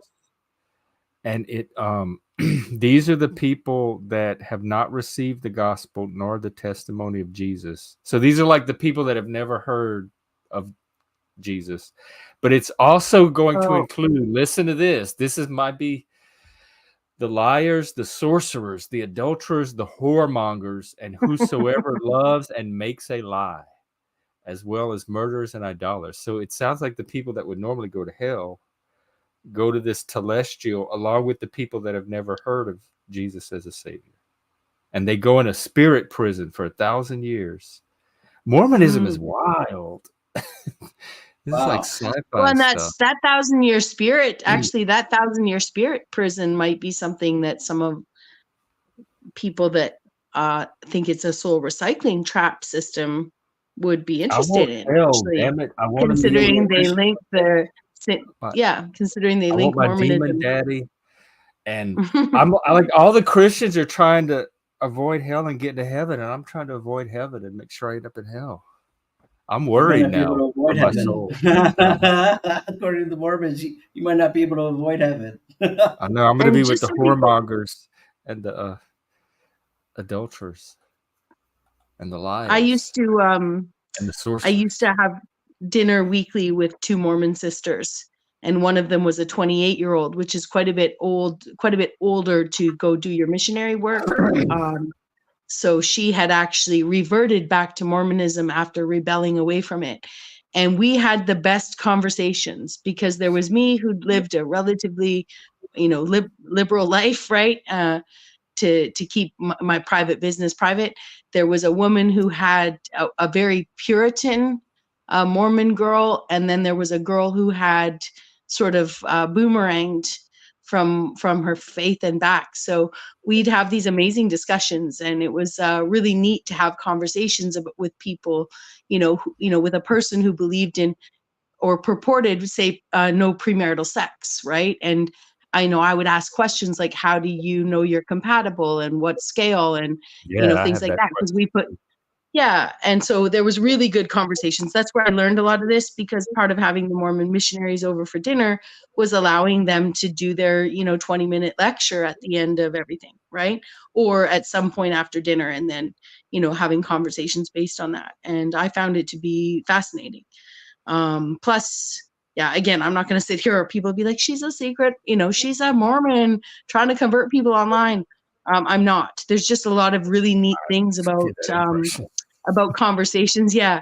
Even their church is a layman-led church, right? They don't have pastors or priests, right? They have elected people leading their church. And then every Sunday, it's almost like an AA meeting without the alcohol. I've said this before, not here per se, but I have said this many times online, just because it is very fascinating to see how they have a couple of people get up, or you become a very eloquent speaker as an active member of the Mormon church, if you choose to be active, because there's a lot of public speaking, because it's a layman-led church. You can't just pick which church you go to. You have to go based on your address, just like a school district. Oh, like a school. So they tell you what church to, like, you're assigned a church, and then that's your church, whether you like it or not. Wow. Yeah. Which at the classist end of things, in the super rich neighborhoods, that's kind of convenient. But on, in a general sense of things, it's just, it just makes it seem more. You're at the wrong church. Yeah. You belong at the poor church down the street. Yeah. Sounds like exactly. parishioner redistribution. Like, they want to redistribute the amount of the population of the church, and they don't want too many in one church and not enough in another. Sounds like almost. One thing you'd find, actually, that could be it too. Keeping their buildings warm, let's just say, because one thing you'd find about most churches in most cities, if you go into them on a Saturday, on a Sunday, unless you're a Latter-day, church, the Latter-day Saints, they meet on Saturdays. Seventh-day Adventist. Yeah, which is an offshoot of Mormonism, but is not the Mormon church, right? Like it's not the Mormon church, not the temple. Which actually all Mormon wards and churches are not temples either. Those are more holy buildings in bigger cities and stuff like that. But what I was going to say, most religions' churches are empty. I'm not saying all, because I can take it. There's one, that's there are a few that overfloweth, but most buildings are not. You drive past those big buildings. If you actually went in on a Sunday, you're not looking at a full building for service. Is that why they're so concerned about like ostracism or getting shunned? Because they only get that one church, and if they get like canceled from that church, they can't go to another church. They can't say like, "Oh, I'll just go find another church to go to." Well, yeah, good point. Yeah, with some of these faiths, being exiled from the faith as a result of your actions. How do Mormons handle that? Like, if a Mormon from a different church shows up, do they say you don't belong? This is not your church? I think they would likely let you stay the day so that you don't miss service, because by the time you're there, getting to another church would be. But they would know. Like, they're not one. But yeah, but they would tell you like, oh, you're new to town. This is the ward associated with that address. And they're not, in most cities, at least Canadian cities, it's not like there's Mormon churches all over the place. So it's only like two or three in my city of like a couple 100,000. So they definitely would. They're I don't for think the they rock would and roll. Yeah, Daniel, they provide that feeling that people get. Like, it's not about. I think they fill up because of the energy that those churches generate. There's and I don't know. People confuse Mormonism and Jehovah's Witnesses. I know that you can be exiled from both, but I don't know that the exile is the same. In the Jehovah's Witness faith, like once you've been turned out for something, like all the Jehovah Witnesses are not supposed to talk to you. Like all over the Like, world. and you're not You supposed put to on a talk to your list. family. Now that being said, I'm sure there's always been people that maintain relationships and then just don't tell their church. It's sort of like in the closet, We don't right? talk to. Yeah, they would The say, Jehovah's are even more weird. Like they don't even. There's like only a limited number of people that are going to make 600,000 or something. They're going to make it. I think 144. Yeah, and 144,000. And then they also believe that Jesus Christ appeared in 1914. That's one of the abstract facts of Jehovah's Witnesses that most people don't know. You could Google it. Do the J-Dubs believe Jesus was here? Yep, 1914. He made a brief appearance. I thought Jesus was always here, like present. Like anybody well, then let me see. access him at any time. Let's see. He was I'm going to see what presence. they say. Exactly. Okay, Jehovah's Witness here. Jesus. Okay, Jehovah's Witnesses believe that Jesus Christ began to rule in heaven as king of God's kingdom, October 1914. And that Satan was subsequently ousted from heaven to earth, resulting in woe to humanity, but only as recently as 1914. Oh, so that it's already happened. That was World War I. So that was like the apocalypse, whatever, has already happened behind the scenes, and we're seeing the effects of it on Earth. Yeah, exactly.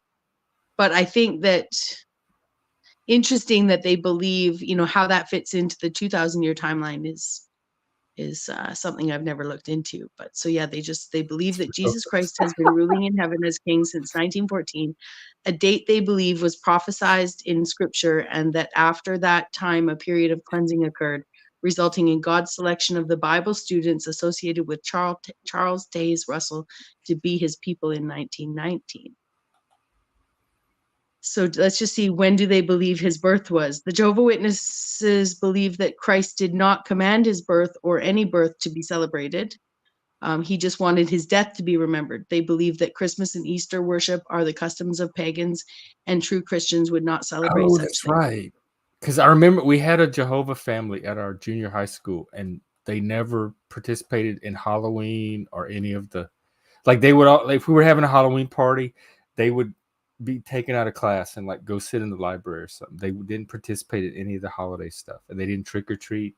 And I thought that was weird. It was only like 2 or 3 kids. They were like a family, and it was so weird watching these few kids be isolated during holidays because of their religious beliefs at home. They weren't allowed. It looked like a punishment to us, but then when they explained it, it was like, no, that's their religion.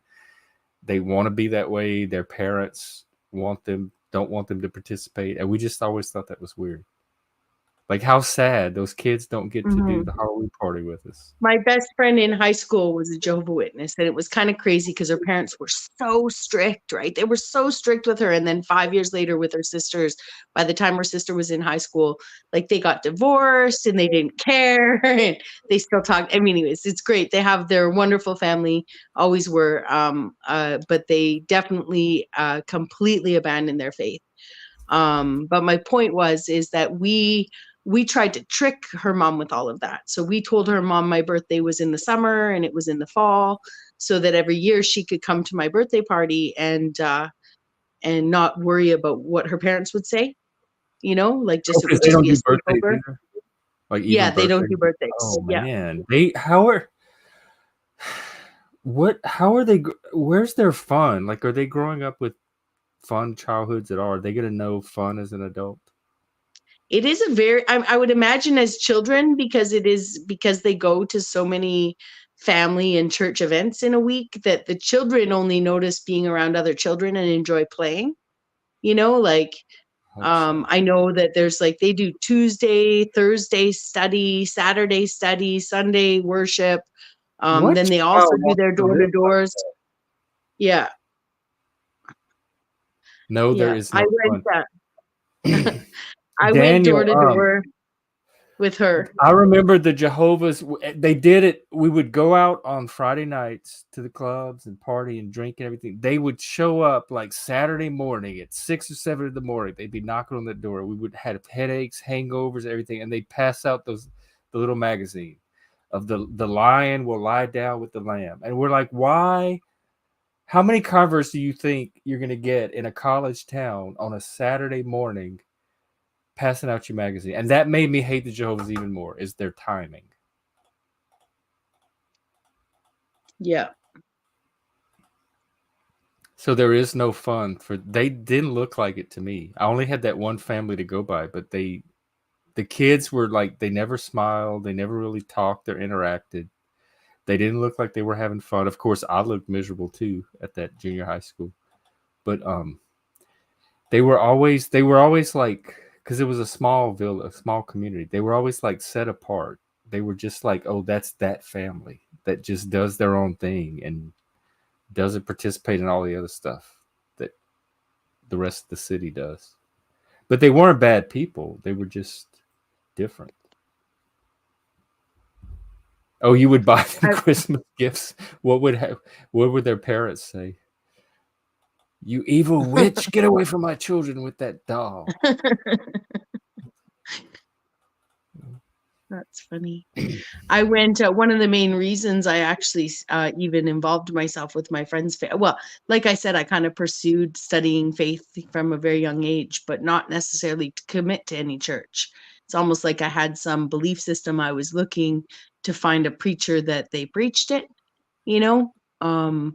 more than I was looking for leadership. But because I already had this aspect of myself as someone who church hopped all through my elementary school, and I think I just liked the family aspect too. My family wasn't close like that, didn't do weekend things, and I liked spending Saturday night with my for a sleepover, and then going and doing something with the family in the morning. Usually had a meal out after and stuff like that. It was just something my family didn't do. Anyways, long-winded way of getting to the point of telling you that my best friend in high school already knew that I was very good at I guess this kind of lying, right? This kind of like understanding that the parents don't understand. And we got me studying Jehovah Witness with her, like going and doing some of these, Tuesdays and Thursdays and Saturdays and Sundays with her just before she had to start going door to door so that I could go door to door with her, because she was too scared that they don't do it in the same neighborhood, but we were in a small enough town that, we partied with other kids from other schools. And she knew we'd be going into neighborhoods where other kids, might answer the door. And so we had this thing where we'd knock on the door. I only ever got to do it once with her because we got caught. I guess they send you to another Jehovah's You only got to do one family. house? Well, we only got to do, one day of it actually, because we had a shtick, right? Which I would knock on the door and my friend Lori would start opening the pamphlet or the magazine, and I would start, my salesmanship. I'd be like, oh, please, hi, please don't shut the door, right? Just talk to us for a bit. Well, yeah. Because just talk to us for a bit, because see those people behind us, right? They're making us do this because our parents were watching, right? So we were just trying to like stretch it out as long as we could, having conversations with non-Jehovah Witnesses while we looked like we were trying to sell the pamphlet. Pardon me? My mom's watching and she's going to beat me if you close that door. Please don't close that door. Well, that's how we kind of sold it. Like, the longer you stand and talk to us and pretend like you're interested, I would say that less of your neighbors I have to bother. Right. But we didn't realize that, for the neighborhood. That the Jehovah Witnesses, they were on to crafty kids like us, right? So they would take you to practice at another person from a different churches.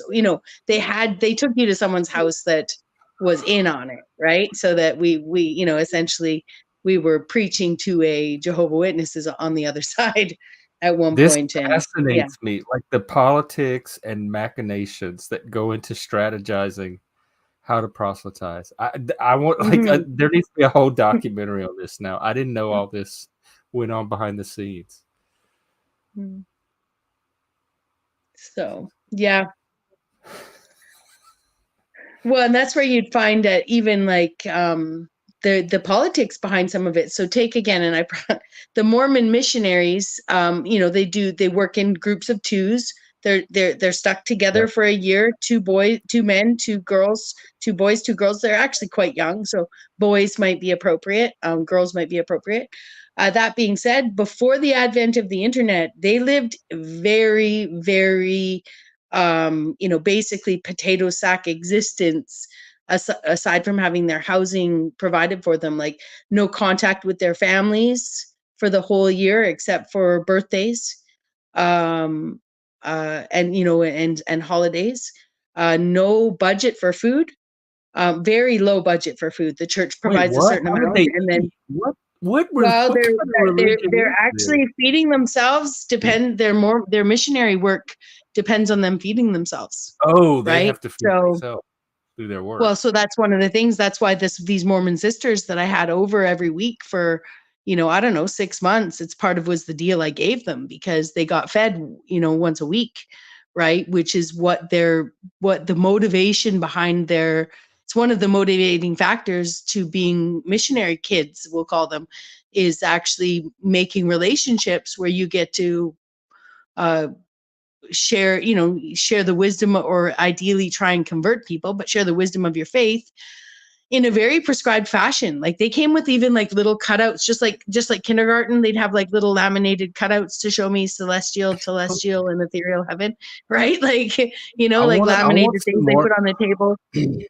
But Do I was you just going think to I say that, could get yeah, some Mormons to come over and stream it? maybe, yeah. Especially now, see, with the internet becoming such a facet of people's day-to-day communications, or even just smartphones, I do believe that the Mormon Church has relaxed on the requirement of the missionaries to stay out of contact from anyone other than, you know, who they're proselytizing to.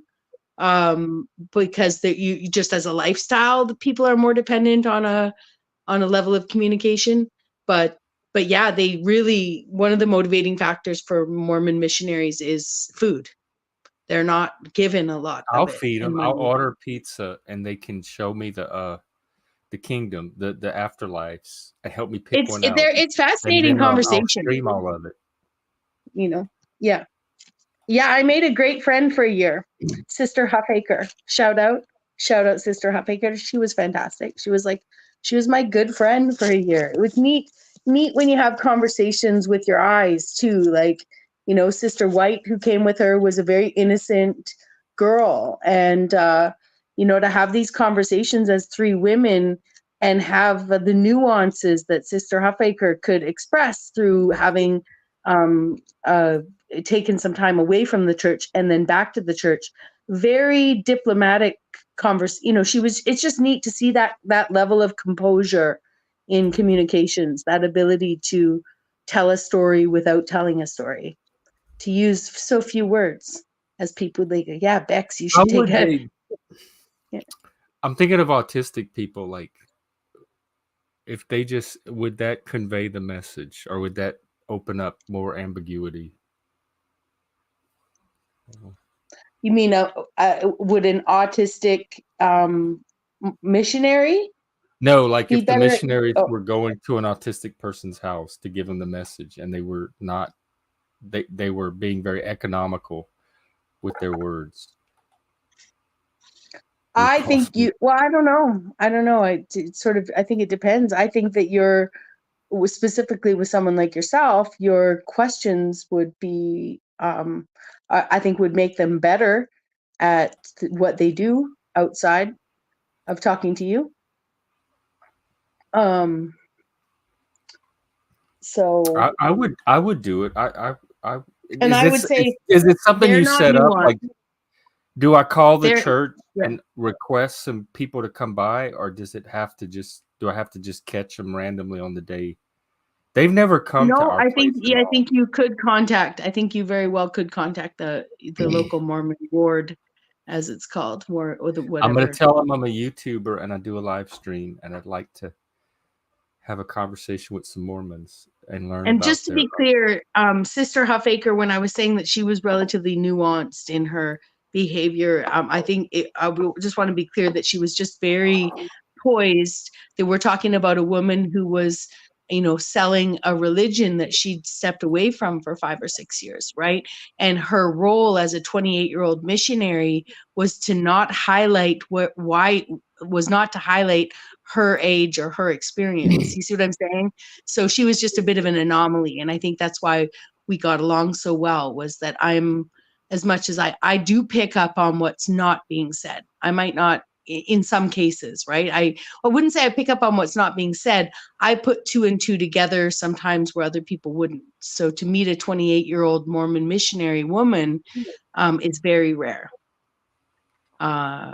It's just not, it just doesn't happen. So when you have that, you also have that ability to understand that she may have a more worldly understanding than her counterpart, but it's not part of her proselytizing, like to highlight, oh yeah, when I was a party girl and left the church, but fascinating. I think you'd find it I think at least one meeting you'd find it interesting. And they are there. They're good at, they are there to teach something, right? So they're not going to necessarily get frustrated with you because you believe something different. I wouldn't count on that. I'm sure I could find a way. Maybe that we could do that. We could do like, see how long it takes to frustrate the Mormon guys and make a stream out of it. The wild bird that I thought was cool. Was it a hummingbird? No, I don't remember the wild bird story. Do you think you could keep it going for a few seconds while I step away? Sure. Go take a little break. I'll be right back. All right, so I'm going to leave you with Bexx. She's very good. She's going to keep you entertained or stimulated or something. I could read from my very boring book, even. You wrote a book? No, it's not mine, but I read often when I don't know what to monologue about or to start a conversation. I read from a book called The Medusa and the Snail. It's papers written by a doctor, a retired allopathic doctor on philosophy and medicine, and they're essays that he wrote, published between 1974 and 1979 in medical journals about philosophy and medicine as a retired allopathic doctor. Some of them are really good. So if you read on stream, it's not they don't copyright doesn't care about that? No, I never got any of that. I never, because that's a good idea. I have some passages and stuff I wouldn't mind introducing either. Yeah, and I think that sure. And Jack said he might come on and tell us the bird story. Well, that would be great. Actually, Jack, if it's not going to be too long, I can wait, and then you and Bexx can talk. For sure. I'll step away. Yeah, I won't. I don't need to talk. I got a little hyperfixated as I can on what I know about something, or what I think I know about something would be better. I'm definitely not here as a representative of the Mormon or J-Dubs. Although shout out Mormons, shout out J-Dubs. I don't have a problem with that. We're interfaith here. We like all religions. Yeah. I'm actually lately to talk about what you think you know or don't know, and like it clarifies it as you talk it out. Like that's like teachers learn through teaching. Like you don't really know something until you try to teach it. And I think there's some basic belief systems in humanity that humanity superstitiously won't think beyond. And I know that they're not just belief systems, they're say fact. But the idea of thinking about, say, immortality, and could next level be immortality? Could we have been immortal once? People won't think like that. They just won't. They just think it's absolutely absurd. And I'm not trying to say, oh, believe that. It's just that, can you have the thought exercise of the idea that we might be becoming immortal in this flesh, or we once were in this flesh immortal in body? Immortal. That sounds like a nightmare to me. Well, yeah, and even just the resistance to even contemplate it based on not wanting it. You see what I'm saying? It's like you can't ever turn it off. Ever. it's a hard conversation to have when it's just a thought experiment, right? It's just a thought experiment, you know. It's interesting because we do actually, as a humanity, hold some relatively very common beliefs that have no foundation in anything but something that we feel like we know, like our spirit's greater than this. You know, a lot of people believe their spirit is but greater part than of that, existence. part of the reason I believe that is because of the evidence of humanity itself and all of its achievements, that there's a very great spirit in some humans. It like are different degrees that can produce all of this great, amazing art and civilization and everything that we've created here. And so that alone makes me like think that there's something more to humans, or be in awe of something about humans or the human spirit without even needing a divine support for it. Oh, we have Mr. JacksLaw. Let's see if we get him hooked up. Yeah, like I'm trying to think when the transition happened for me, because as a child, I believed heaven and all. Like I thought we were all going to be in heaven. I didn't have to worry about anybody dying, because if they died, I would see them again in heaven, and we were all going to be happy at some point. So earthly life was not the trauma that like it needed to be. And at some point, it shifted to accepting mortality, and it seemed like a very seamless transition, and it happened very early, but I just don't remember when it happened or how it happened. But at some point I went from living a reality of thinking it was going to last forever to living a reality of knowing there was going to be an end to it. But I just don't remember how that transition happened. I just remember, like, by the time I was a teenager, it had set in. Like I knew that there was death and that was it, and figure out what you're going to do with your life in the meantime, etc. Jack, are you here? I don't know if it connected you. Maybe not. Mic check. Mic check.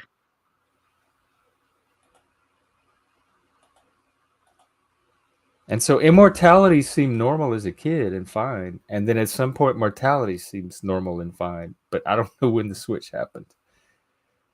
So that superstition, I broke out of it somehow at some point. I think it was related to science, like sixth grade science. We start to learn physics and the scientific cosmology, and it just made more sense. But it had to be more than that, maybe. Is that if that's all it took to break the superstition? Well, likely you listened and learned a lot of different factors that once the first paradigm was smashed, just knowing how I see you study things now, you probably looked into a lot of different things to verify this new paradigm. You know, like what was I thinking about? Something just crossed my mind. I was looking at his cat. That I thought would have been one of the natural. Well, just cool. a lot of the science of it. Chris and Jack. Welcome, Chris. We have a show. The outliers are here. Maybe if he. Oh, Jack's trying to connect. What's going on, guys?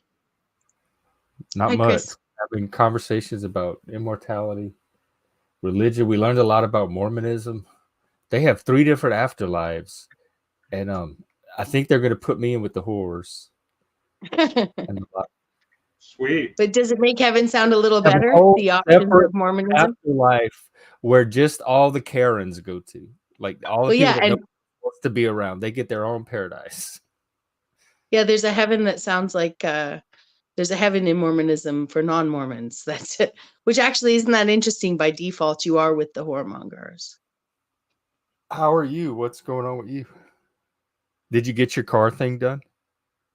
No. What's the latest car thing? I'm trying to replace what's called an evaporator in the car. and it's the most. It's the biggest project I've ever done, project-wise, in my life.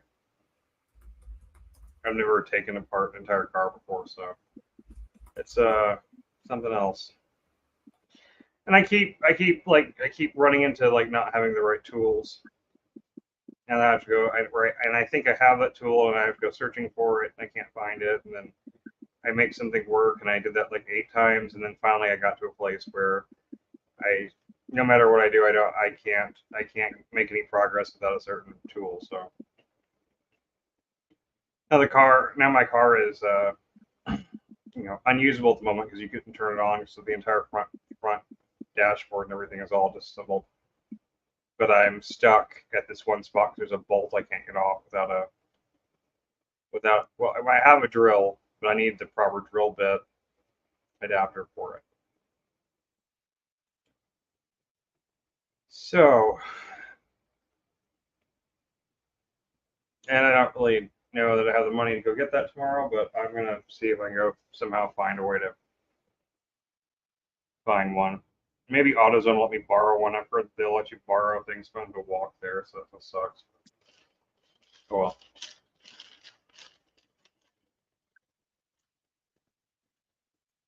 It's hard You guys to seem cheery. Oh, that's nice.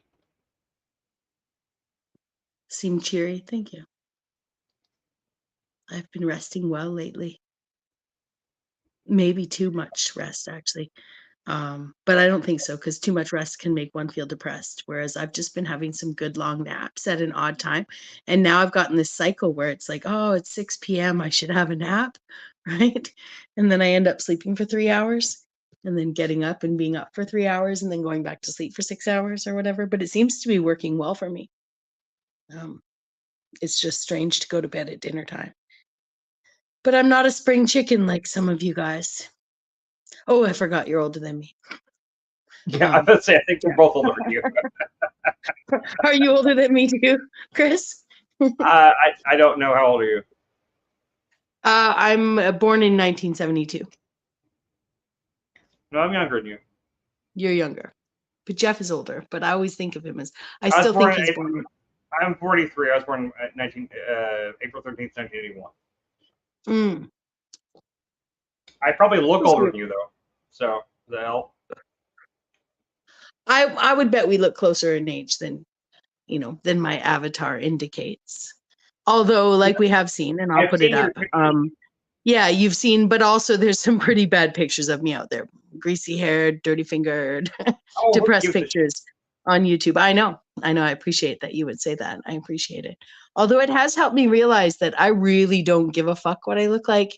And in real life, so when I've been depressed, and I don't want people to think, not that there's anything wrong with being institutionalized, but I've never been clinically depressed to the point of institutionalization, or even clinically depressed to the point of mandated medication or anything like that. I'm just making clarification because some people take those words and immediately put it into a medical paradigm.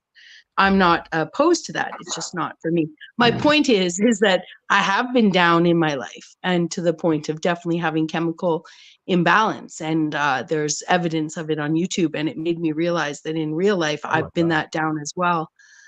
And I just don't have that much care about what I look like. I like how clothes feel on me more than how they look. And that shows in some of the YouTube optics that I've put myself in. I definitely feel like, I'm not that picky about clothes. I certainly, with women's clothes, they certainly get uncomfortable. I get that, but men's clothes are pretty jeans, t-shirts, shirts. There's not too much. There's not too many levels of discomfort there. But when it comes to shoes, I've definitely crossed that Rubicon. I used to have all these pairs of boots and everything like that. Like they were like these nice fry boots. Like I've sold them all recently because I don't have intention of ever wearing them again. Because like I have these Skechers. I was doing that for a long time. Then I found like back in storage. I found like my Skechers Go Walks I use at Amazon. I put those on. Those things are like clouds. Like I just kind of refuse wearing those shoes. Like what's the fucking point? Shoes are supposed to support your feet and make walking easier. So if they're not doing that, I don't really care if they look like them. Mhm. I mean, they're pretty innocuous. I can slip them on, I can slip them off, and they feel and they don't hurt, and my feet don't hurt whenever I get to the end of the day. So that's about all I can ask for with shoes. Whereas, like, if I wear a pair of my boots or something like that, like out for even like an hour, like I'm aching, just like they're practically just heels for men. So they do have heels on them, for that matter. They do make you I taller. wonder if I wonder if there's subtle differences like that can help your vertigo.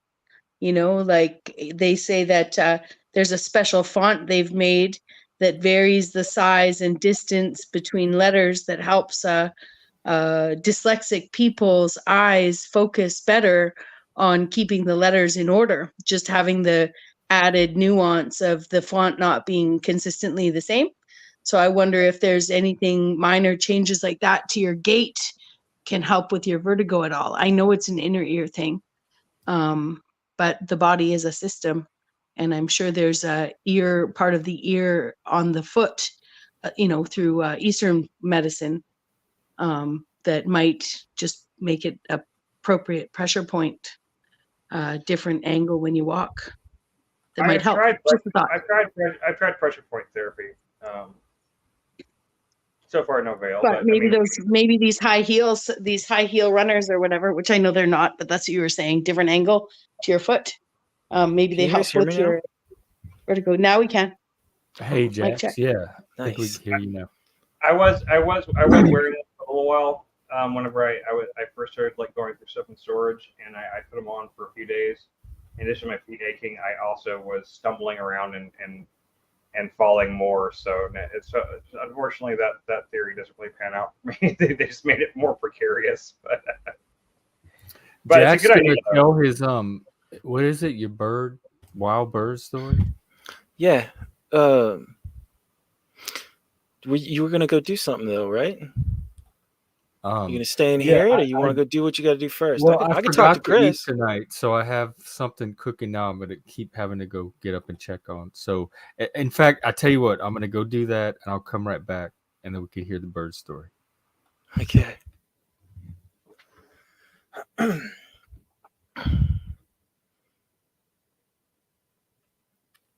I'm just feeding the cat quickly. Have you guys seen my cat? No. I won't be so. Here she is. She's perfect. She's beautiful. That's Midge. You ever have people bring you wounded animals? Like you're gonna fix this wounded animal? Yeah, but I mean, I used to know some wildlife rehabilitators that we used to assist, so that was normal. It's like the worst experience ever. You're just like, why did you do this to me? You know what I mean? Like, I know they have like the greatest intentions and they care about this animal, but like sometimes there's wild birds and things like that that are just like, I understand your cat did this. Why are you bringing this to me? Yeah, I don't know why they're bringing injured birds and stuff like that. I rescued a hummingbird. The cats. They're trying to teach you how to hunt. They think you don't know. No, that's different. I don't mean that. I mean people. When people do it. People. I don't know. That is weird. I don't know. Like I think I know cats better than people. We knew this lady named Lori Anderson, Texarkana, that was like, she's a professional wildlife rehabilitator. This woman rehabilitated. Her face was crazy, man. She had like giant snakes, and she had like a bald eagle, and like all these like just massive animals that she was doing rehabilitation on, and she called us a few times like to try to help nurse some kittens or puppies or something like that. That was about it, but it wasn't anything outside of that. And unfortunately, a lot of times they didn't make it, but it was very sad. The hummingbird was the one that broke my heart, though. Well, no. Well, we've heard. Well, okay. What was the wild bird story? Okay. Well, my son was like kindergarten age. I used to. Walk him to school hang on, every you're day. roboting. Say it again. Well, my son was kindergarten age. I used to take him to school every day. I used to carry him on my shoulder. And one day, as we're leaving the house, there's this like birds that, like adult birds and their child. And this child is like looking at me, their baby bird, right? Like I can see it as I'm carrying my son, to school. And I could see, and I'm thinking, wow, that's so cute, just a really cute thing. So my son's at school and I'm walking back, and this little bird sees me without my son, and it just comes like just running over to me, right? And its parents are freaking the freaking hell out, just totally freaking out. And so, like I just hung out with this bird a little bit and then went home, did my thing. Next day, this bird just like thought I was the coolest thing in the world. And in Hawaii, a lot of the birds like that, they can learn to talk, which is really neat too. Like they'll just, but they're just wild birds. They're just up in trees and shit. So the story really comes down to, because you guys are talking about Mormons and stuff. So I took my son to school one day. This is long past. This bird is grown up. It's made friends. It's made me friends with all these other fucking birds. So I'm sitting outside on a lawn, this little patch of grass, reading a book. And these freaking Mormons, and I see them all the time, come, with their little tie on and their white shirt, come over, like I don't know who they are, and I'm trying to ignore them. Right. And they just start talking, yap, like just fucking go. I have not acknowledged them once, and they're young, and I don't want to be mean. I'm not really an asshole. I've just, grown up my own way. And so they're talking to me and they're just about to give up. Right. And this bird comes flying out of a tree. That's just a wild fucking bird, as far as they're concerned, lands right next to me. And I just start having this conversation with this goddamn bird, because I've named it, it's just the funny part of the story is the next day when there's more of them to come see this person that, it's just more birds or more Mormons? Just more Mormons, like it was like more Mormons showed up. Yes, the next day, man. The next, because they're like, because I don't, I just want them to go away, right? And like I'm a real dick, and eventually one of them goes, is this normal? Because he's, like eventually I'm talking to the guy, right? But these, the animals and shit are just like flying and landing on me like it's a fucking Disney movie, right? And I'm just some dude reading a book, and literally this kid looks at me and it's like, because nobody's acknowledged it, and this kid is like, is this normal? And I just look back at him and I'm like, yes. And the next day there was more, like this. Wait, are you saying there was a third day with even more on the third day, or only the second day? Was it like a Jesus phenomenon where more and more people came from across the land to witness the bird? I mean, you could have converted them to your own religion at that point. No. See, then they bring you dead birds thinking it's that bird because they can't tell the difference. Dead Mormons. The cat eats them. I've played both sides. I would have told them. I would have told them that these birds only talk to non-Mormons. Unfortunately, that's why they've never seen the talking birds before. I love you. Bring such good stories. It's funny, like the idea of a wingman, man, I would just walk around the neighborhood if I was outside, and if I was talking to someone, just a bird would fly out of the trees and just come land on me. Just some wild bird, and it'd be so cool because, like, for them, it's all a TV show. For them, we are the TV show. They're watching us all the damn time. Was it like Snow White? Like, do animals and birds just flock around you when you walk outside? Jeff, the cool part is when you meet somebody that they think should be interesting, they will freaking make it interesting, is what I'm saying. The idea of a wingman, like the guy, they're just going to do it. They're going to make it happen because they're like, oh, no, this will be cool. Yeah. I love this. Yeah, it's I live by the water here, and we have those giant seagulls or albatrosses or something, and they're constantly flying low and squawking. And I'm gonna see if I can do something with those and use start paying attention to them and see if I could start using them to my advantage. all you have to do is do something interesting. You know what I mean? Like That's the first unexpected. stumbling block. Yeah, and you have to be consistent. You got to be outside every day so that they can see you. And when I they could wear see my you, antlers. you Maybe they'll have land to on me. know. You know, pay attention to them too.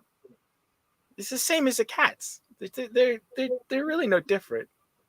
It's just who's on whose side. Freaking Mormons. I'm gonna start trying to pay attention and notice them more and seeing what I can see. My wife's my wife tells me that her grandfather was like that. That birds would just fly up to him all the If they're time. even real. He'd be sitting he'd be sitting out in the park or something, and birds would just fly up and like land on his shoulder and shit like that. Wow, that's so weird to me. Yeah, it's weird to me too. I mean, they certainly never happened to me, but I mean that's. Yeah. We always grew up watching them, but we had the purple martins and we had birdhouse, and they would dive bomb the cats, and they would like fly from their birdhouse and flip the cat up in there. So we grew up watching birds be really mean and aggressive. Oh, yeah. We lived next to geese too, and those were some scary aggressive birds. So birds. We had blue jays did the same thing that annoyed our Siamese cat enough to the point where she at one point, like over the course of about a week, an entire family of blue jays ended up dead at her doorstep. She hunted each one of them down and killed their whole family. Oh my God. Yeah. She slaughtered an entire family and brought it to your door. I mean, and there were a lot by of them. one. There were the babies, the mama, the papa, first it was the mother. First it was the mother, and then or one of the two big ones. It looked like the mother bird, and then the father bird, and then the babies one by one showed up on our doorstep. Man, that cat doesn't play. Oh no. And she was cats are, man. There's no mercy for food. She was a mean-ass Siamese that lost an eye when she was a kid. She was a kitten, so we named her Bandit, and she was mean as fuck, dude. She would sit. She had this spot outside that she'd like to sit in sun, and the blue jays would get from the tree from their nest. They would come up and they would do what you're talking about. They'd dive bomb down, and they would peck at her. And then she got these she'd have little nicks out of her ears and shit like that. And they were really fucking with her, and finally one day she snapped and she just killed their whole family. So she was a mobster. She was a straight up monster, man. She's like some Kaiser Soze shit, you know. Oh. I never saw another bird fuck with her after that either. From any of their species, there was no. The word probably got out.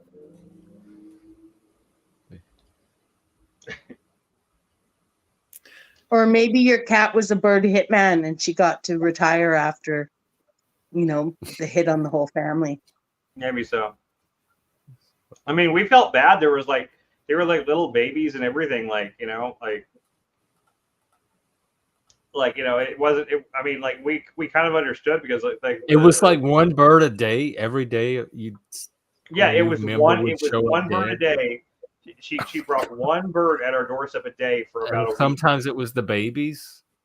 And the last 5 of them were babies. There was 5 babies. It was for 7 days. It was one big bird, a second big bird, and then 5 babies, one a day. They were at different sizes. So did you just wait each day? You just waited for, did it get to a point I didn't expect it to keep happening. I didn't expect it to keep happening. But no, I didn't wait after the first time. The first time we're like, well, I guess she finally got sick of that blue jay. And the next day it was like the next big one, and we're like, well, okay, well, I guess she took care of that problem. And then I don't know how she got to the nest. The nest was way up in the tree. She found a way.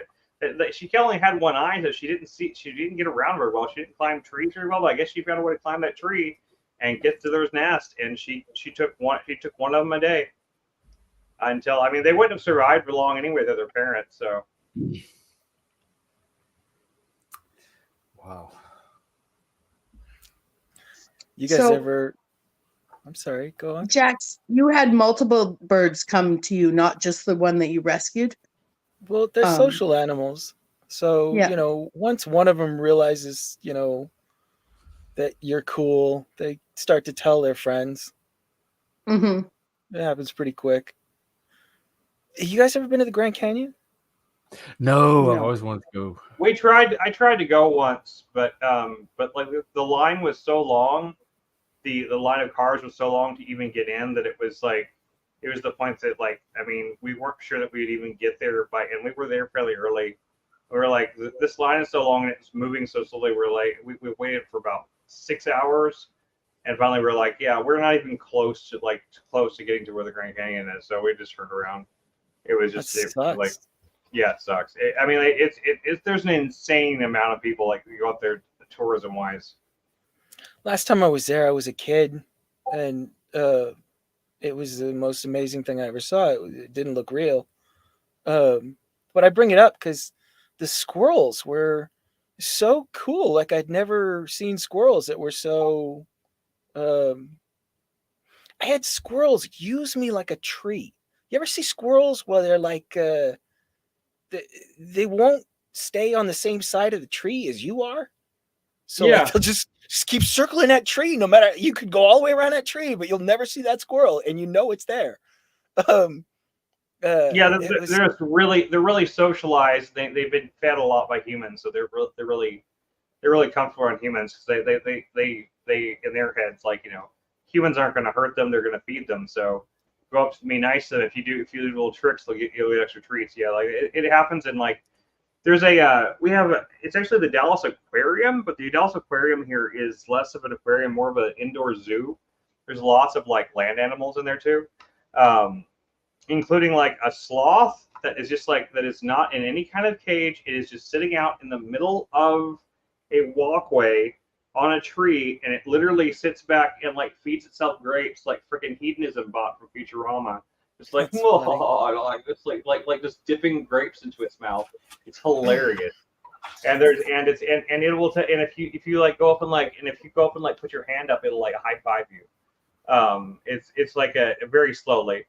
It is very slow, but but like there's like, I mean, animals socialize enough and like has enough like experience with humans. Yeah, they'll be like really be really cool with you, especially if they're used to you giving them food. You know, like a lot of tourists will. So. Just same way like in one of the Dallas zoos here, there's giraffes. They have giraffes that literally like the whole thing is like you can pay like $1 and you get a bunch of banana leaves, and you just walk up to, and you go up this long platform to like where your eye level giraffes, and you just feed them, and like the giraffes will just like sit there and just like wait for their food and just like let you pet them, let you, like. Are they cute? Are they as cute as they look in person? They really are. Giraffes are adorable. They are adorable. Yeah, I got to hold like Clover up and let her feed the giraffes, and she was like, you know, just giggling about the whole time, and they'll kind of lick you too, and like they have these gigantic tongues, these gigantic kind of dry cat-like tongues, like they're kind of dry sandpapery. Yeah, it's kind of weird. but yeah, like those giraffes are just so well socialized to people that they have zero. If you saw a giraffe in the wild, you know, obviously it's not gonna it's not gonna come to you for a leaf, but whenever they've been trained like that, you know. I don't think I could deal with running a zoo or being part of a zoo. That shit would annoy me. Right. Even I mean, you know, well, I mean, to a degree, like the good zoos really do focus on conservation, and they really do try to like, they like the ones around here are really focused on conservation.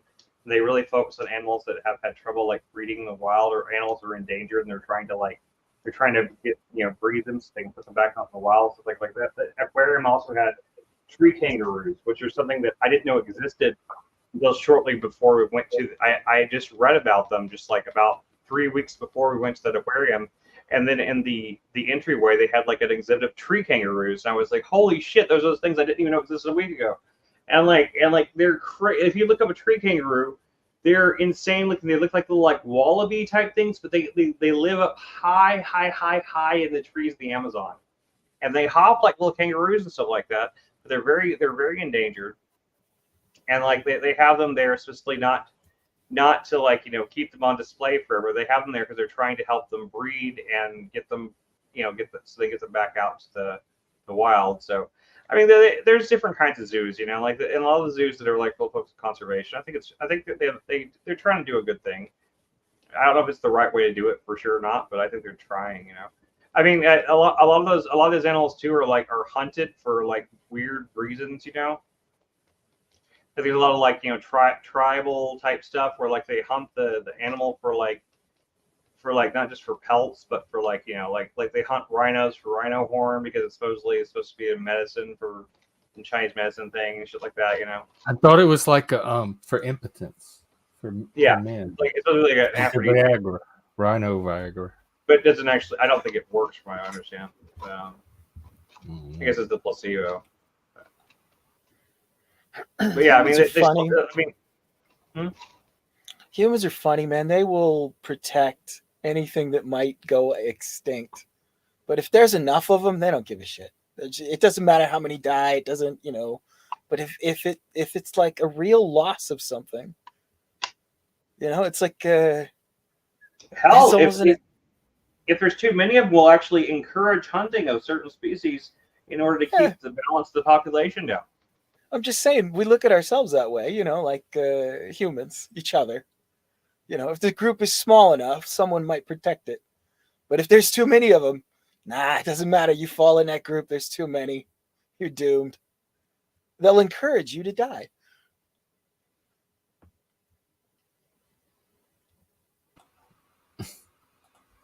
There's kind of a law, almost like a law of like, it's kind of like some sort of universal law of conservation of energy kind of thing, like where whenever there's a lot of something, it becomes less. It's just the same. It's like economics, right? There's too much money, it's less valuable.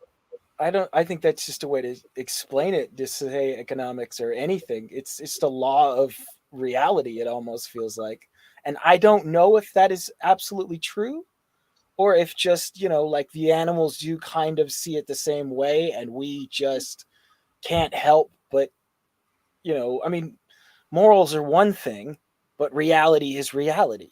There's always like, okay, well, no matter what we might feel, we can't stop this.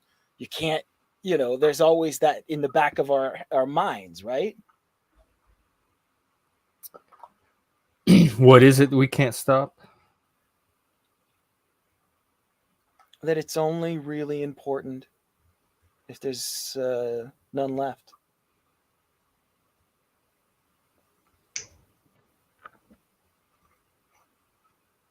Yeah, it's only when the supply gets low that we give a shit,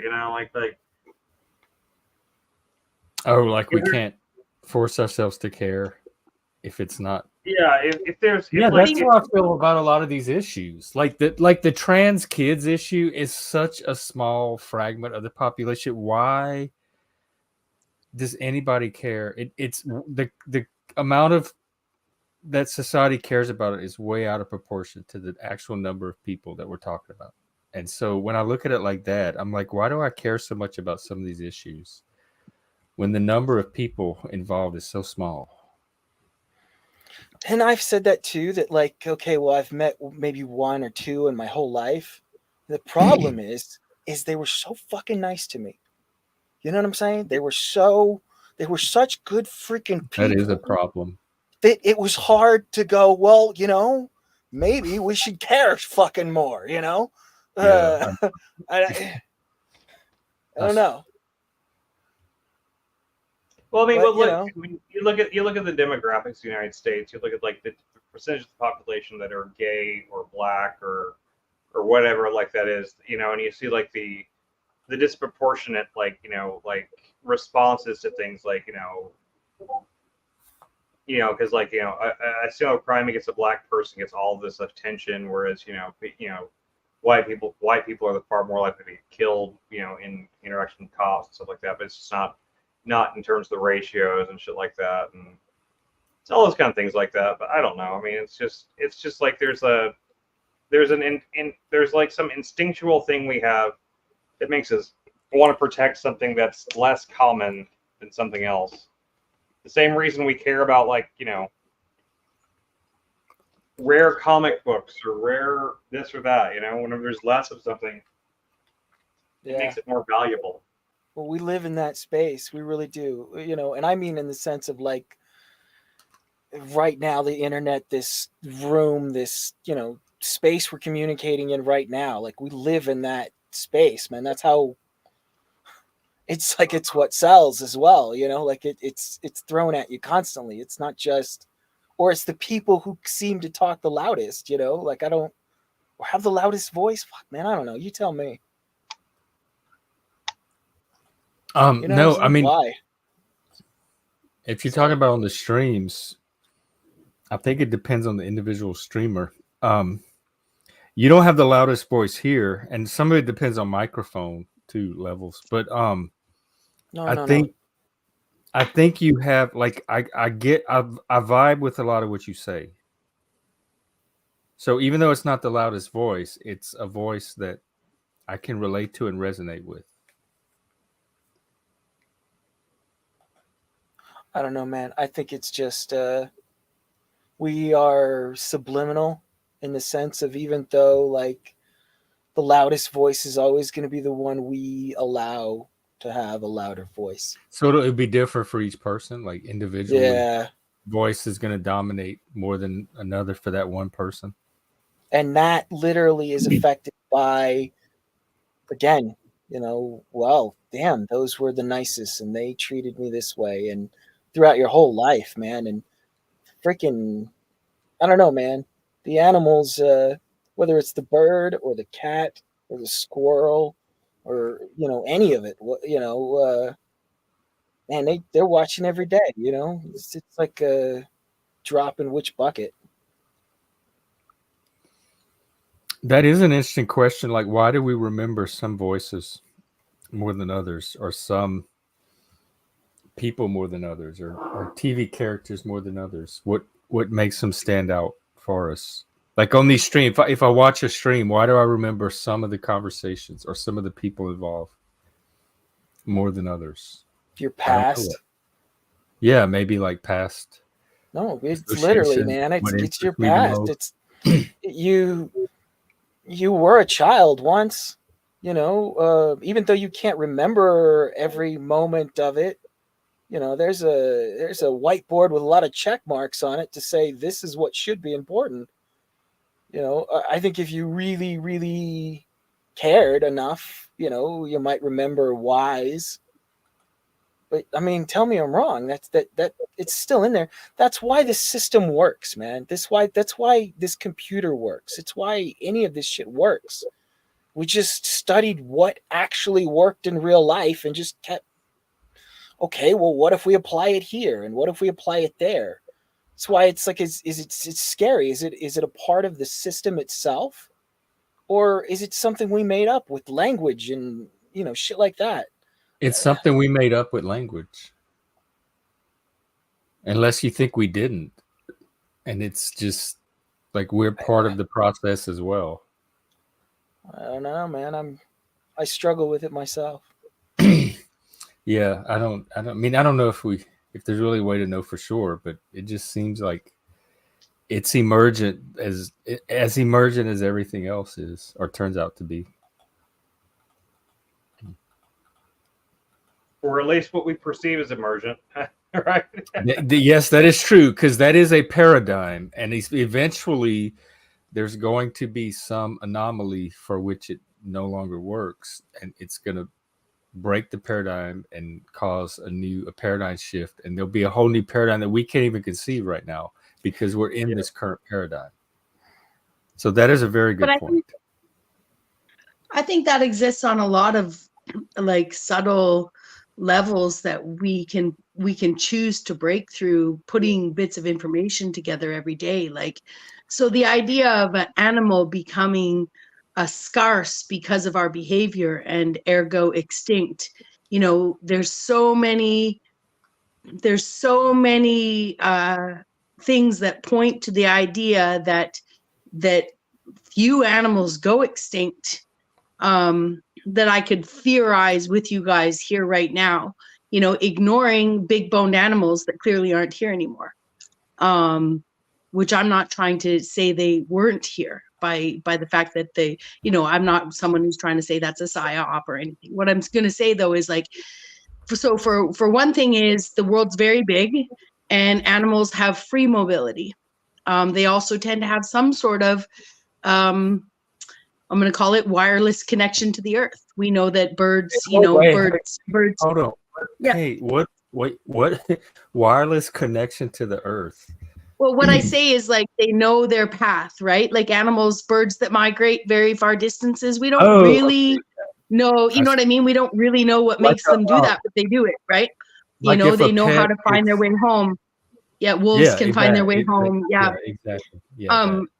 Yeah, so stuff like that. So here's what I would say is that any smart animal, that like even a flightless bird like the dodo bird might actually flap its wings enough to, birth a bird that can fly, and ergo we didn't eat all the dodo birds. They just learned to fly and flew far away from that island so that they couldn't be eaten by man anymore.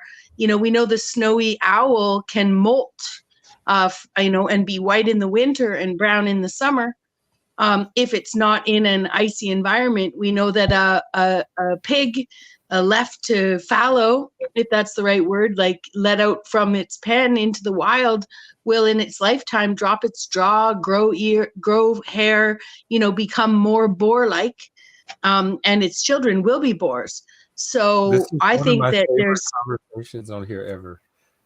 Yeah. So this idea of extinction that we're, there's a level of marketing sold to us and a specific science initially that we learned that's just basic, that's true. But also there's added layers to that could actually have us believe and start to look for, those different species, those adapted species that in their lifetime adapted to not be killed by man. But now it'd be a new species. We like, oh, well, it changed because of us. Well, that's nature.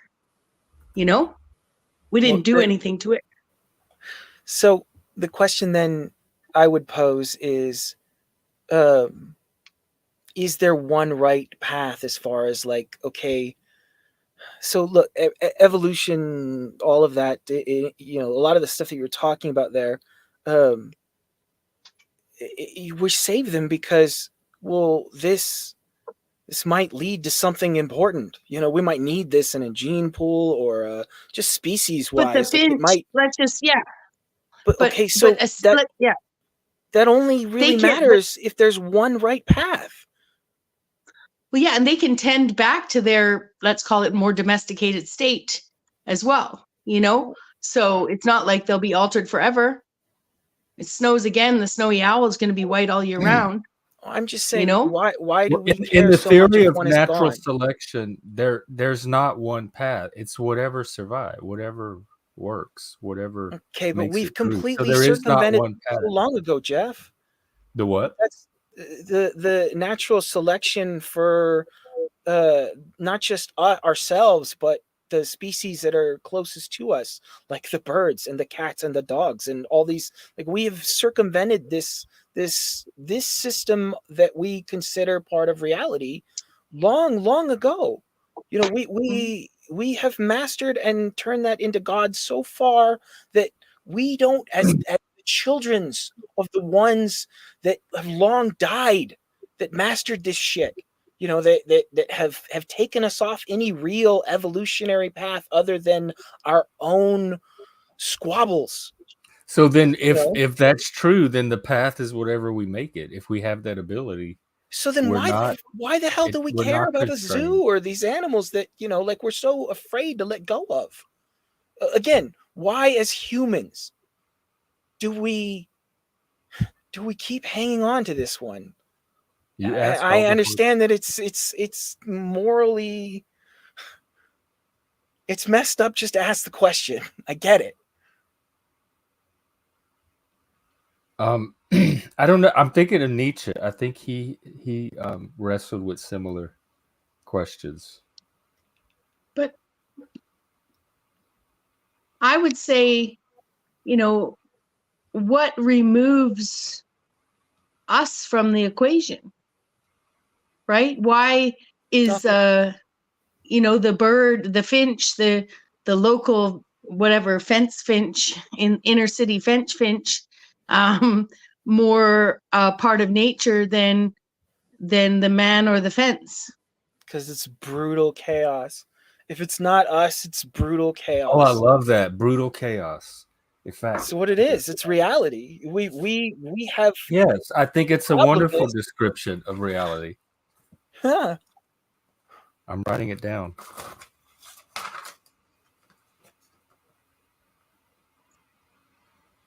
In fact, I'm so tempted to rename the stream "Brutal Chaos."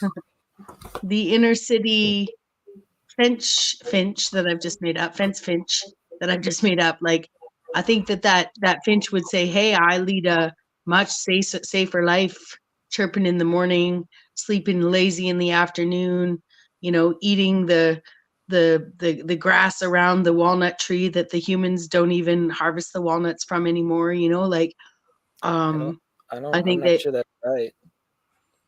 I'm not sure that why, is but how they would you see don't it. think there's domesticated animals, inner city domesticated animals that are content with their the provisions that they have? I would say almost every animal is content, and it's literally a part of, well, not all of them, because some of them do have the ability to think into the future in such a way of like, there's contentment in not realizing that this moment could be your last. You know, there's absolute, you know, joy in this, and that is what we gave up for this control. Wait, that's the beauty of consciousness. Yeah, consciousness is a choice to have that joy. So we should want to be the sheep. We should want to be the animals that don't know.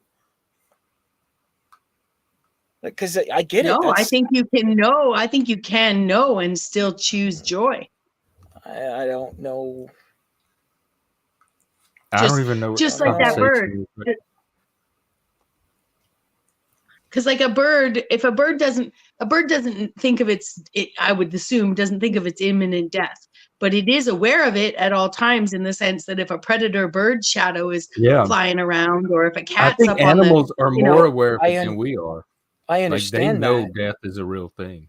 I understand that, but the reason, you know, that the other animals survive past that to linger, you know, so closely to us is because we can see that tomorrow we're going to need this, and the next day after that we're going to need that, and we can look into the future, you know, in a sense that they cannot. And look, birds are cool. You talked about how birds just know certain things. They're connected to the earth in ways that we are not.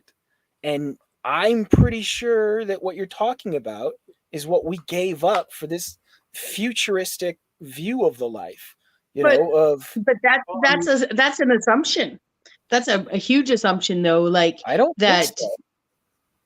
I think if I can connect the dots, I don't think that's an assumption.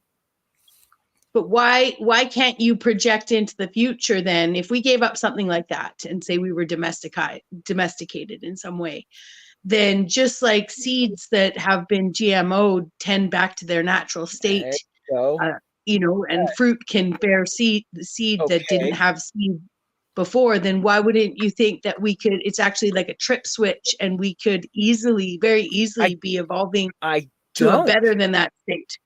I know it sounds like that's what I'm saying, but I don't. I agree with that. I agree that there are that we absolutely could, but we're not going to, because that is something we don't need anymore.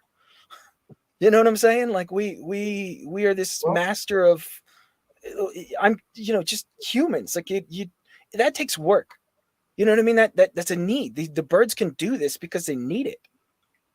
You know what I'm saying? Like we don't. If we don't need it, we're not going to do it. Rocket ships. And space even the words of Christ talk about, like, you know, how like the look at the sparrows and how they don't worry about tomorrow and what they're and where their next meal comes from, that sort of thing. I can't really think of the quote, but basically, and he was using it as a thing to help people not to worry about tomorrow, because each day is enough trouble of its own.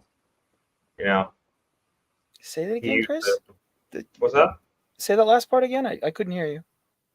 Oh, like even Christ, or Jesus Christ, one of his more famous speeches talked about, look, the lilies of the field, the sparrows of the trees, or something like that. And I can't remember what he calls them, but it's how they don't worry about the next day, and saying that we should be like them. We should not worry about tomorrow, for each day is not Well, trouble. we can't. Well, be that was like their that idea of the in garden, today's right? Like the complex Garden of Eden. society. No, I mean, he wasn't talking Garden of Eden. He was talking about like what reality was then. He was saying that there was no, each day is enough worry of its own.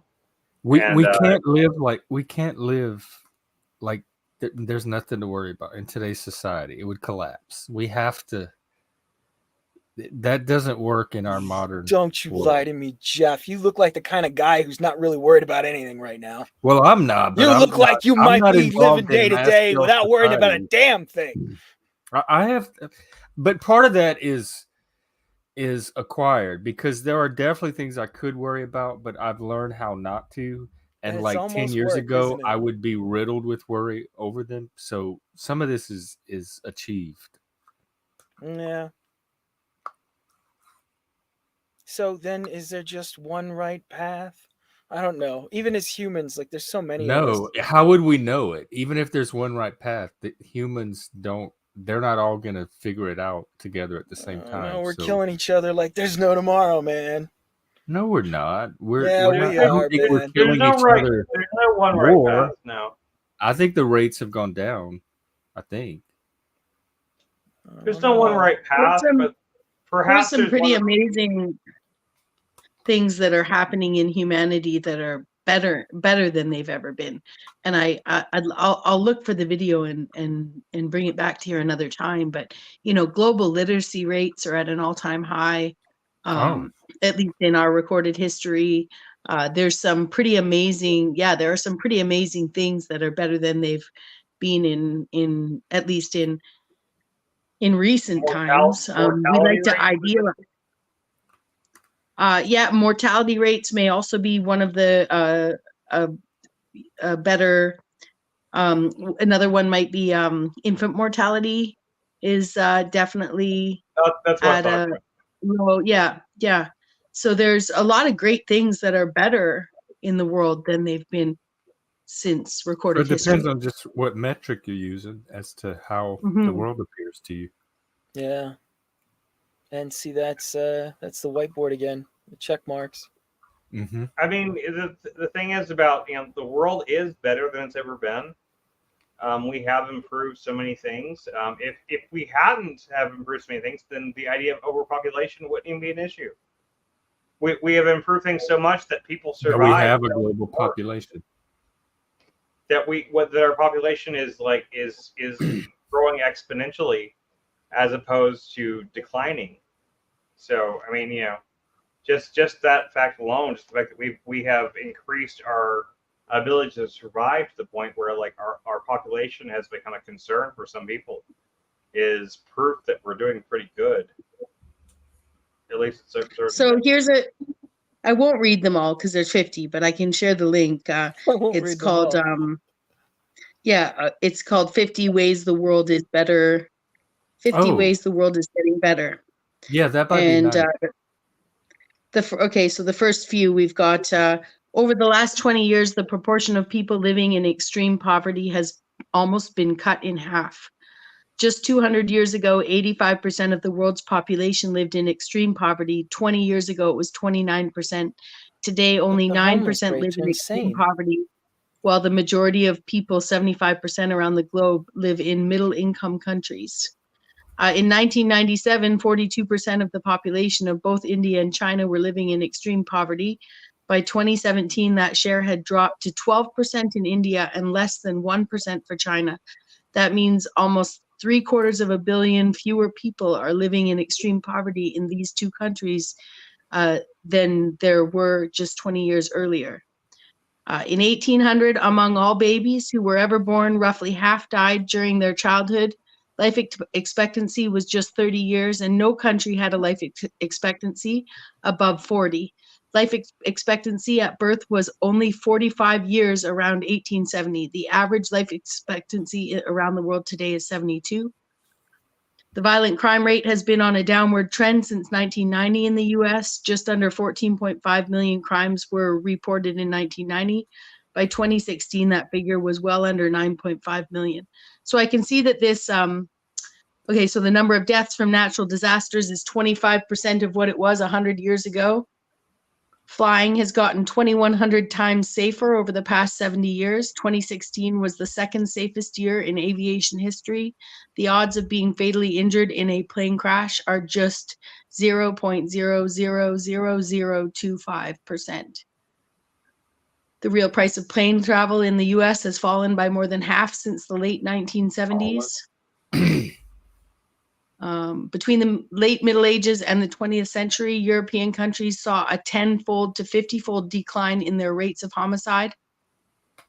The share of homes that had electricity in 1870 was exactly 0. Today, the proportion of people with electricity is 85%.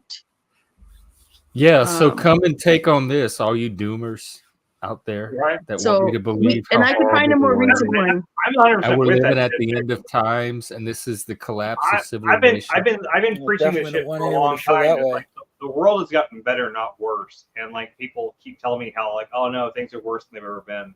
You know, it's always the is young so kid. bad. People our age don't really see it like they do. It's the younger generation that is all doom and gloom about everything. And they're the most privileged generation we've ever had.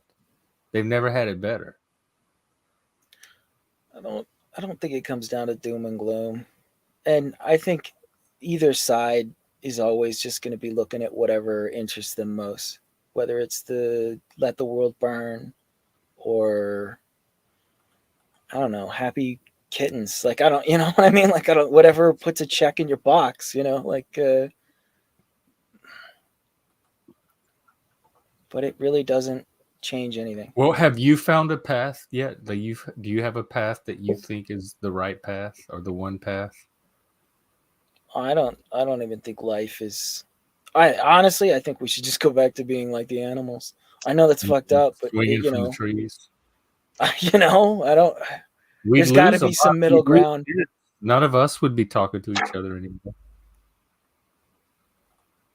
Yeah, I don't know. Rape would be rampant.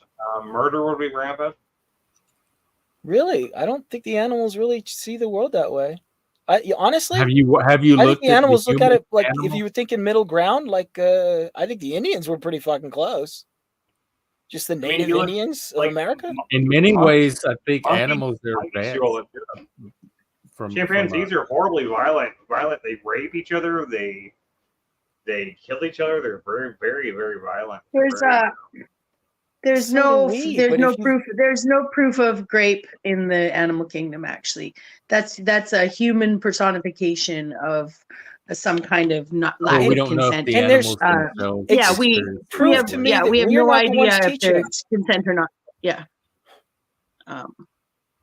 Just because two animals don't have a conversation in front of us doesn't mean that their animalistic sex is grape. That is but you can see the female resisting, though. That's the problem. We don't know that. I've seen squirrels shriek at the top of their lungs and watched another squirrel come, hopping from tree to treetop to go and service that squirrel. I don't know that I'm assuming she was calling that particular squirrel the way that there weren't 10 squirrels that came out hopping treetop to treetop.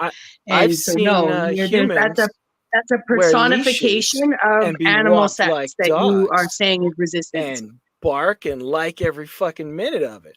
So you can't tell me that they're not at least smart enough to enjoy whatever they enjoy.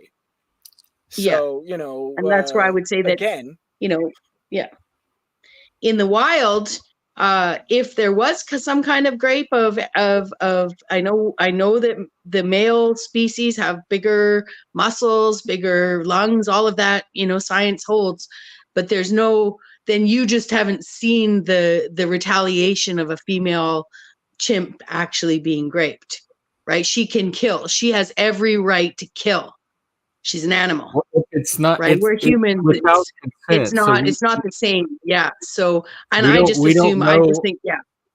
We Yeah. have no way to know whether they're giving consent. Even if it looks like they're resisting, how else would they breed? Yeah. That's the like. Is Yeah. she supposed to not like? Is he supposed to not do Yeah. anything because she resists and then their species dies out? So we don't know Well, yeah, that and yeah, consent is involved in exactly. when it comes to the animals. You know, what's And I'm just saddest? saying that the threat, yeah, exactly. And I would say that if the threat of the ability for a female animal to retaliate and result in death with sharp claws, sharp teeth, Rock utilizing a tool, like I'm just saying that we wouldn't know that, right? So that's why I'm just saying that the idea, if that could happen, the male of the species knows that as well. Right. So whatever negotiations, whatever fairness, whatever happens in the animal kingdom, when it comes down to procreation, I mean, I'm going to stand on no grape. We have no proof of grape ever occurring ever. Animals in captivity are forced to grape one another. They're put in machines that force, it actually became easier with insemination than it did with the machines they used for a while to, put an animal on a rack and another animal on a rack and force them together in a very non-animalistic. Humans forced that between two animals in the past, but Like then they got to have microscopes different and breeds to create different. yeah, or different corrals made. Yeah, so you force the bull into behind the cow and force that, right? But even animal husbandry became much easier not to do that. It was easier to sedate or to find other ways. With a machine, they're actually more likely to use washed semen and still put the female into a corral or a rack to use an insemination tool than they are to actually force two animals into a scenario to breed. So, but most animal grape has been at the human's hands, is what I would say. And it is for stock. And who's to say the animals didn't enjoy it? My mom had a horse that she joked was a lesbian. My mom had a horse she grew up with that they just could not. She would buck any male off. She was not going to be bred. She was not interested in being bred at all. Did they try with but that was the game. Female horse? Yeah, that way they never tried the whole horse scissors, tribadism. Awkward.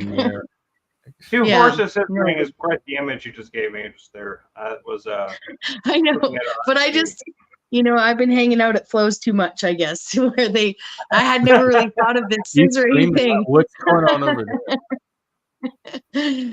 I just had never thought. I thought everyone talking about scissoring on YouTube was so juvenile.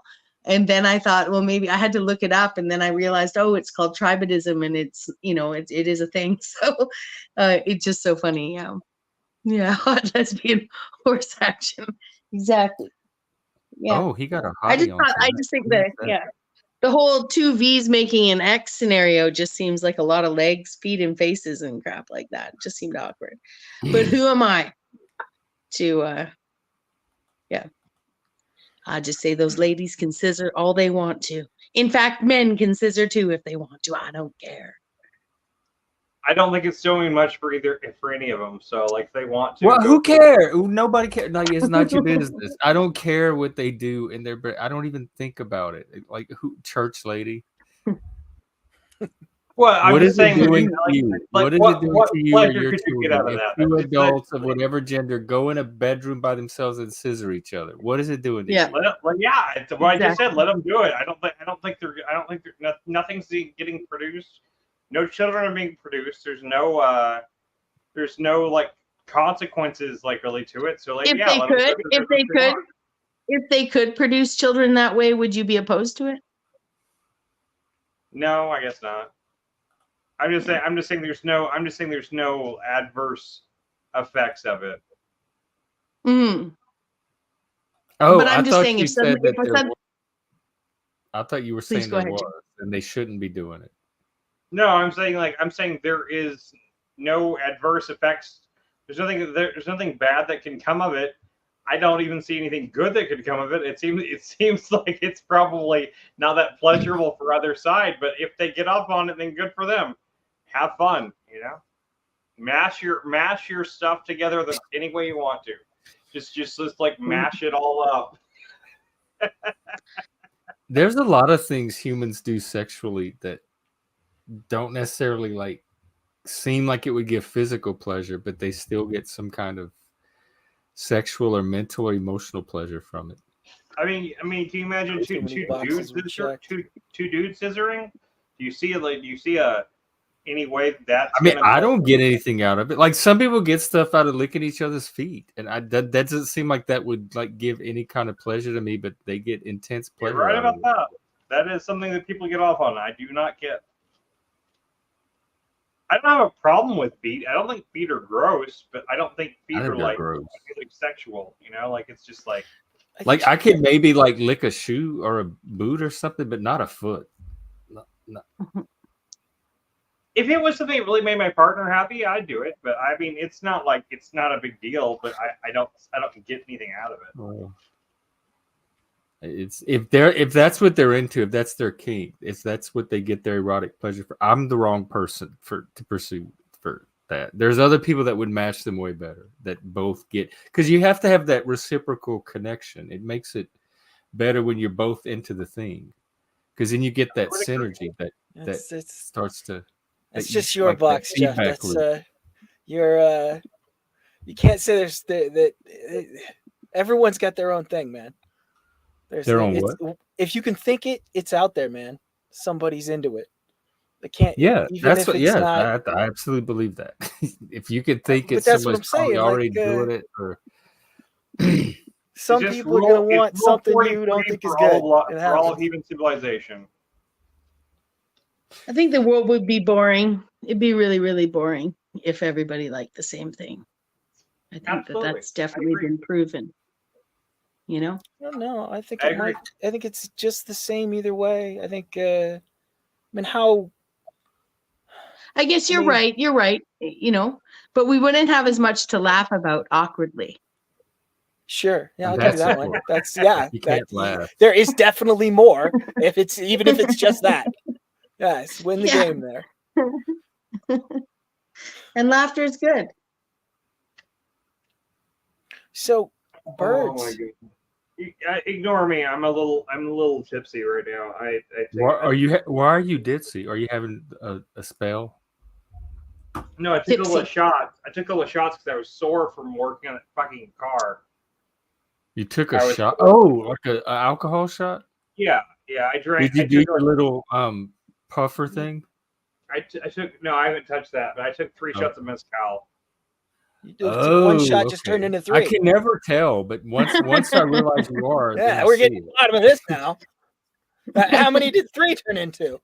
Hey, you know, mezcal. By the way, mezcal is amazing, and I think anyone that drinks tequila, if you're drinking tequila, if you like tequila and you haven't tried mezcal, you are missing out. Like mezcal is just like tequila, but like elevated, like a whole bunch. Okay, hang on. I have a Oh wait, 1 second. I have an emergency request. I'm trying to figure out who this person on Flows is. I haven't seen him before. I'm trying to figure out who he is. So if anybody knows. Well, yeah. Oh, you want? I'll go look. And Diamond Jim will chat. That'll be all this in chat. 156 people watching. I'm over here on Chuck, YouTube. that traitor. Chuck, what are you doing over there? Real popular. That guy you just shown? That guy you just shown? Yeah. Kazoom? Oh, yeah, he hit on me. What? He's gay. On as hell, bro. Why would you say that so proudly? He wanted to get with me. Yo, this is so fun. No, this is too bizarre. The whole reason I was looking at him because I was thinking how hot he was and I wanted to find out who he was. And I happened to pick the clip where he's complaining that some guy had a crush on him and tried to get with him. Wow. Yeah, I was trying to figure out because it had and Premier Hell, just the name, and look, he has the deer on the wall. Maybe that's not a good sign after all. Okay, I'll back away. I'm getting better and better at spotting flags. Well, anyway, carry on. It would be really cool if we could if we could pipe our entire stream into like their stream into like a StreamYard in like one thing, and we go up on panel as all four of us, and we'd be like a Being John Malkovich thing, we'd all be in like one head, and we'd all be talking all at once. It'd be funny as hell.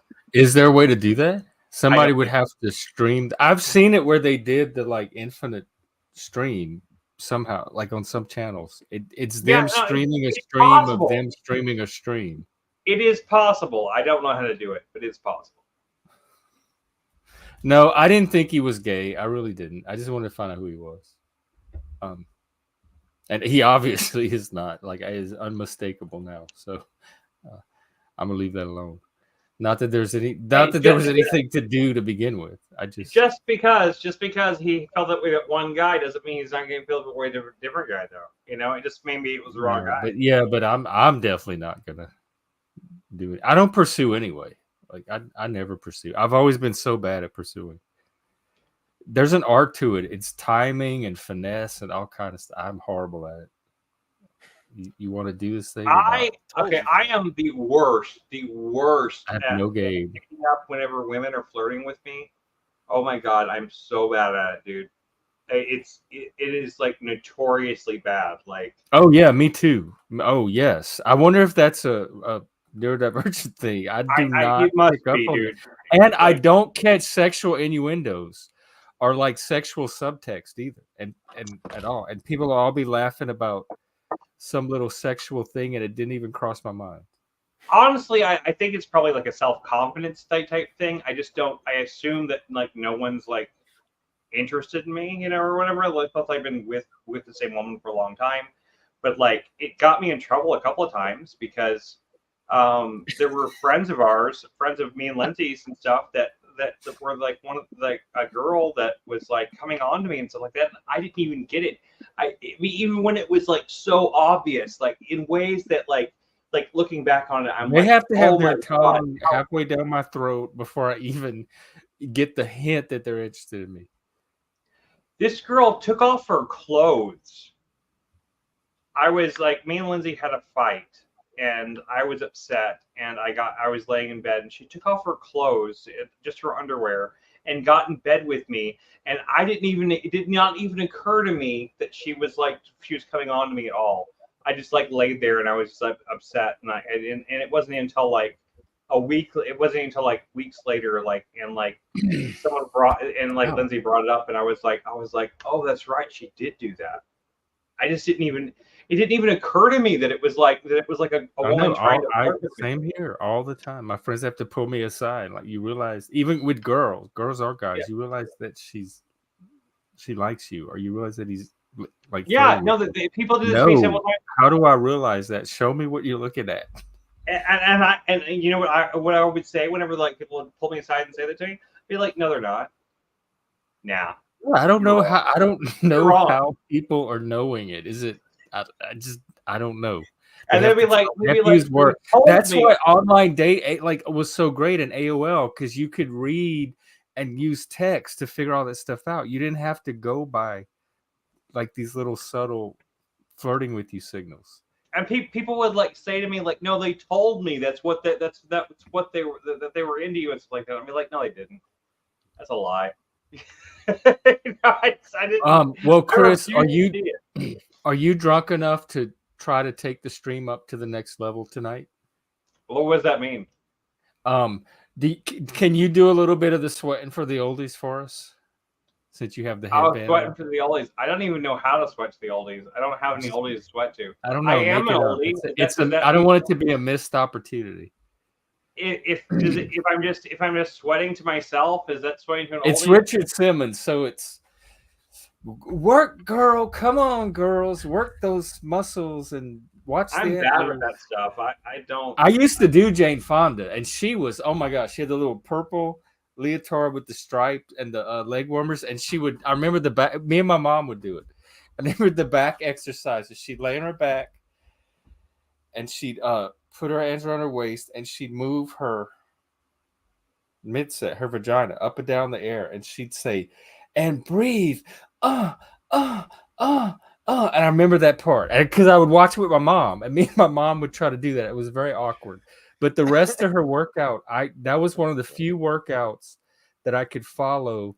And that was the It closest went at you the ever right got to pace, straight. and I was able to pick up the exercises, and she was able to talk me through them. So I did the knew Jane Fonda workout. Yeah, and that then was when I also got one older, I had to of switch to the Angela Lansbury workout for old people. And the that's the Dixie closest Carter. I've ever Angela Lansbury did a workout. She did for That's old. It amazing. was like stretch like this, like move your wrist, like stretch your arm this way. It was very gentle for like people in nursing homes. You want to know? And the the Dixie wanna Carter do, had a good yoga one where she like crouched down. She had her pajamas on, her silk pajamas in her bedroom, and she crouched down and she'd do like the lion and the cobra and stuff, and she'd roar and she'd say, "Do your lion pose." And it was Dixie Carter. It was so cool to see her like make the scary lion And that's pose. what turns you back gay again. So Jane Fonda almost turned you straight. And then, Oh and no, then, I probably had the Dixie Carter because I was gay in the first place. I don't think any straight person had a Dixie Carter yoga video. No, I'm saying Jane Fonda almost turned you straight, and then the other ones turned you back gay. I mean, were there any? We had Richard Simmons, Jane Fonda, Angela Lansbury, Dixie Carter. Were there any straight? Like, if I had wanted a straight male workout, was there any options at the time at all? Besides Richard Simmons, probably not. I mean, I don't think you call it straight. Was that straight? Yeah, that counts, Chris. Supposedly Richard Simmons actually was straight. Supposedly, I don't know. Really. Yeah, and he's from Louisiana too. He's from Baton Rouge. He's one of ours. I was told once there's no way. And what is it? Eddie Murphy did the spoof of him where he would do the workout. Right, yeah. Come on, girl. Did you get your protein, girls? I got my protein today. So did any other Yes, people- what Olivia know had where you was got your protein the from, physical video, the physical, and it was like the whole song got people into the workout trend. But I don't know if she did a workout video along with it. Well, they didn't have video at the time physical came out because that was 1980, and VHS really didn't take off till like the mid 80s and late 80s if you were poor.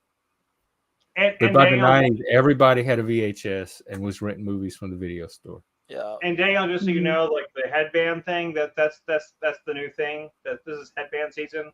So like Jeff's doing antlers, I'm doing headbands. So yeah, that's his antler. He's doing antlers, I'm doing headbands. That's the thing. I've got a few 80s headbands that I'm gonna wear, and that's my new thing. That's my new look. So. Damn, who's Murphy? I have a new thing. Oh, Eddie Murphy. I have a new thing. OTW is requiring that. I won't bring it here though.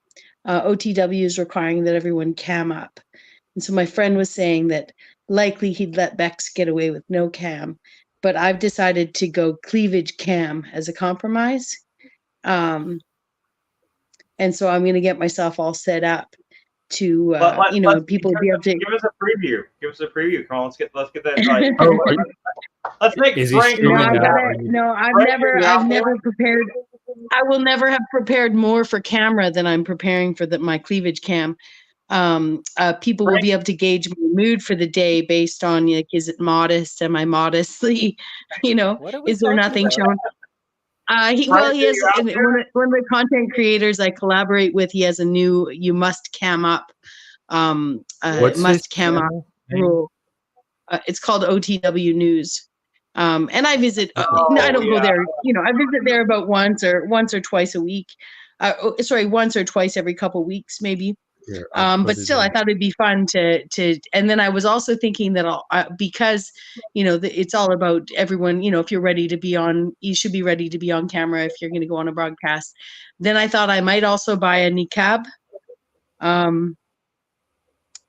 With no disrespect to the Muslim people, I would be willing to cover my whole face and just go with the eyes, just as a rebellion to the mandate, to the cam up mandate, right? Straight now, like that's happening now. You're going on. I haven't yet. No, I want to go get prepared. I need to buy some clothes anyway. So I was going to but it's buy, gonna be tonight. Like no, so not this is like tonight. future, like a future episode. Future appearances. He's made this new rule that people who go up on broadcast. Oh, okay. I thought he was streaming tonight. I put his channel. I thought he was streaming tonight. We want to be premiered here, and then you can go to test it, and we'll tell you how good you're doing, and then you can go over. That's fair. You're very. Yes, I appreciate that. Maybe I can do I mean, again, this is gonna sound all like I'm trying to prepare for an OF page or something. No, this will all be done very classy. It's just funny because the internet has seen my head on a wrestler man's body, and no one's seen my body. Like I said before, I've had some pretty bad shots, bad camera angles. I didn't care what I looked like. I really don't care what I look like. But so I'm actually, I'm kind of countering all of that and compromising at the same time with this idea that I can put something together. Look at who you're talking to. Like, look at the guy that like I'm wearing an 80s headband t-shirt and my beard's all unkempt as possible. Clearly, this is not a place where people are like super concerned about their appearance, so you don't think you need to worry. Like, I mean, I know. Your cleavage came will blow us all out of the water. So, like, you're going to be the, I don't know. He's going to show us eyeballs and cleavage. Yeah. Yes, exactly. And I can't wait. I'm exactly. That's the plan. And that's the one thing that I would say, not to be flirting with absolutely everyone except for those that don't want to be flirted with this statement. I do have great cleavage, right? So, people be like, well, of course you do, Bexx, you're fat, right? Well, you can think what you want, internet, right? The internet can imagine whatever they want. All I know is that you're going to make Frank very happy if he's here. Yes, we need to get him a front row seat. It's going to be fun. I was thinking of getting little tattoos and like makeup. I don't even own makeup, but I'll be like, oh, I should, put on some cover up and stuff. Like, it's going to be, hilarious. I'll have the most infamous cleavage on YouTube. No face. It's a giant light. I used to think the same thing. I'm like, how is it broad daylight in Dallas? You have like a halo of sunlight off your head. That is a light. It's a lamp behind me because the blur like diffuses it, so it looks like it's like a window, but it's actually just a closet. So there's the windows in my room are in front of me. You can't see them on the camera. So yeah, there's no daylight here. It is 2:45 in the morning. It's dark as hell. Except for the giant lamp behind you that's lighting up half the neighborhood, probably. Well, I took the lampshade off of it, so it would. It's just so on our end, on our screen, it looks like an entire wall, like a window. Yeah, it does. It looks like that to me too. With sunlight streaming through it. It looks like that to me too. But I mean, it is what it is. So when you say lamp, it doesn't look like a lamp. Here, I'll show looks you. like a spotlight. Damn, that's a Carol Ann light. Are you coming back? See? But I don't like exposed light bulbs. I wouldn't be able to handle that. I like my light bulbs need to be definitely not visible. So the light, so it's a lamp, but it's shining on something white behind you. That's making there's a closet door. So the whole white thing itself looks like the lamp, like the light source. It's the blur effect that's doing it. If I didn't have the blur effect, it wouldn't look like that.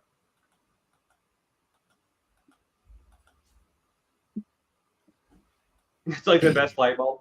I mean, it's literally just a cheap one from Walmart, but okay, Well, so finally something is working right because it's the perfect combination. If I can find the tool I need to detach my steering wheel tomorrow, so I can finish my project, then that will be perfect. That will be a win for me. Are you confident? Like, you pretty confident you'll pull it off? I'm gonna pull it off if I can get the tools. Like, I have the drill, but I don't and I have the bit, but I don't have a way to connect the drill to the bit, so I can't. You look better with the light on, the lamp. Yeah, here. What is it you're working on, Chris? Connect the drill to the bit. I'm confused already. He has to take the whole front end out to put a part in. Yeah, I can send you the link to the guide I'm using. I'm trying to change the evaporator in a 2009 Toyota Prius. The evaporator is a very important part of the air conditioning system, and it's where all the freon has been leaking out. And it is it's just like a little square thing. It's about this big. I fucking hate working on big, cars. You know, it's about the big of as big as a normal size picture frame. Damn it! And I have the part. Signal. And in order to in every place I've gone to try to get it put in, they've quoted me a price of like $1,400. So I'm trying to do it myself.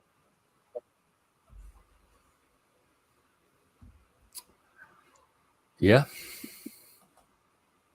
Because $1,400 is a lot of money. I hope you do. Yeah. No, I hope you do. Actually, I mean, getting it apart and getting the part replaced, that's not a big part. That's not a big problem. Getting it all put back together the way it's supposed to be, that's going to be a challenge. That's going to be a real challenge.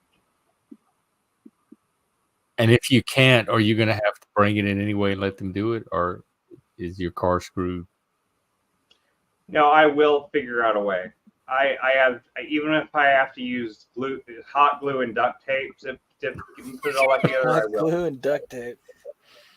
Hey, hot glue and duct tape can get you further in repair than I've seen cars with duct tape. I had to duct tape my muffler one time.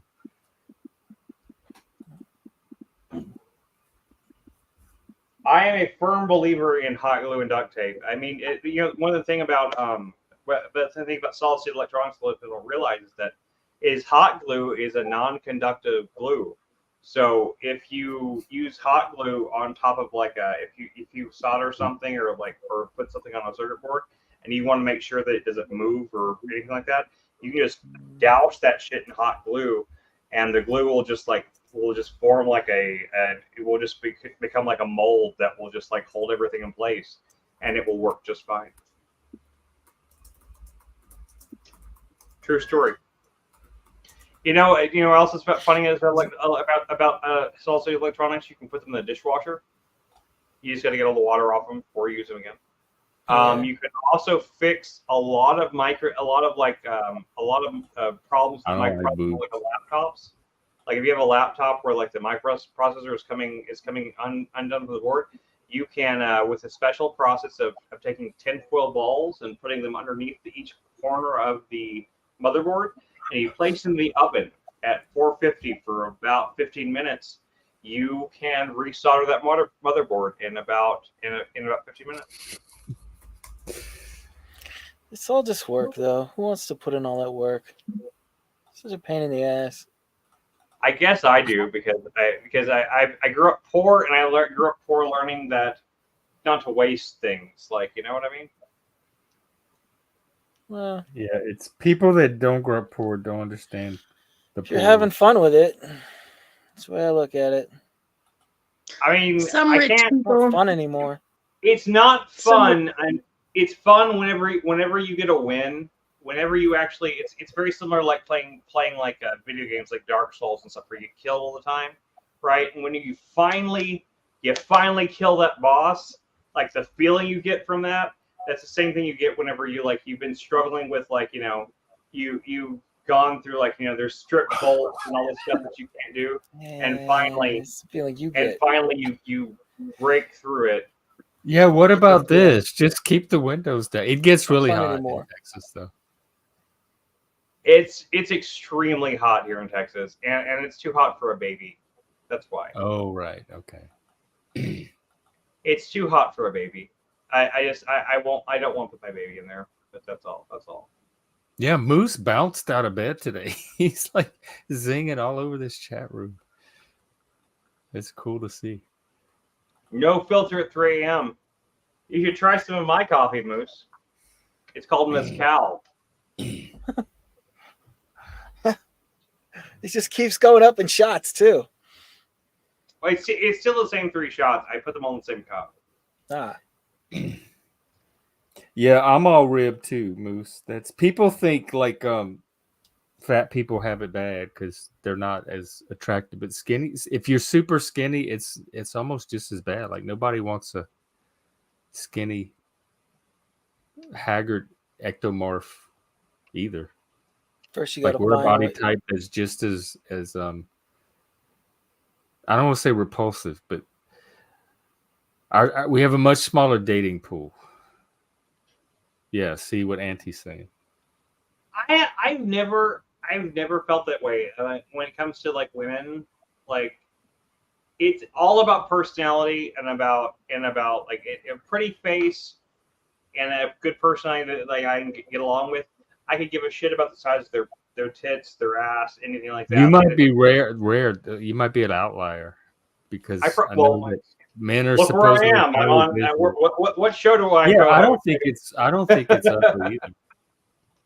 I don't think it's ugly either. But there, like the preference does seem to be for some meat. I still don't know what you Like guys are just talking a little about. bit of muscle. I'm an outlier in exile. Of course, I'm an outlier. The what, Jack?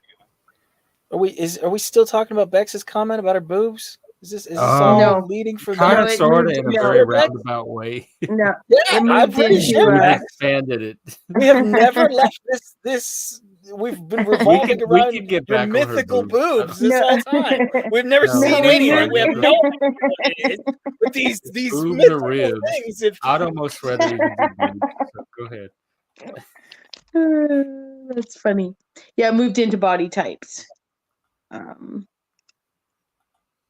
That's what it moved into. Yeah.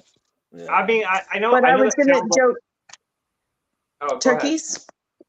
Though all of these things also apply to, just to tie it back to birds, festive turkeys that we eat are also more appealing. Skinny turkeys. I guess no super fat turkey. Anyways, I was trying to make a bird Skinny reference. is that a band? Is that a spinoff of Skinny Skinny Puppy? turkeys. The skinny turkeys would be a good band. You know.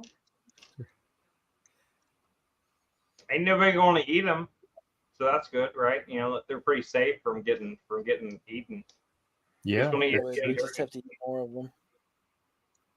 We could end up everyone's fat turkeys, not the That's skinny. another advantage of being skinny. Every time I'm out hiking with friends, like I never feel like I'm the one the animal's going to go for first. Right, you know, like like there's a mountain lion, like it's like yeah, I'm the Marshal. There's a whole. They're like they start to attack you, and they're like, can I get some? I'm not worth it. Like I'm not even worth like because they're assessing risk, and I'm not even worth the risk to them. There's an episode of Space Ghost Coast to Coast where at the beginning of it, he's like fighting some villain, and he gets it puts a curse on him to like crave the flesh of humanoids, and he eats all of his guests. But then Shirley Manson from Garbage comes out, and he's like, and he gets all like, and it does like the whole like the music thing, like he's gonna go eat her, and then suddenly he's just like he's like is there anybody else? Is there like something with more meat on its bones? Like she's too skinny. She's too skinny for him to eat. It's just that. What man-eating animals are there really out there in the wild that Bears, aggressively tigers, man? Rhinos. It depends on your region, but cassowaries. Up here, I think it's bears, cougars. I mean, the lion, wolves. That's probably about it. I mean, we've been told that they do. But how many? What are the chances of actually being eaten by an animal, even if you were in the woods? I've never seen any of those animals. When I was in Tennessee in the Smokies, I saw the bears crossing the road while you're driving. I never actually sharks, piranhas. And then they always have to add the adjective of man-eating cobra, man-eating crocodile, man-eating bear, like in the idea that they don't all eat man, but once they have a taste for man, the man-eating shark allegedly goes for more man-eating. But in essence, I think that out in the wild, most wild animals are only going to kill you and maybe eat you if you've somehow threatened their if you've somehow threatened their young, or or their food source is scarce, Tell that to grizzly I man. don't know. Yeah, I don't know how many grizzly bears actually actively seek and pursue eating man, or we'd have a bigger problem with some of these animals invading the cities, I think. Moose, I hope that is that a joke story? 17, really? Wow. We'll put that behind the paywall. It'll be one of our tiers. That's hilarious. Yeah, tell that to the guy from Grizzly Man, who. So Moose is telling us about some boy eating cougars, but I knew we had something in common. I knew Moose under the surface was too, because he's too like perfect white bread, like American success story white bread. I knew there was something under there that we had in common. And what you have in common is cougars? No, we were both wild children. Let those cougars get you. That's another way to say it. Yeah, on the Patreon. We'll have some Patreon stories. Some of the ones tonight probably should have belonged on there. Here, I can. We're moving to OnlyFans right now. I've got the avatar for this. See, we're gonna have Bexx. I'm a cougar. I'm a cougar in a leopard print and golden antlered avatar right now. And I've got my headband on. That's sexy as hell. And Jeff's got his antlers that are like making everybody horny. So I mean, like we really need to move doing it up outlier style. Mm-hmm. I forgot that I'd made an avatar for when I visit here.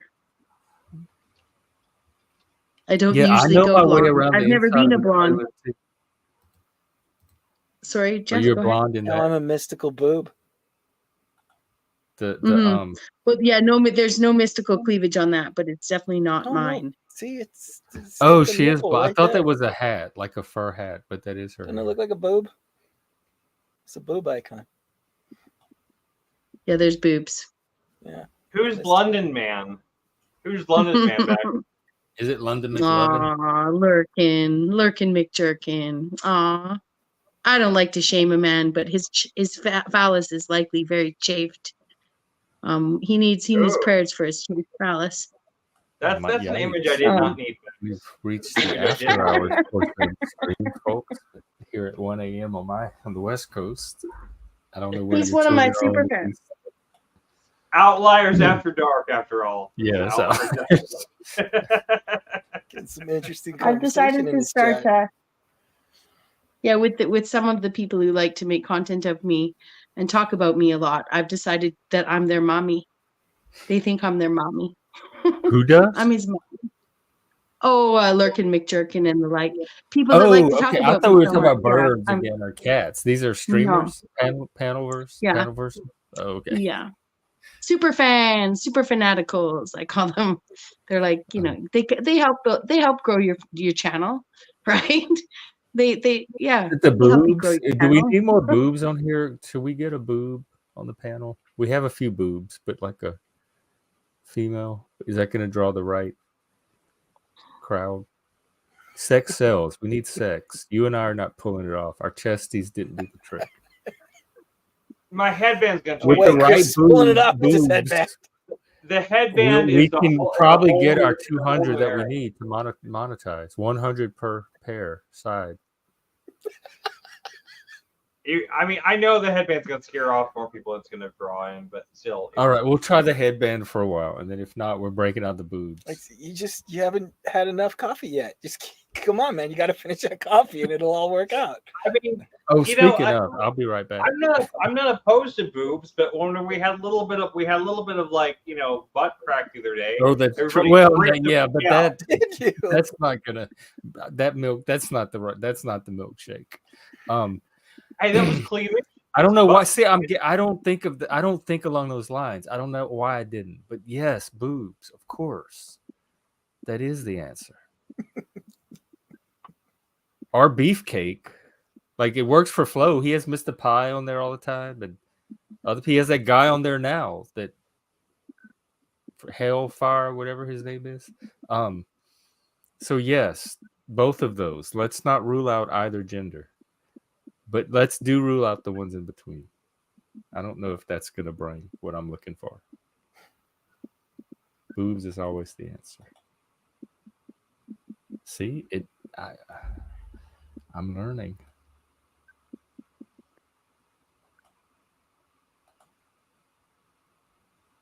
Oh my god! I watched the Rod Stewart video the other day.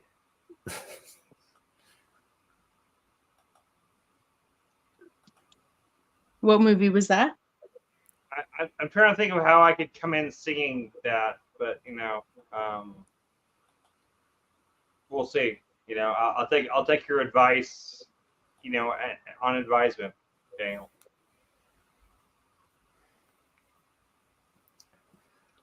You're basically London's mommy. That in Resso's chat today, I called myself Tommy's mommy. Oh, ew. Oh my god! Do you have a mommy complex? Like there's some people that. I tell you these. No, not at all. It's just because Tommy's always telling me because I'm. Yeah, people are always saying your daddy this, your daddy that. I'm like, I don't have a daddy, right? Everyone's all obsessed with What this does daddy mean, and where can I get one? I hear that all the time. Like, Paul's your daddy, or your daddy for like, what is that? I know. So I was in Tommy's chat yesterday, and he said something about London to me, and I said, London's one of my super fans. He likes to talk about me. He likes to. I'm basically his mommy. I just put it in the chat. Oh, wow. And okay, how about just because these guys have such a problem with the daddy thing, so I thought I would throw it out there. You see, I've learned that people think there's a troll, but you can, if once people have sort of poked at you, like you learn that some of these people you can just poke back with like one concept, right? And then they'll just spiral for months. Right, so if they're gonna focus on you anyway, I'm recruiting for a panel daddy now. I'm worried about you guys hanging around Tommy's chats and like this. London I don't want Tommy would not make a good daddy. I would end up having the daddy Tommy. I don't need a daddy that I'm gonna. Well, I'm not gonna lie. I was over there.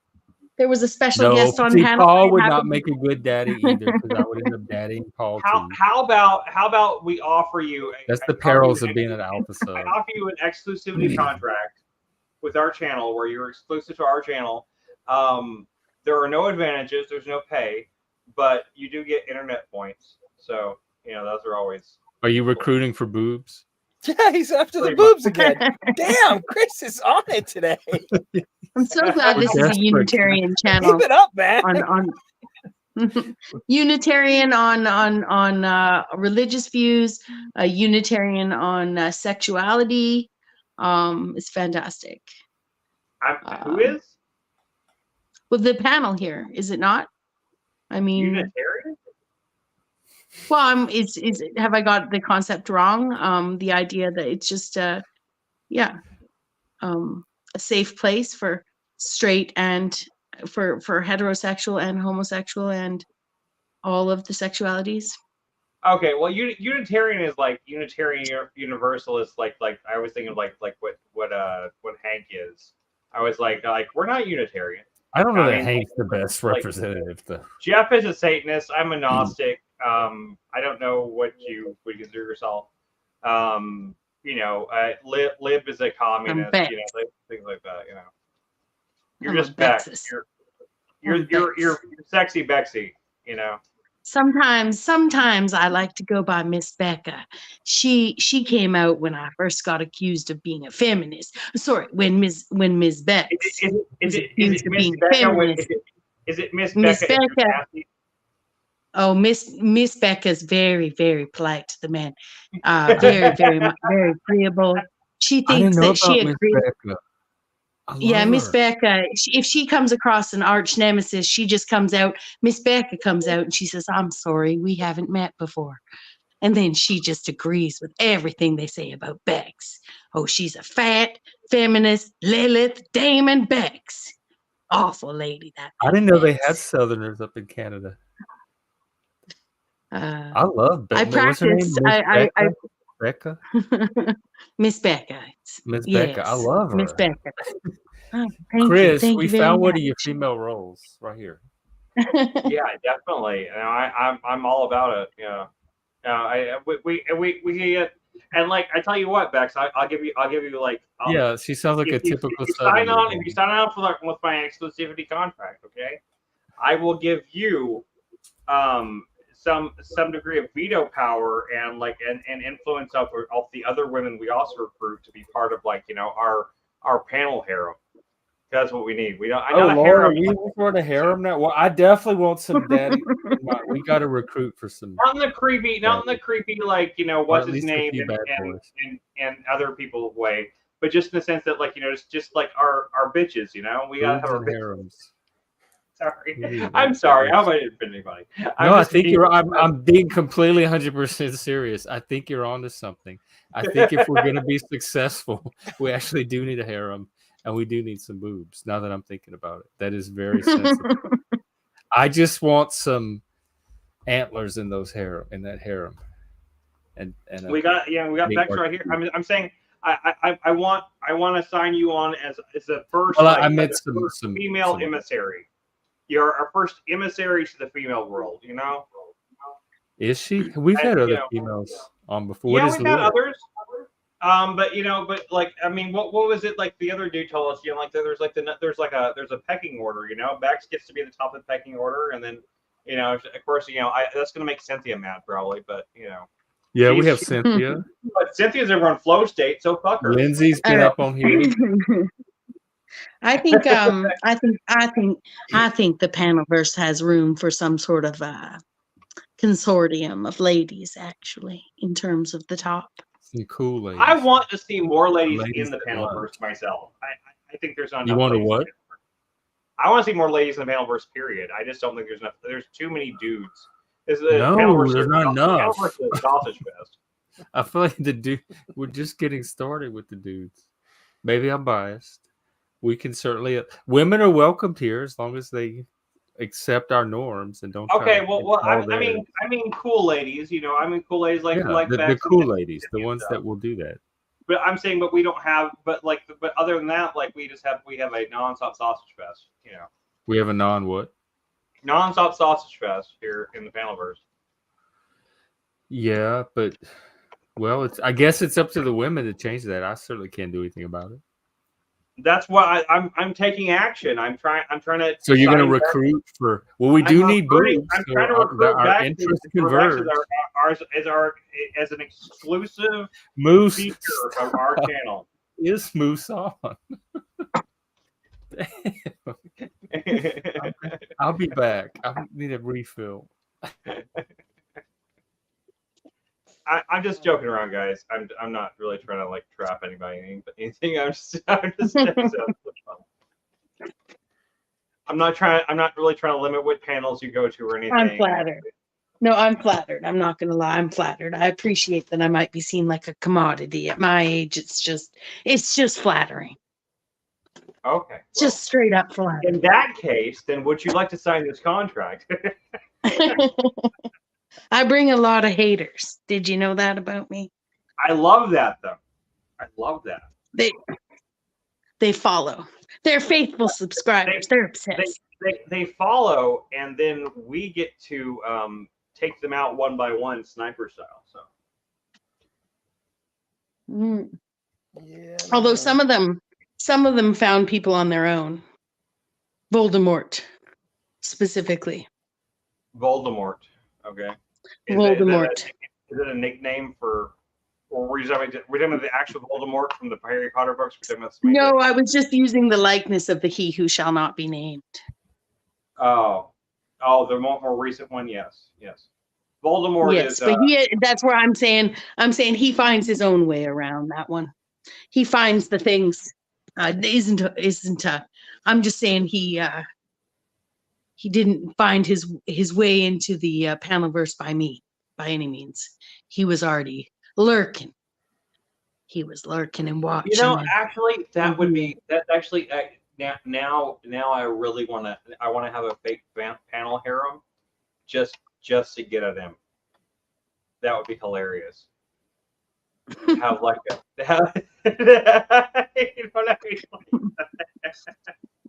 have a cadre of female panelists that are always here. I'm like, yeah, this is our panel harem, and oh, it's just funny. I'm sorry. I put 3 shots worth in this cup, and I haven't even drank it all yet, and I'm just drunk. So I really needed it though. I was hurting like hell when I came inside. And I have no painkillers for any kind. So Yeah, you started talking about that. You're having a rough time. That's why you did it. But you kind of got lost in the fun of it.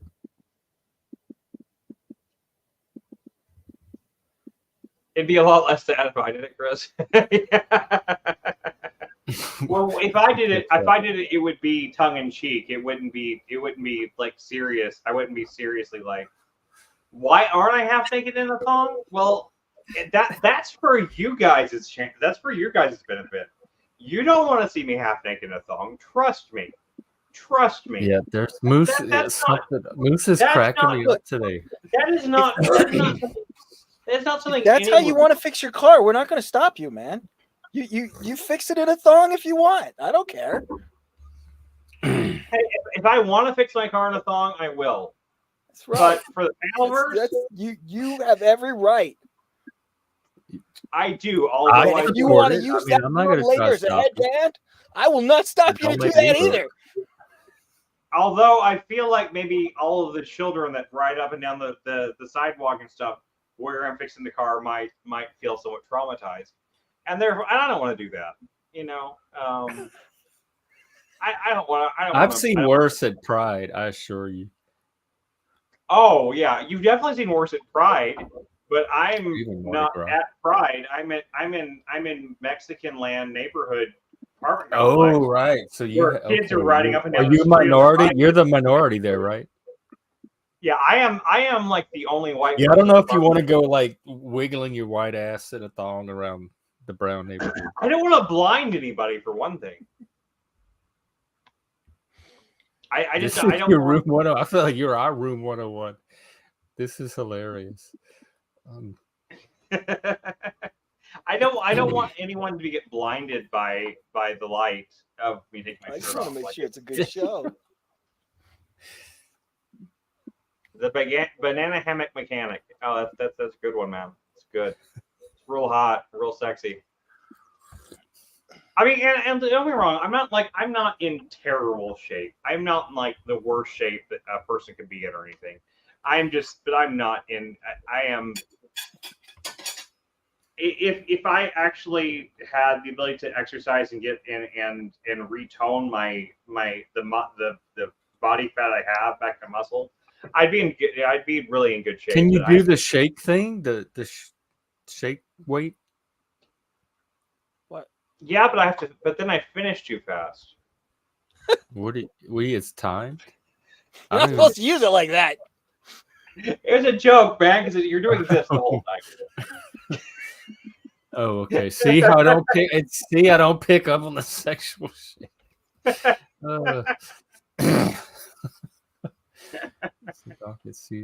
Oh my God. Nice. 2 weeks since the dog had seizures, was acting like she was gonna have some more before bed, but then she didn't. I'm great. I read dad boobs, dad bods. I don't mind dad bods. I don't mind dad. I definitely have a dad bod. I never thought I always thought I'd be like really fat or something else, but I've settled into having a dad bod and I'm perfectly happy with it. My dad bod is what it is, man. You know, it's just that's the way it is. Yeah, like a good personality and everything can override almost any kind of bod. Which is a shame for me because I have a terrible personality. But you know. Yeah, I wouldn't do like really super fit. And muscles turn me off. I don't like a lot of muscles. And if they look like a Ken doll or a He-Man doll or something, no, not at all. Well, I never got like super fit or anything. I was just like I just had like my body fat was, you know, like my stomach was semi-flat. It wasn't like 100% flat, but like my stomach was semi-flat. I wasn't embarrassed to take my shirt off places. Like basically, is what it came down to. I wasn't muscle. I wasn't muscly or anything like that. I never got like that. I don't have the desire to be like that. So that's I never hated like. taking my shirt off. Just being like generally, I felt better whenever I was in that shape though. I felt good. Dude, be careful with colloidal silver shit, dude. I knew some people that were taking that shit like all the time for everything. They literally took their skin turned blue and they got really sick. So be They very have careful. people like the blue people that have that silver Yeah. disorder. Just be super careful with colloidal silver. Like I've heard people tell me that it does miracles for them and stuff like that. I'm not convinced myself. I don't know. Maybe I should try it for the vertigo. Who knows? Maybe it'll help the vertigo. But people that take the colloidal silver stuff, they literally You'll turn up blue on the screen. Yeah, I look blue on color. You would look good blue, actually. I could see you blue. And you maybe I'll try it then. Yeah, colloidal silver. Maybe I'll go blue. I'll go blue for 2025. Anything for the stream. I am trying to sell my soul for the stream, so I'm willing to try anything. Dude, I've been trying to sell my soul for so long. It's just not. Well, okay, we're just not good marketers. How can we leverage? Well, let's try the boobs and harem thing and see where that goes. I mean, Bexx will sign the contract. She hasn't agreed, so I can't. Boobs and beefcake, a harem of mixed gender harem, and a panel daddy. And we'll try those 3 items. Who gets to be panel daddy first? We get to take turns, right? How does that work? How do people? I don't know, because I don't know who determines who's daddy, who somebody's daddy is in this panelverse. But people are constantly assigning daddies to other people. Like, oh, Jack Talcott's your daddy. Oh yeah, you're gonna let Paula Slade be your dad. So who? I want a panel daddy. But that's why I beat myself. Yeah, that's why I had to. Paula Slade was my panel daddy. JacksLaw, are you able to be a dad? You could be a. I would know what this is, man. I don't know what you're talking about. I don't either. Confusing me, man. I would quit the internet forever if Paul Moose daddy. Moose is a literal daddy. I am a literal daddy. I have. Yeah, you are too. I keep forgetting. And so is Moose. Moose is also a literal daddy. Yeah. Well, so I guess I get to be panel daddy. If anybody, if there's any daddies out there that wants to take on a lost paneler, what is it? What am I? A host, panel host, creator? There's a panel daddy slot available. Wouldn't Lib fall into that category? Well, isn't PF Lib? Young? That's a good question. PF Young's your panel daddy. He always seems that to be is the one true. with the definitions and the answers to things. I do have a panel daddy. You're right. I think he's like an absent fault. He's like doing his own thing. He's just not around enough. He went out for views and never came back. That's true. He's like the remote father. Although he's actually part of that's me. Like he's available regularly. Part of that's me too. We're kind of just doing our own thing. So I think I need a new panel daddy because you have each daddy transitions you to a new start. So Paul was the panel daddy. Yeah.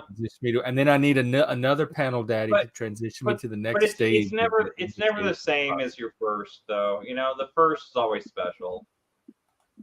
Yeah. And actually, I was doing all of this before Paul, so he didn't really create me. He more recreated me or jump started me to a new. That's right, because you've been doing this before PF Young. I forget that. Yeah, we were doing all this kind of stuff. In fact, when COVID first started, one of my very first entrances into YouTube and Zoom and all that, there was a Satanist who would do open panels and live stream. It was like drunk. They would drink and I'm like, oh, this is so cool. People get together on Zoom and you could stream it to YouTube. I want to hang out with these people. And I dropped in on his panel a few times and I had conversations on YouTube with these Satanist characters. And it was exactly like the Panelverse. I just didn't know at the time that it was to call it the Panelverse. And that was 4 years ago. So I'm not new to it, but he definitely funneled me into more where I could, I don't know, the next state where I could not even take it more seriously, because I was trying to do all of that with my podcast too. So I don't know what he did, but he did something special that Well, hey, brought Bexx, it to some level that I was trying to get it to that I couldn't on my own. So he was a catalyst that I needed to help make that happen somehow. Bexx, when you resurrect the Bexx factor, right? So you said in your comment, right? Yes. Yes. Okay. When you resurrect the Bexx factor, I propose that you join us in our attempt to create a coalition. I'm trying to. My ultimate. I want to create like a streamer label, right? Yeah, or like a network, a TV network. Like a network. So I propose that when you bring back the Bexx factor, you bring it back up. Like, we haven't figured out the banner or anything under it, but we're gonna like all like unite under a banner, and like we'll all help each other, and like it'll be part of like the same network. Not like one of those stupid like fucking like leech ad networks where like everybody just like the jive turkeys. Because we jive all day. And we're cool. It has so many connotations, and it's retro, and it's like subtly anti-racist, anti-racist. And we can have a little turkey logos. Whatever, but yeah, I don't care. I thought of one the other day, and I forgot to write it down, but it was a good one. That I said this is perfect for like a umbrella brand. But I want you to like consider like coming into the fold as like one of the first members of the brand. Right now, there are no advantages to it. It's literally mostly disadvantages, actually. But unless you can make notoriety work for you, which some people can. but eventually it's gonna be something. I mean, that's my literal. I mean, I'm not even joking now.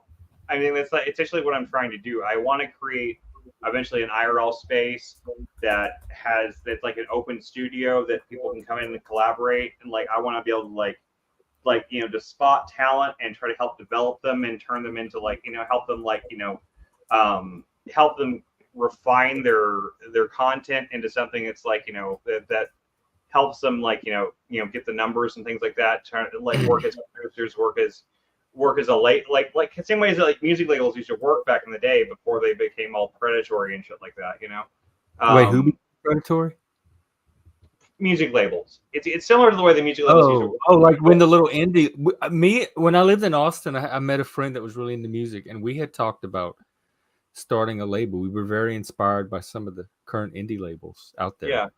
So like those little boutique labels were very a lot of them were started with passion and just love of a particular genre or something. Like arts and crafts and like arts and crafts.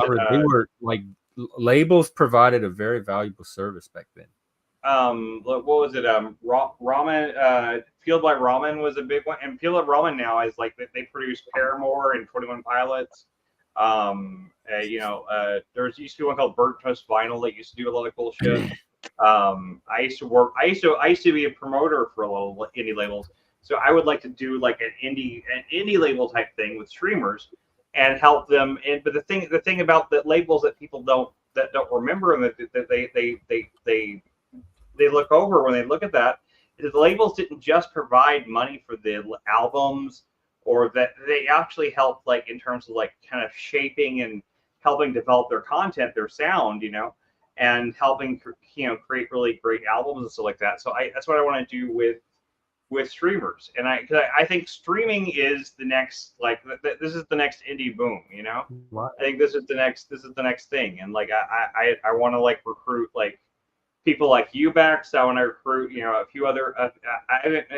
There's not a lot of other people. I mean, maybe Machine Lies and stuff like that. Like, and I really want to create something that will stand up against. I think that a lot of these the previous incarnations of things like that have been like these predatory kind of AdSense type conglomerates where they would just they would collectively take all the ad revenue and then distribute it amongst the streamers, stuff like that. I don't want to do anything like that. I think every streamer gets their own ad revenue, But eventually, I'd like to do through a portaler type thing, where like in order to there's like when we take a small percentage in order to actually to keep the whole thing going. But it would be but it'd only be if it was still sustainable for the creator. I would never I'm not interested in trying to make money off people. I just want to create this thing and keep it going. You know what I mean? Mm-hmm. Yeah. And I'm trying to become the next media empire. So at some point we're gonna. Yeah, well, that's the joint goal is to create the media empire. You know. Yeah, what Moose said. I'm trying to see. We didn't know. I have to test the limits of every new thing I'm involved in. So I have to see how far it's possible to take this before I know what I want to do with it. Yeah, I think we're pretty far away from at this point. If we're a pyramid, we're only the first layer of the pyramid. Oh, we're not even the first brick. We still wait for the mud to dry. Yeah, we're not even. Yet. We're pretty. And we're out of slaves. If y'all could send some more of those over too. We're a flat square scheme. What are you talking about, Moose? I don't know who the real you is because I've seen so many sides of you, and that alone is fascinating. But I haven't seen anything about you so far that would be difficult to stand. If all you're looking for is to be tolerated, I find that so easy to do. Well, look, I'll tell you, if any of you guys ever seen 24 Hour Party People, the main character in that is my hero. Whenever he created Factory Records, which is the label that produced bands like New Order, Joy Division, stuff like that. And it created Martin Hamner. Yeah. And that was it Factory Records? Yeah, Factory Records. Yeah. And the original contract he made with his artist, he wrote in his own blood on a piece of paper, and it said the artists own nothing, the artists own everything, the label owns nothing, so fuck off. And he signed it in his own blood. And then whenever they got desperate, they tried to sell the label. That's how you would do your labels. Yes, and it's very counterproductive. But I mean, I would try to be a little smarter than that. But nonetheless, the principle of it is very much in spirit of how I see things. I would love to that we're never going to be the Meow Wolf of streaming with that mentality. Well, yes, it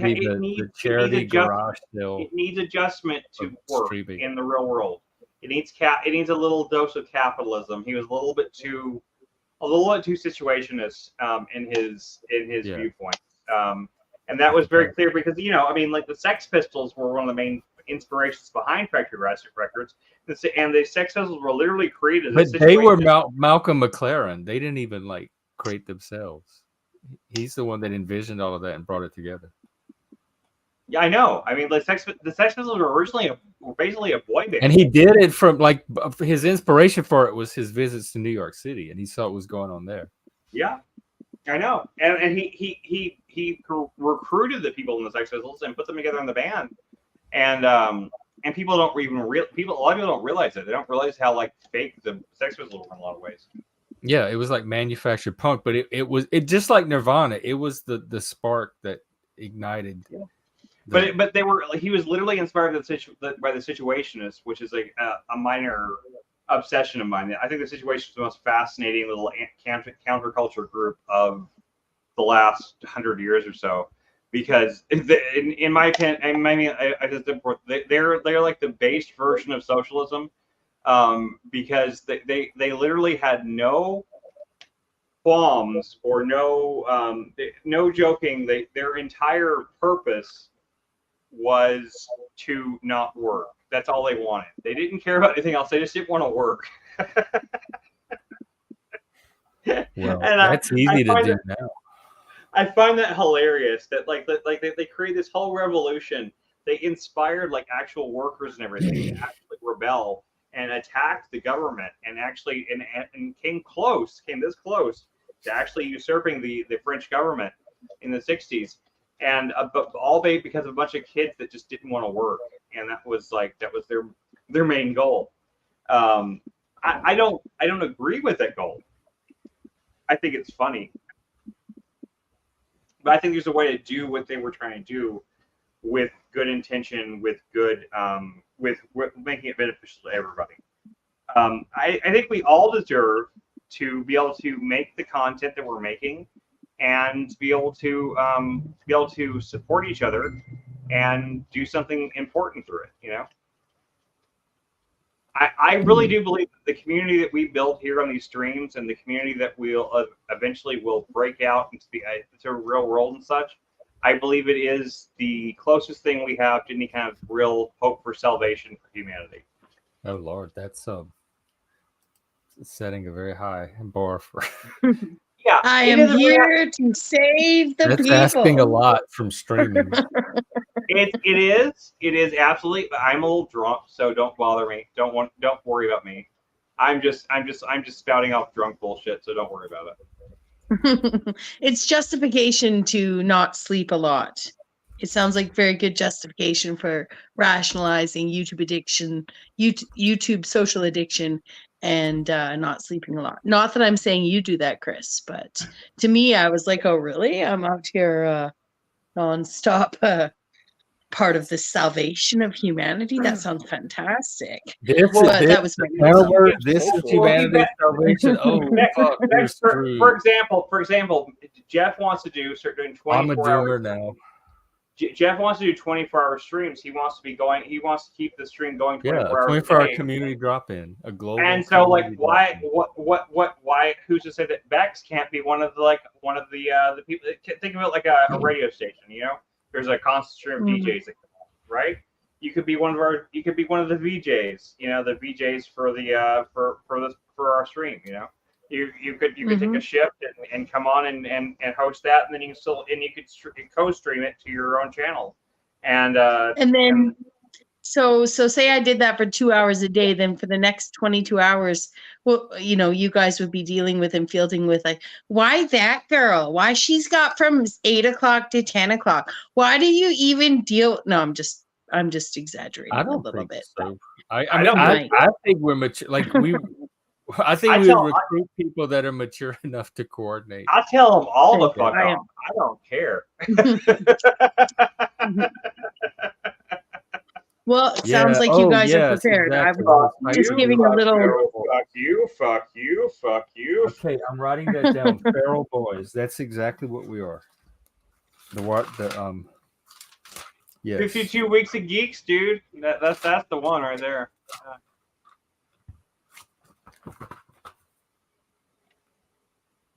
Wow, it is raining like crazy right now. Wow. Really? It is like raining hard enough where it's like hitting my window, and it's like sounding like, I'm surprised you guys can't hear it. It's like surprising how hard it's raining right now. This is part of why I had to stop working on the car, because the rain started coming down, and I was like, I couldn't even a lot of things I had to do, I had to kind of have the door open to do them, you know, so I couldn't really do it anymore. Is that on the warning label with the magic boobs? YouTube social addiction? I just, it keeps rolling around in my head now. What? YouTube social edition? Addiction. I think. Oh, well, you yeah, were no, yawning. it's the real thing. You were yawning and you looked tired, Jeff. And she made this YouTube social addiction comment, and I thought maybe she was saying something about the fact that you didn't want to let it go or let the stream go. Oh my God, and you're then good. Then I kept thinking, God, man, maybe her boobs are that good. Maybe they are magic. No, it's not her Maybe boobs I'm at missing all. the drug. Maybe We there's haven't an even- actual drug. You're Jack. You are spot on. That's like not even consciously, but that's exactly what happened. Because I am tired and I can't break away, and I'm not even realizing. This is what happened with my AOL addiction. I would be on for like 16 hours and not even realize how long I was on because I was so into it, and I couldn't break away. And it's like you get in a zone, and I've been in that zone for hours now. Yeah, and you just made me aware that yes, I do need to break out and rest and do normal human body things and life things, and I'm in that. So it's like that hypnotic zone with the little spinny thing that you can't stop looking at. Yeah, like from that movie from Late Night with the Devil last night. You know. Oh yeah. Yeah, I want to try that. Oh, demon. Yes. Okay, so harem, boobs, panel daddy, rituals, and Man, we're demon. getting a A list demon or going. two to make a pact with. The selling of. I think I We're think I can whiteboard. cash out a little bit more soul. So if I find the right demon, I think that could help too. This sounds like the beginning of Hollywood, right? This sounds.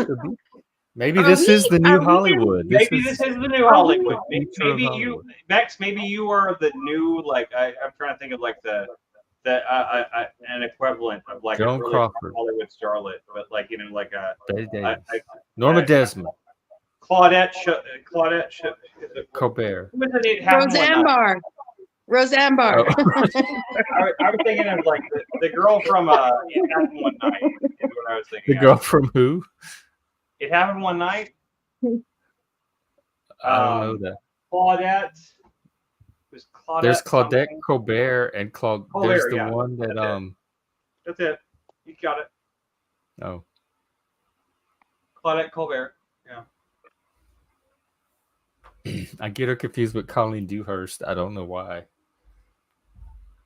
I think Claudette Colbert is one of the most adorable like Hollywood starlets of all time. I think. Okay, Moose, you have to come up and tell the lady in the blue dress story. Jack is up here because he had a bird story to tell, and we've been telling stories Jack's on a that. great I gotta storyteller. hear this one. Yeah, Jack is. I love Jack.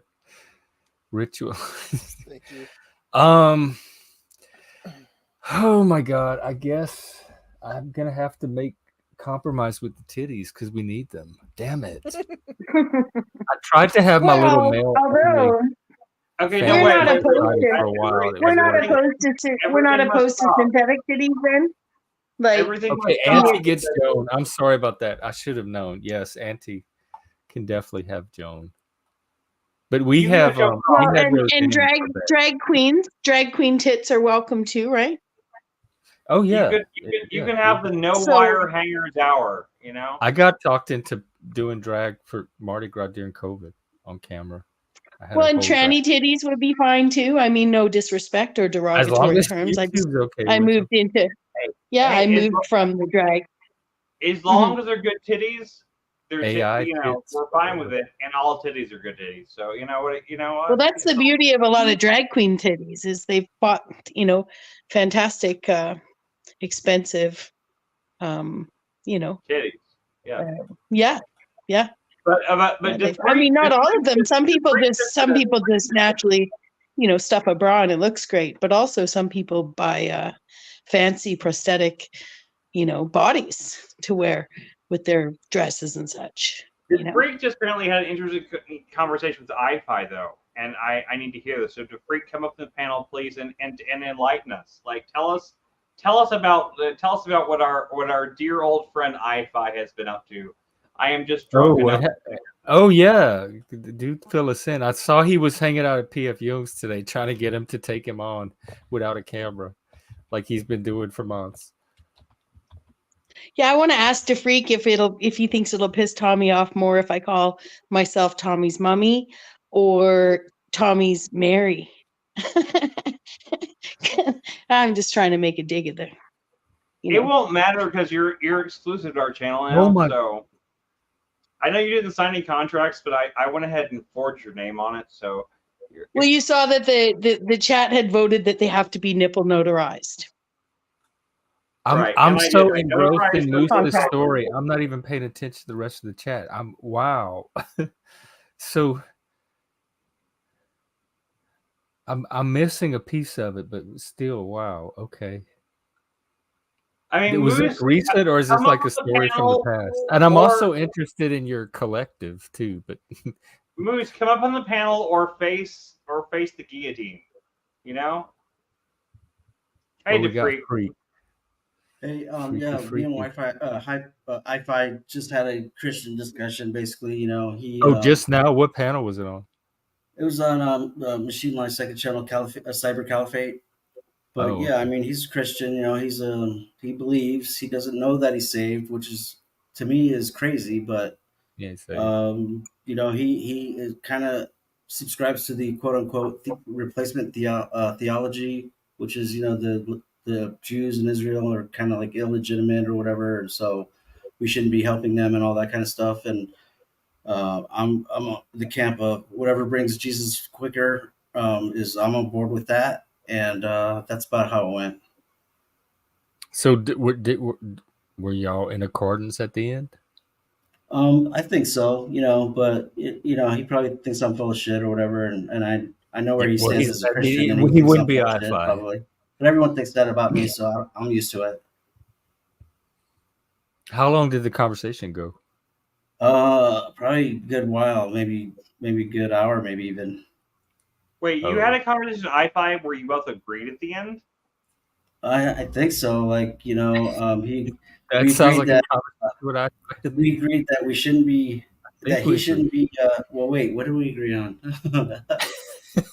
I mean, you know, I think he's Christian. I think he's saved. He doesn't know he's saved, but I think he is. I'm pressing X for doubt, but I mean, it's okay. You know, Yeah, it's I mean, I it's think not we your just fault. agree to disagree that, you know, Israel is a real nation and a real religion. You know, or whatever. He doesn't think that's true. He Oh, doesn't an think that actual we should bear. be helping them in terms of money and weapons, whatever we're doing. And you know, so we agreed to disagree. I guess that's what we agreed on. But you know, I still respect him as a man, as a Christian. I'm sure he's a good guy.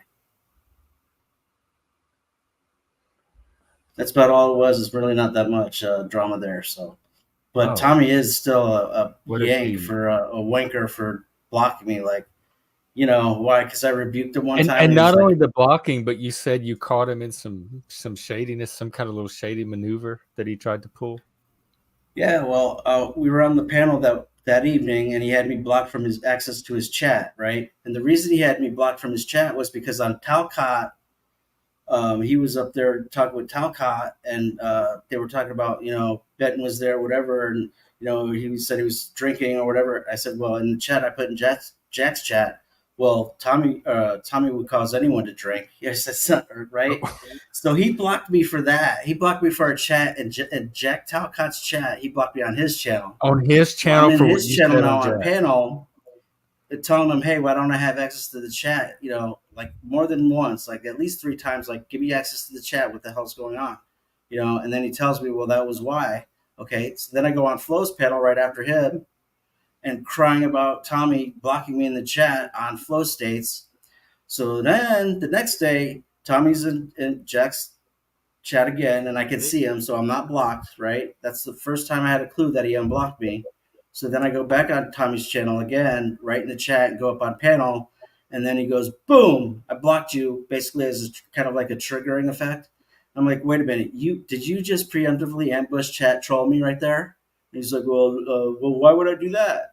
And then basically it was just to try and prove to the audience that I was crying on Flow State's channel for no reason about how he hurt me doing that, and I admitted that like right away, like So you he had me was like doing that. being a sadist because He was trying to he knew he it was was a trying to button. establish plausible deniability that I was even blocked in the first place. Can you believe Dude, this you're shit? doing exactly what he wants you to do, man. He wants you to. He's just gonna treat you like shit, so that you'll go complain somewhere else, and then they'll hear his name being said so many times, and then suddenly you the only thing you can do is walk away. Everything else is just helping them, unless Well, you're wanting to help them. There's no. That's how the system is set up, man. I guess. I well, mean, That we made could so all much we, sense. we could I all believe we that. could all agree that he's gay. I don't think he is. Well, I mean, you Yeah. could talk shit about him on another panel. That doesn't. I guess it just brings up their name, man. You know what I mean? Like Yeah, you're because now you we're talking about Tommy instead of whatever see, we talked about before. And that happens with Talcott and all and the other panel hosts. They have a way of getting their name circulating on other panels. yeah, it's the reward for being a dipshit. You see what it but the is? It's thing just one is, more fucking dipshit, It's the and virus. you cannot fucking reward this shit, man. I don't know. See, for me, he's not being rewarded with me because he's being exposed by me. and he's under the curse. I've said that on post states, he's going to basically have to pander to me in order to get out of it. Unfortunately for him, we'll see Is what that happens. the He probably won't give in. The flesh is very stubborn, but the fact that what he's curse blocked is me that? proves that he's a fraud and he's fearful. So it is what it is.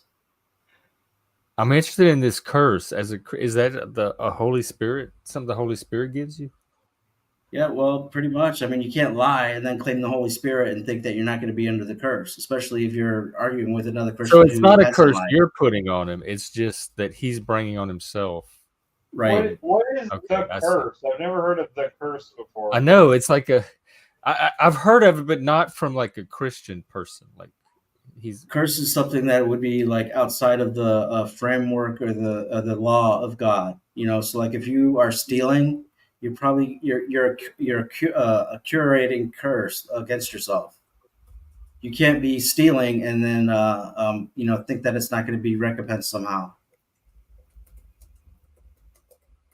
And what the curse entails is for every curse that's on you, you have to double your labor for half the output.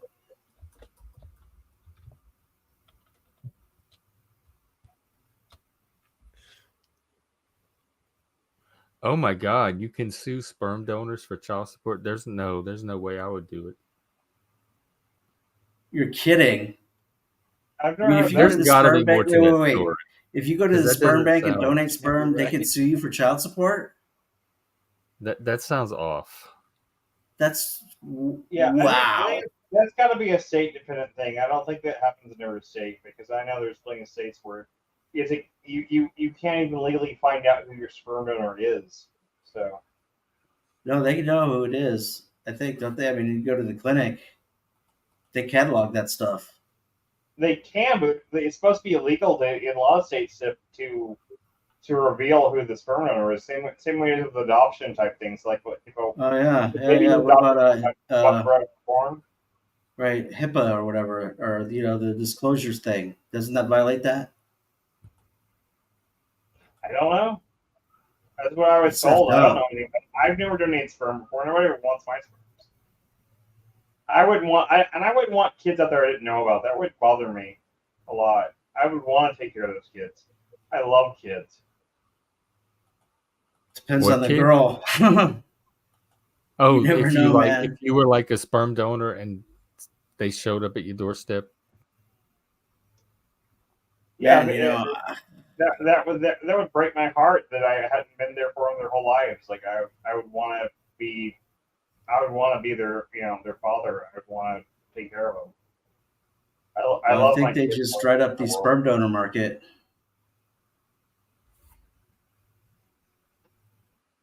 Well, Anyway, I'm going to drop out so you guys, I know get back that to there was a whatever. there was But a point in I the just wanted to 80s. explain that okay. because I was asked to. Take care. We're probably wrapping man. up soon anyway. So take care. Thanks for coming. There was a point in the 80s. I know that being a sperm donor, if you fit the right profile, was a very lucrative thing to do, but it's not anymore. Maybe we can bring it back. I looked into selling my plasma, and like the amount of trouble I had to go through to sell plasma just to get like $50 was like insane, and like I ended up not doing it because it was just like it wasn't worth it. I mean, I was looking at spending an entire day at this freaking donor clinic just to donate enough plasma for them to give me like $30, and I was like, nah, that's okay. I'm not spending my whole day here. It's just a fucked up story. I ever tell you about that? I used to give blood. I used to give it every year. I used to give blood, and it used to piss me off, but it never really bothered me to a point of like doing something about it. But they would call me to remind me to give blood. It's like I'm calling me to remind me to do a good deed, like fuck off. I'm gonna do it either way. I don't need you to call me. Okay, I mean, at face value, it's like, what are you doing? But I had so my grandparents were religious, and they were the ones that always made me clear that I was going to hell. you know. Oh, And I had just like I fuck man, I don't know these people anymore. I don't care, you know. They live their lives on their own terms, you know. It is what it is. But I had just found out that my grandfather had beaten my grandmother so badly she had a detached retina and she's in the hospital, and you know, it was literally like, do you care? You know, somebody calling me, you know, and I'm fucking sitting there going through this shit in my head, right? And this girl calls me to ask me to donate blood, right? And I'm like, I just in my head, I'm like, fuck off. You know what I mean? So I hung up on her, right? And she calls me back to bitch me out for hanging up on her, right? And what's wrong like, with her? I don't know. Like maybe she's having a real fucking bad day. You know what I mean? Like her job is fucking stupid, right? Like, I mean, who's not going to get pissed off at the person calling him? You know, it's just, you shouldn't do it in the first place. I don't know. I made this girl cry. You know, like Yeah, I've done that it before. just infuriated me that no good comes out of anything. You know, I don't know, man. I'm just in one of the moods tonight. Everything okay over there? Yeah, I'm all right. I'm just sometimes Is it shit pisses me off, man. Mm.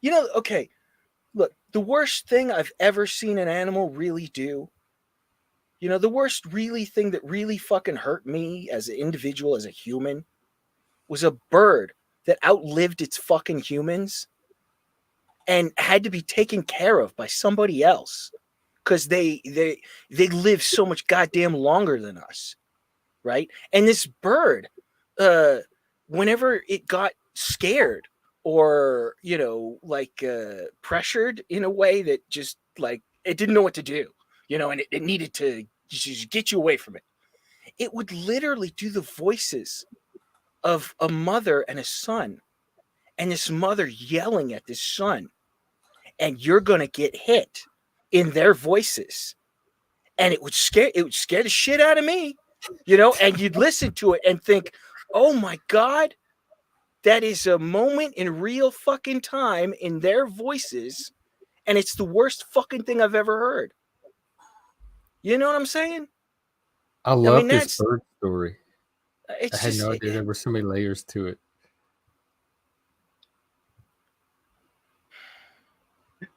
Don't let me bring you down, man. I come here to he got get cattle cheered dogs up, man. before it was cool. I'm sorry. Yeah, You were. you're right, man. Like, you totally got cattle dogs before it was cool. That's wild. Moose, no problems, you know.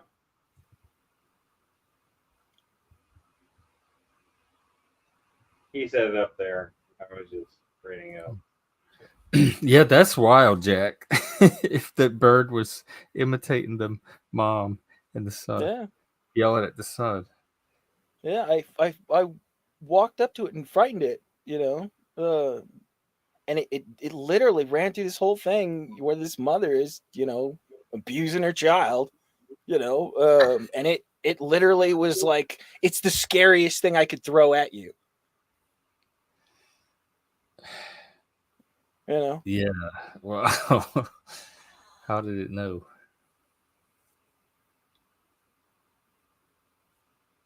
Yeah, they just know things, don't they? Yeah, that is kind of mysterious. Like maybe that's what impacted them the most. So I doubt there was much conscious thought at all. So why Nope. did instinct just express that one out of the bird?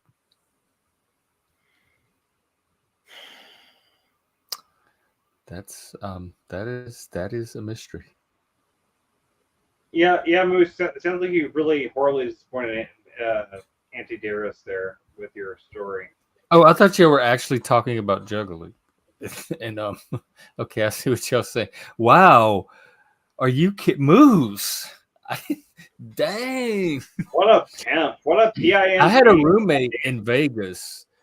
We eventually had to kick him out. He would meet guys online, like at 2 and 3 in the morning and have them over at the house. He was complete slut. And he would have like one sneaking out of the garage as another one was coming in the front door. He was having 2 or 3, sometimes 4 guys a night throughout the night just come in and out of that house, sneaking one out the back while one's coming in the front.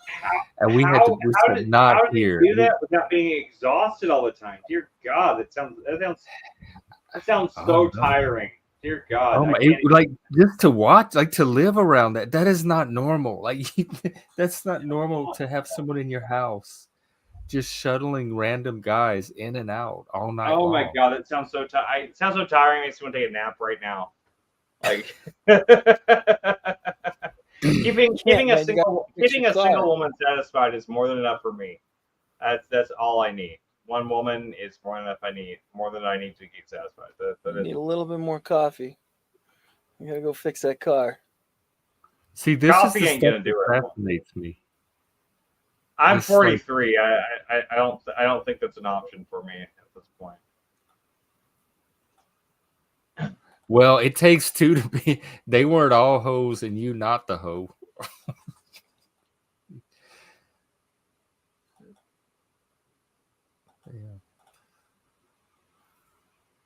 Yeah, I'm the same way. I don't.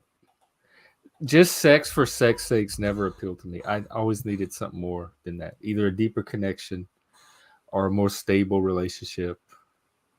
Yeah, the few times in my life, it was always a starting point for something more.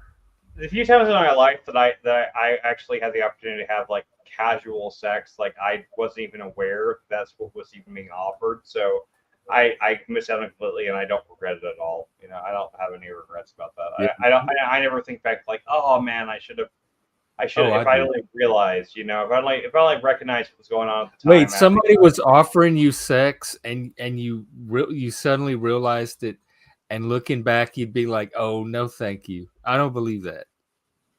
Because I have those moments too, and every single one of them, I'm like, damn, if I had just picked up on the signals, I missed out. No, I don't regret it. I mean, it's not regrets, but I definitely, knowing what I know now, would take those opportunities. They were opportunities for sex. Like, just, it only would have created more trauma and drama in my life and all sorts of things like that. I'm glad it didn't happen. So that's just me. I mean, everybody's different. Oh yeah, no, I would definitely go back and collect on that. I was just very naive. Like that's one thing. I think I would have had way more sex than I already have if I had been able to read cues better. Because that was a lot of it. Is me just not realizing that opportunity was being offered. Or even if you realize it, not knowing how to communicate back. Yeah, there's that too. There's this one girl that used to be kind of part of our friend group, and like she came in drunk and crashed on our couch one night, and like as I was walking by the couch, she like opened her legs and had no underwear on. And it was very like obvious, like what was happening. And I was like, and all I did was pick up a blanket and put it over her, and she was like, "Thank you," and like turned over. I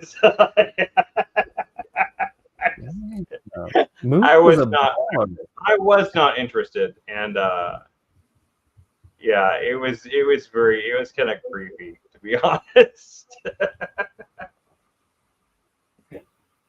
Dang.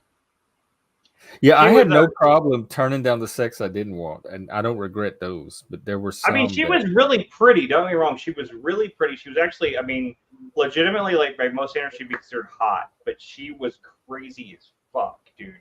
The girl was insane. Like she had crazy eyes and everything, and that was just like, and plus I was in a relationship. Like I wasn't gonna like fuck up my relationship that the person I lived with by having sex with this girl on a couch. Like my girlfriend was upstairs. Like, dear God, like I'm not stupid. Yeah, I wouldn't do that either. I mean, that makes sense to me. Yeah. most of the times that I had those opportunities is when I was in a relationship, though. To be fair, I that would stop it for me right there. Yeah. I can think of like maybe 2 times my whole life that I had those opportunities whenever I was single, and I can chalk that up to me being oblivious and also on drugs at the time, probably. So I was very young. I was much younger, and I was. Is it really, Moose? I find it too slow. I'm ready for the fast lane. It's like Punch It, Margaret. It's way too slow here. But I do both. I live in the past like it was the best time, because in many ways it was. But I also look back and not so much wonder how I survived, but marvel that I lasted as long as I did, and made it through some of the shit that I did. So I do both, really, here. The reliving it as the best time, and how did you survive? You're saying the movie Dazed and Confused, you know? Yeah. There's that scene in that movie where the main characters they're sitting out on the hood of the car, or in a football field or something like that. And one of the characters says something to the effect of like, if I look back at my life and I think of these are the best times of my life, I'll fucking kill myself. And I always identified that line so much because I always feel the same way. But I had friends around me. I knew people that were like, well, I don't understand that at all. Like the high school was the best times of my life. You know, like it was the best time. And I was like, why would you want to think like that? I mean, come on, if you don't think the best of your life is ahead of you, then what's the fucking point? You know, like why would you think like that? Yeah, but a lot of people think that way. They think of like high school and like their high school years. But best is what you make of it. Any moment. I think it's Emerson that says any moment can be the best moment if we but know what to do with it.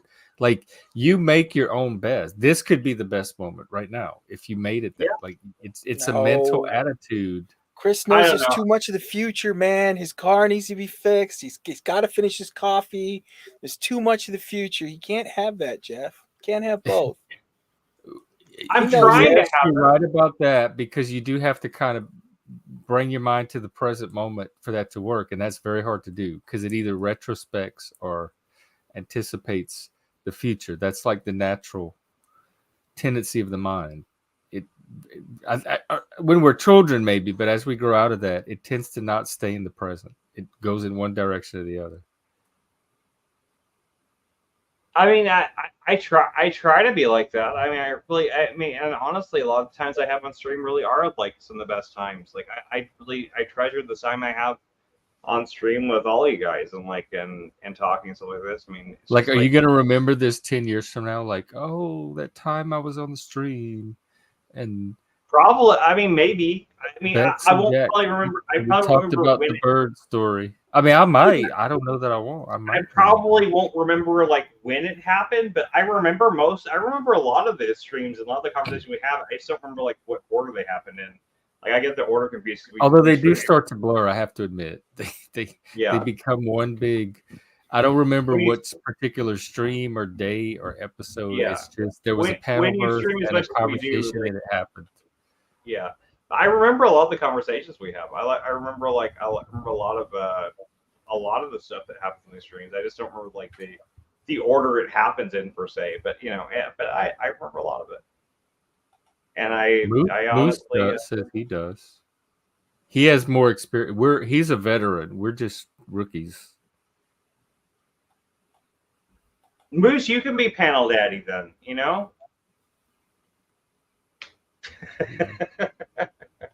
He said if he didn't have a wife and kid, he would take all of us to raise. Oh, yeah, me too. But no one's asked. Not that anyone's asking me to be panel daddy, but I'm just saying. I just don't understand. I think honestly, my wife and kids would be okay with it. They'd be cool with it. So it's a very loose kind of interpretation of daddy. It's not like anything too creepy. They'd be cool with you being a panel daddy? Whatever that means. I don't know what the fuck that means right now. I'm trying to figure out where they talk about Paul enslaves you daddy or whatever, that version of it. But I understand the P.F. Jung version, like he's our panel daddy. I understand in that context. And if Right, if you like mentor somebody and they start their own channel, etc., you would be their panel daddy. But that's different, I think, from the way that, although someone did tell me one time that Paul helped Jack Talcott get started or something, and so he's Jack's daddy in that sense. So maybe they mean that, like he was Jack's actual panel daddy. Maybe so. I don't know what you guys are talking about. I Like just know storm that I shelter, want one. storm Even in that shelter. sense, I could use a good panel daddy, like I'm a mentor. He just wants to check the box, man. He found out there's a box on his whiteboard. He wants to check it. I got you, man. I hear it. If that's what it is, I don't understand the job. Even but if that's it really, is, you just want to check a needs box, checking. man. There's lots of boxes that need to be checking checked. boxes feels good, man. It gives you that dopamine. Especially, here's the thing about these boxes. They're not even just my personal box anymore. It's tied into the stream and the future of the stream. So it's all for the stream, man. Still don't get the job. Do it for the stream. Yeah. Do it for the stream. I don't know what you guys are talking about, storm shelter over there on between Bexx, you and Moose there, but like I may need one here very shortly. It is storming like crazy. We've been going over 6 hours, and it feels like no time at all. I probably should wrap up, especially if we're doing our thing tomorrow. Oh yeah, it is 4 in the morning here. Does anyone want to start a panel of their own to pick up from here? Or if not, I can send you to, let's see who's streaming. It won't be me. It looks like Machine ended early today. I can send you to Flo. Did you check? Are you sub to his backup channel? Who? The Machine Lies. No, I didn't know he had one. Here. Yeah, he just started it. I'll give you the link in the back because he's still live. I was streaming the one that he and DaFreak were on, but I'll share it. Just or Bexx, you just want to take over the stream? You can just take over. You can be be the Bexx show now. You know. You're very kind. I have to go to sleep. I've got an appointment tomorrow. Can't keep her tomorrow forever. Late morning. Yeah, I keep thinking I'm going to forget my appointment. I have an appointment in 2 days, and I have to remember to go to it. It's my neurology appointment, and I might remember bad lately. I have to get my car back together. I have to get my car back together tomorrow. Otherwise, I won't be able to get to my appointment. So I don't have this one. The Cyber Caliphate. That's what he was talking about. Yeah. Yeah, and it's only like 3 days old. So is he trying to grow it? Does he need viewers and stuff? Yeah, he's excited so he is about live. it. I think, yeah, he is live, and I think he had a strike on his main channel or something that had him. It's more about it was more about more about something to do with just not streaming on his main channel for a bit. Oh, but yeah, this is just a way to continue the streaming, and not put his. He's gotta be careful. He's gotta be careful that if he in any way was told not to stream and he tries to avoid the ban, they'll ban him totally from all of the. No, I think it's just a natural way to make sure that other people, because sometimes you get strikes because of what's happened on panel or whatever, right? So, and again, I don't quote me on this. I just know that it's nothing serious like that. There's nothing, you can get. I've received one warning for vulgar language. It was under what for vulgar language? On here. What kind of, it was like cyber. It doesn't matter. The robots picked it up. It was on live. It was on YouTube Live, and the robots are faster. No person could have. I wasn't.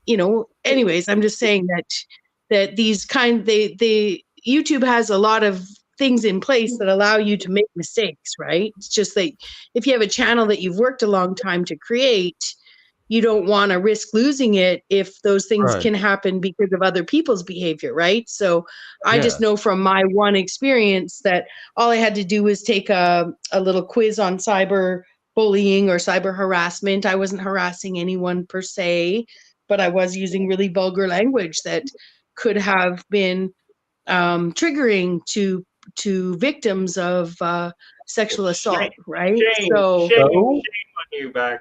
So I'm not Shame. ashamed. I'm why not is ashamed, that? Chris. I'm not ashamed of using words, Chris. Calm down. Anything can Yeah, be triggering to anybody. That yeah. should not be So a I standard. hope you it's know. the I hope only. my shame line was not serious.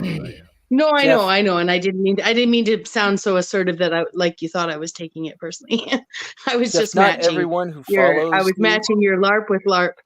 It's when it's society's responsibility to protect everybody's Well, trauma. Not everyone their who's going to triggers. follow you no, is I would going say to it's want you to specific succeed. to sexual assault. It's a specific loop. I would almost call it a loophole to sexual assault because someone just has to say they've been that they've been assaulted for it to be.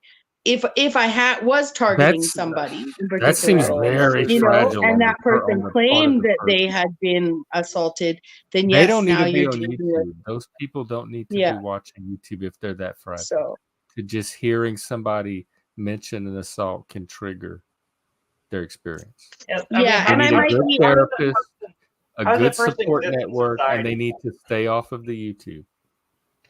And Yes, Twitter, I not to agree. mention Twitter. I mean, like think about all the places of the internet where like that's like the norm. I mean, how do you exist in society? It's kind of like one of those things like how do you tie your shoes in the morning kind of thing, right? Like Yeah. how do you exist in the world being that fragile? Like you're made of eggshells. Like how do you do that? I don't get it. Or it's just somebody And who definitely is don't following come you, and like change waiting what the for you to rest of us slip are up doing. so they can tag you the second you do. And that's Oh, their I'm whole sure. Yeah, but I'm goal now in that life. Because I'm sure it is Yeah. that.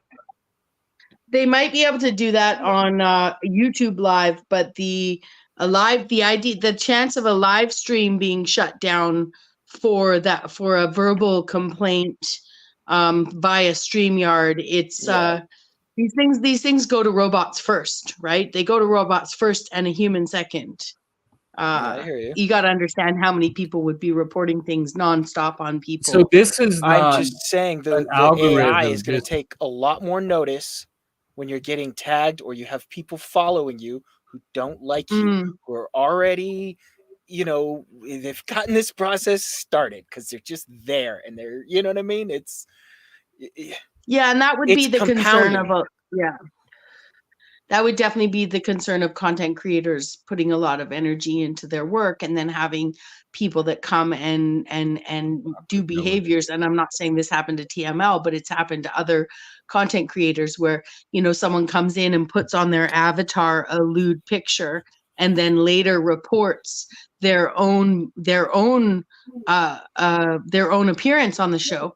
Yep. Right. So there's ways that people can sabotage each Lots of other's ways. stream like that. And I would say that there's more of that is the cautionary. See, in my experience, I just happened to be being very vulgar. I took the quiz. They said if there was no other infraction in 3 months, this warning goes away, so it's and I learned my lesson, right? Like Do you agree with I them think that what you were saying was vulgar? considering the things that had been said around me, to me, about me, no. Considering I'm the one that was, and I just argue that, initially you could find lots of reactions to me reacting to people's words, but I took in that argument that, words can't hurt. And if we're going to play that game, then I can play it worse. Right. And yet I still won't like threaten someone's life or child or say something that isn't just straight up, it's more, my vulgarity was more absurdity, taking what had been said to the next level, things that can't actually typically be done, Well, there's your They problem. You always should have care gone less. after their children and their family. Yeah. They That definitely always would have helped. care So less about their channel or their whatever. They always care less. The only one who can really come out hurt in these situations and the way the system is set up is the one who actually gives a shit. You know what I mean? So like if you actually want to be here, you know, like it's a system that is set up to give them the advantage. You see what I'm saying? It infuriates me. but if you really look at it, sorry, go ahead. I missed some of it, Jack. You said if you really want to be here, what? If you really want to be here in these spaces, in this place, right? Like you're going to care more about it, right? These people who follow you and who want to, you know, to do that shit, or the dipshits who just want to piss you off. So you go fucking somewhere else and not forget their fucking name, bring up their shit because you're so angry because that's what they've done to you, right? They don't really give a shit. So they're those things that you're like, I wouldn't do this or that or that because you've heard them fucking do it. I know, I get it. I hear you, you know, and they don't get that because you're not going to follow them. You care too much. It's a system that helps. That's a good point. I'm trying to minimize that here. It's just set up for them. But that's where I would say if you were to look at the idea of people revealing themselves, you know, it is a system that as much as you know that allows those people to reveal themselves, you know. So I don't know that it's a. So I don't know that it's such a bad thing. The good guys need to fight back even harder. Is that what we're saying? I think that we've been taught that people's nature is as a result of trauma or a result of something. I think we've been taught to rationalize and justify people's behavior. I think we've been taught to accept it in a way that I think in the metaverse, there is a push, there is an ability to actually see that tolerance the good guys aren't supposed to. They're supposed to be good. Well, I think it gives an opportunity for the good guys to learn to not be so naive. Right? Thank you. No, at best, all we can do is learn to walk away. Yeah, walk away, but also I'm a trusting person. I believe in the best in people. Yeah, but these are not people like people in your life are people. I think that is one place where the people that are saying in-person community is superior to virtual have a slight point, is that I don't think you can take everybody on the internet as real people, as the same way you take your in-life people. I think you're lucky if you have better relationships with people in the real world. I would say that with my personality and my naivete, that I can see now better the kind of conversations that were happening in the workplace with my family when I'm not around, you know, the false reconciliations, the no effort on their part, the desire for the drama to continue. I think that I can see a place where in real life, I'm more confident as a performer in comedy. And I also trust that that nature of people does exist outside of chat rooms. It just happens. She's just going to rely on her magic boobs. We know what's going on. You know, that I think there's a level of maturity that comes from it. I'm going to need some help with this. That's why I need a pound daddy. I already forgot about the boobs and the hair up. Yeah. Well, that's okay. Focus on the panel daddy. But yeah, I do think that if you have, you know, good relationships in real life, then that is superior. But I think for some people, at least for myself, it's helped me see the what I wasn't picking up on human behavior.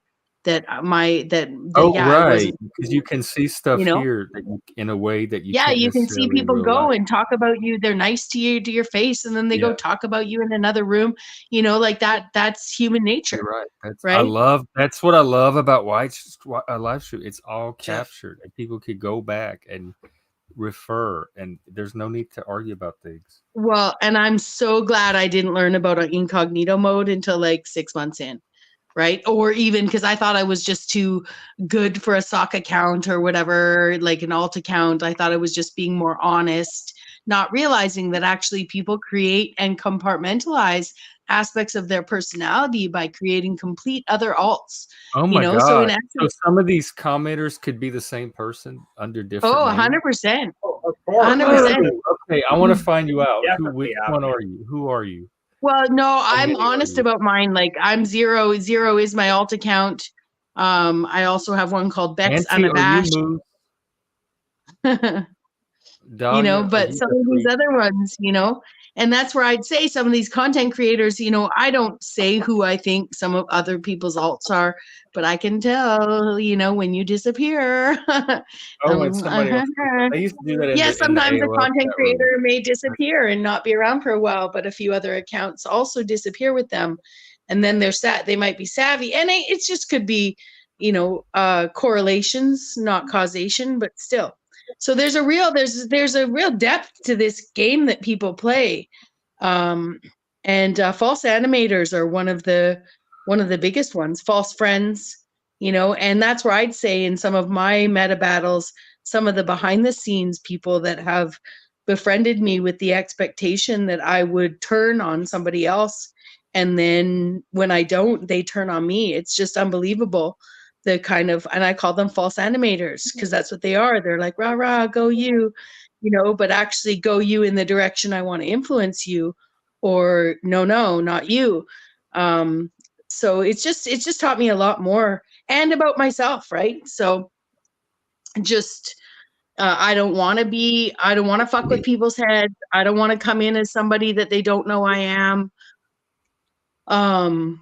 Yeah, I'm not interested in that. But the turn on incognito mode is fantastic because you can see anyone who's blocked you. You can't engage in Oh, chat, so you but you get to can see read all everything. the tea that you're not seeing. What you can't see is what a content creator has hidden from Yeah, their they channel. do that on Twitter when right? you get blocked. You can go under another account. But I was gonna hiding, say but that- if you choose to hide someone from your channel, no one can see it. Not incognito or you when And they're that's here. because You they've can crossed the YouTube gods somehow. Well, I mean, it's for safety of your channel for sure. Like, so if someone came in here, you know, saying all sorts of absurd things while you're on a live, you can hide them immediately. Oh, the ones that you, yeah, I do have a little small hide list that I've been forced to keep. And yet that's different than blocking someone out when you're not in your room, and it's done differently. Hiding people, hiding and blocking aren't the same.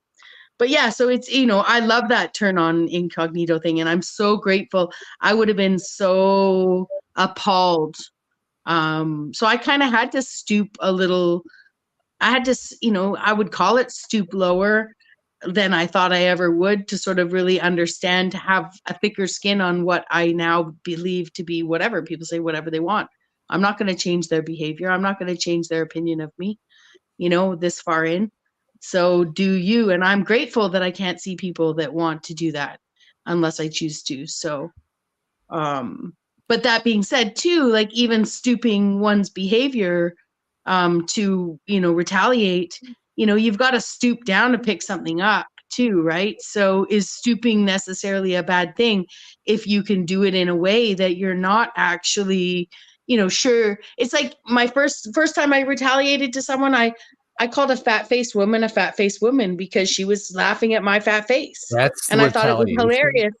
Yeah, I thought it was hilarious that this woman couldn't see that she was the only one on panel, you know, that was showing her face, and she was talking nonstop about my face, and her face looked just as fat, and her neck looked just as short. I forgot. It's and that's the Canadian retaliation. Okay. Yeah, so but that was my first level of like, and I felt so avant-garde, like when I was like, well, you know what, 2 months later I was like, she has a fat face too, and I felt so bad. And then the things I've said since then, though, you know, people would say, are you degrading yourself? Well, you know, there is a level of degradation that occurs with maturation. It happens to our body. You know, I'm not trying to say like, oh, behave. I just think that we were given a rule book that if we'd actually not been taught to be so tolerant as children, we might all be behaving better now. So now we're acting some shit out, perhaps. you know, because I was that kid that didn't let people call me names, or did, but also was like appalled by it, you know, stood up for the people who were having their names called, and, you know, never pushed back, right? So sometimes online, they it can be say a bit of a that gift. knowing you're going to fight back or trying to get that out of you, like that's going to make something right, though. You know, like that was their point all along. They think they're helping. Did that really help you? Not necessarily, no. Yeah, it but usually that's doesn't where I help would me say, either. yeah, They think and they're that's what helping. I would, yeah. But the odd person has, you know, it's what I've chosen to do with it. And it does, you know, I'm with you on it. I'd love to see a world of different behavior, whether it's on or offline. But oh, and I'm different. I don't expect anything. I'm pretty much seeing humanity at the level that I expected. It's definitely been, and I know Mitch teases me when I say this, but yeah, it's been very maturing for me to be out here in this panel verse. Humanity needs conflict. It needs conflict to progress and survive. So without conflict, we all die.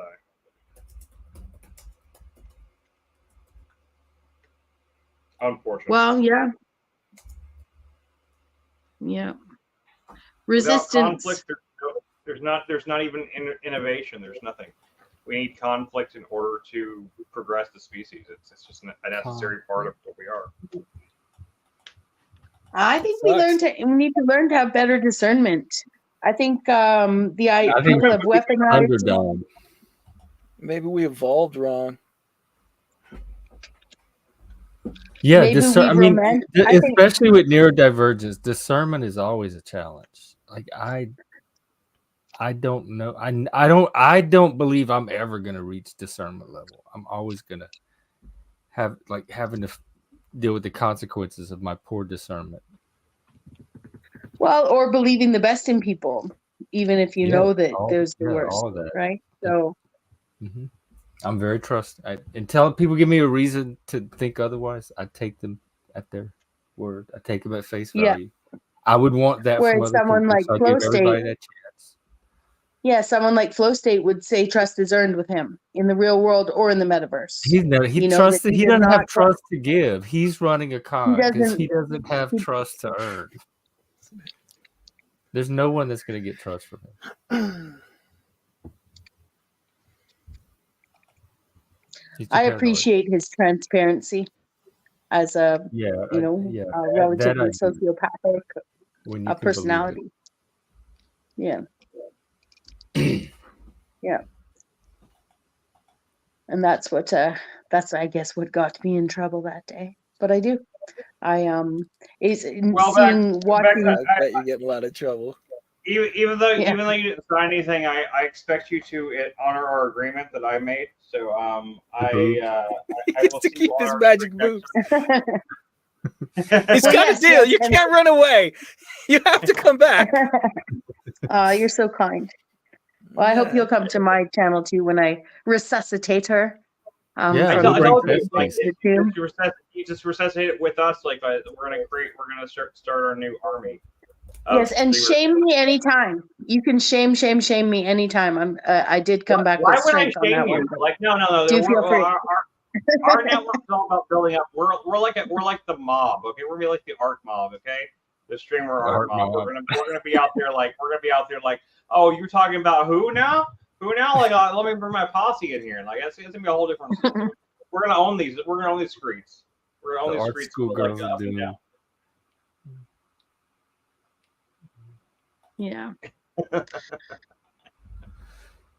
It's definitely fun. Okay. I feel like it's winding down. Yeah, I'm going to bed. I'll head out first. Thank you so much for having me, Jeff. And it was a pleasure seeing you as always, Chris. Contract signed, nipple notarized. Jax, a pleasure to meet you. You're a great storyteller. I hope to meet again soon. And shout out to the chat. Shout out to all my haters in the future listening to this. Mommy loves you. Mommy loves you. I haven't seen a single hater in our chat for you. So You might Well, a be lot of there's disappointed. been That's some another thing. You actually. might be disappointed at the number of haters you get This here. But I don't know if you're gonna get that. there's Well, some we of have the big us have ones. grown. Some of us have grown past our transgressions too, and some of that's happened here, unbeknownst to you guys, even on these streams. So that's fantastic. So thank you for providing this space now and all the other times I've been here, Jeff, and even when I've just been lurking or in chat. It's really, you have a great room here. Oh, I'll well, catch you thank you next for time. being a part of it. I'll see you tomorrow. Yeah, bye for See now. you tomorrow. It was fun, Jeff. Oh, is Thank that? you. Oh, everybody's leaving. Okay, Jack, is there anything you want to wrap up with or say? No, I've got nothing. I'm nobody. I didn't see anything. Okay. I didn't hear Oh anything. no, you were I tonight. It wasn't was here, good hanging out Jeff. with you. I didn't know any. Well, no matter what they ask, I didn't see anything. I thoroughly enjoyed your absence. It was some of the best parts of the stream. So thank you not being here. Have a good night, man. We'll do it again. Take care. All right. Yep. I'm gonna try to get a little bit of nap, recharge. This feels like the clubbing days where you would do little disco naps and then go again. Of course, we had chemicals for that, which, as an adult, I don't need. Actually, I have my adult energy is almost more than my club energy from those days. So anyway, tomorrow the usual time, and close. I am with that, huh? Close. Oh, how? Okay. Anyway, yeah, go to sleep. I mean, I'm delirious. I obviously need to rest. So let me go take care of it. And we will see you in the morning. Take care. Bye. Sorry.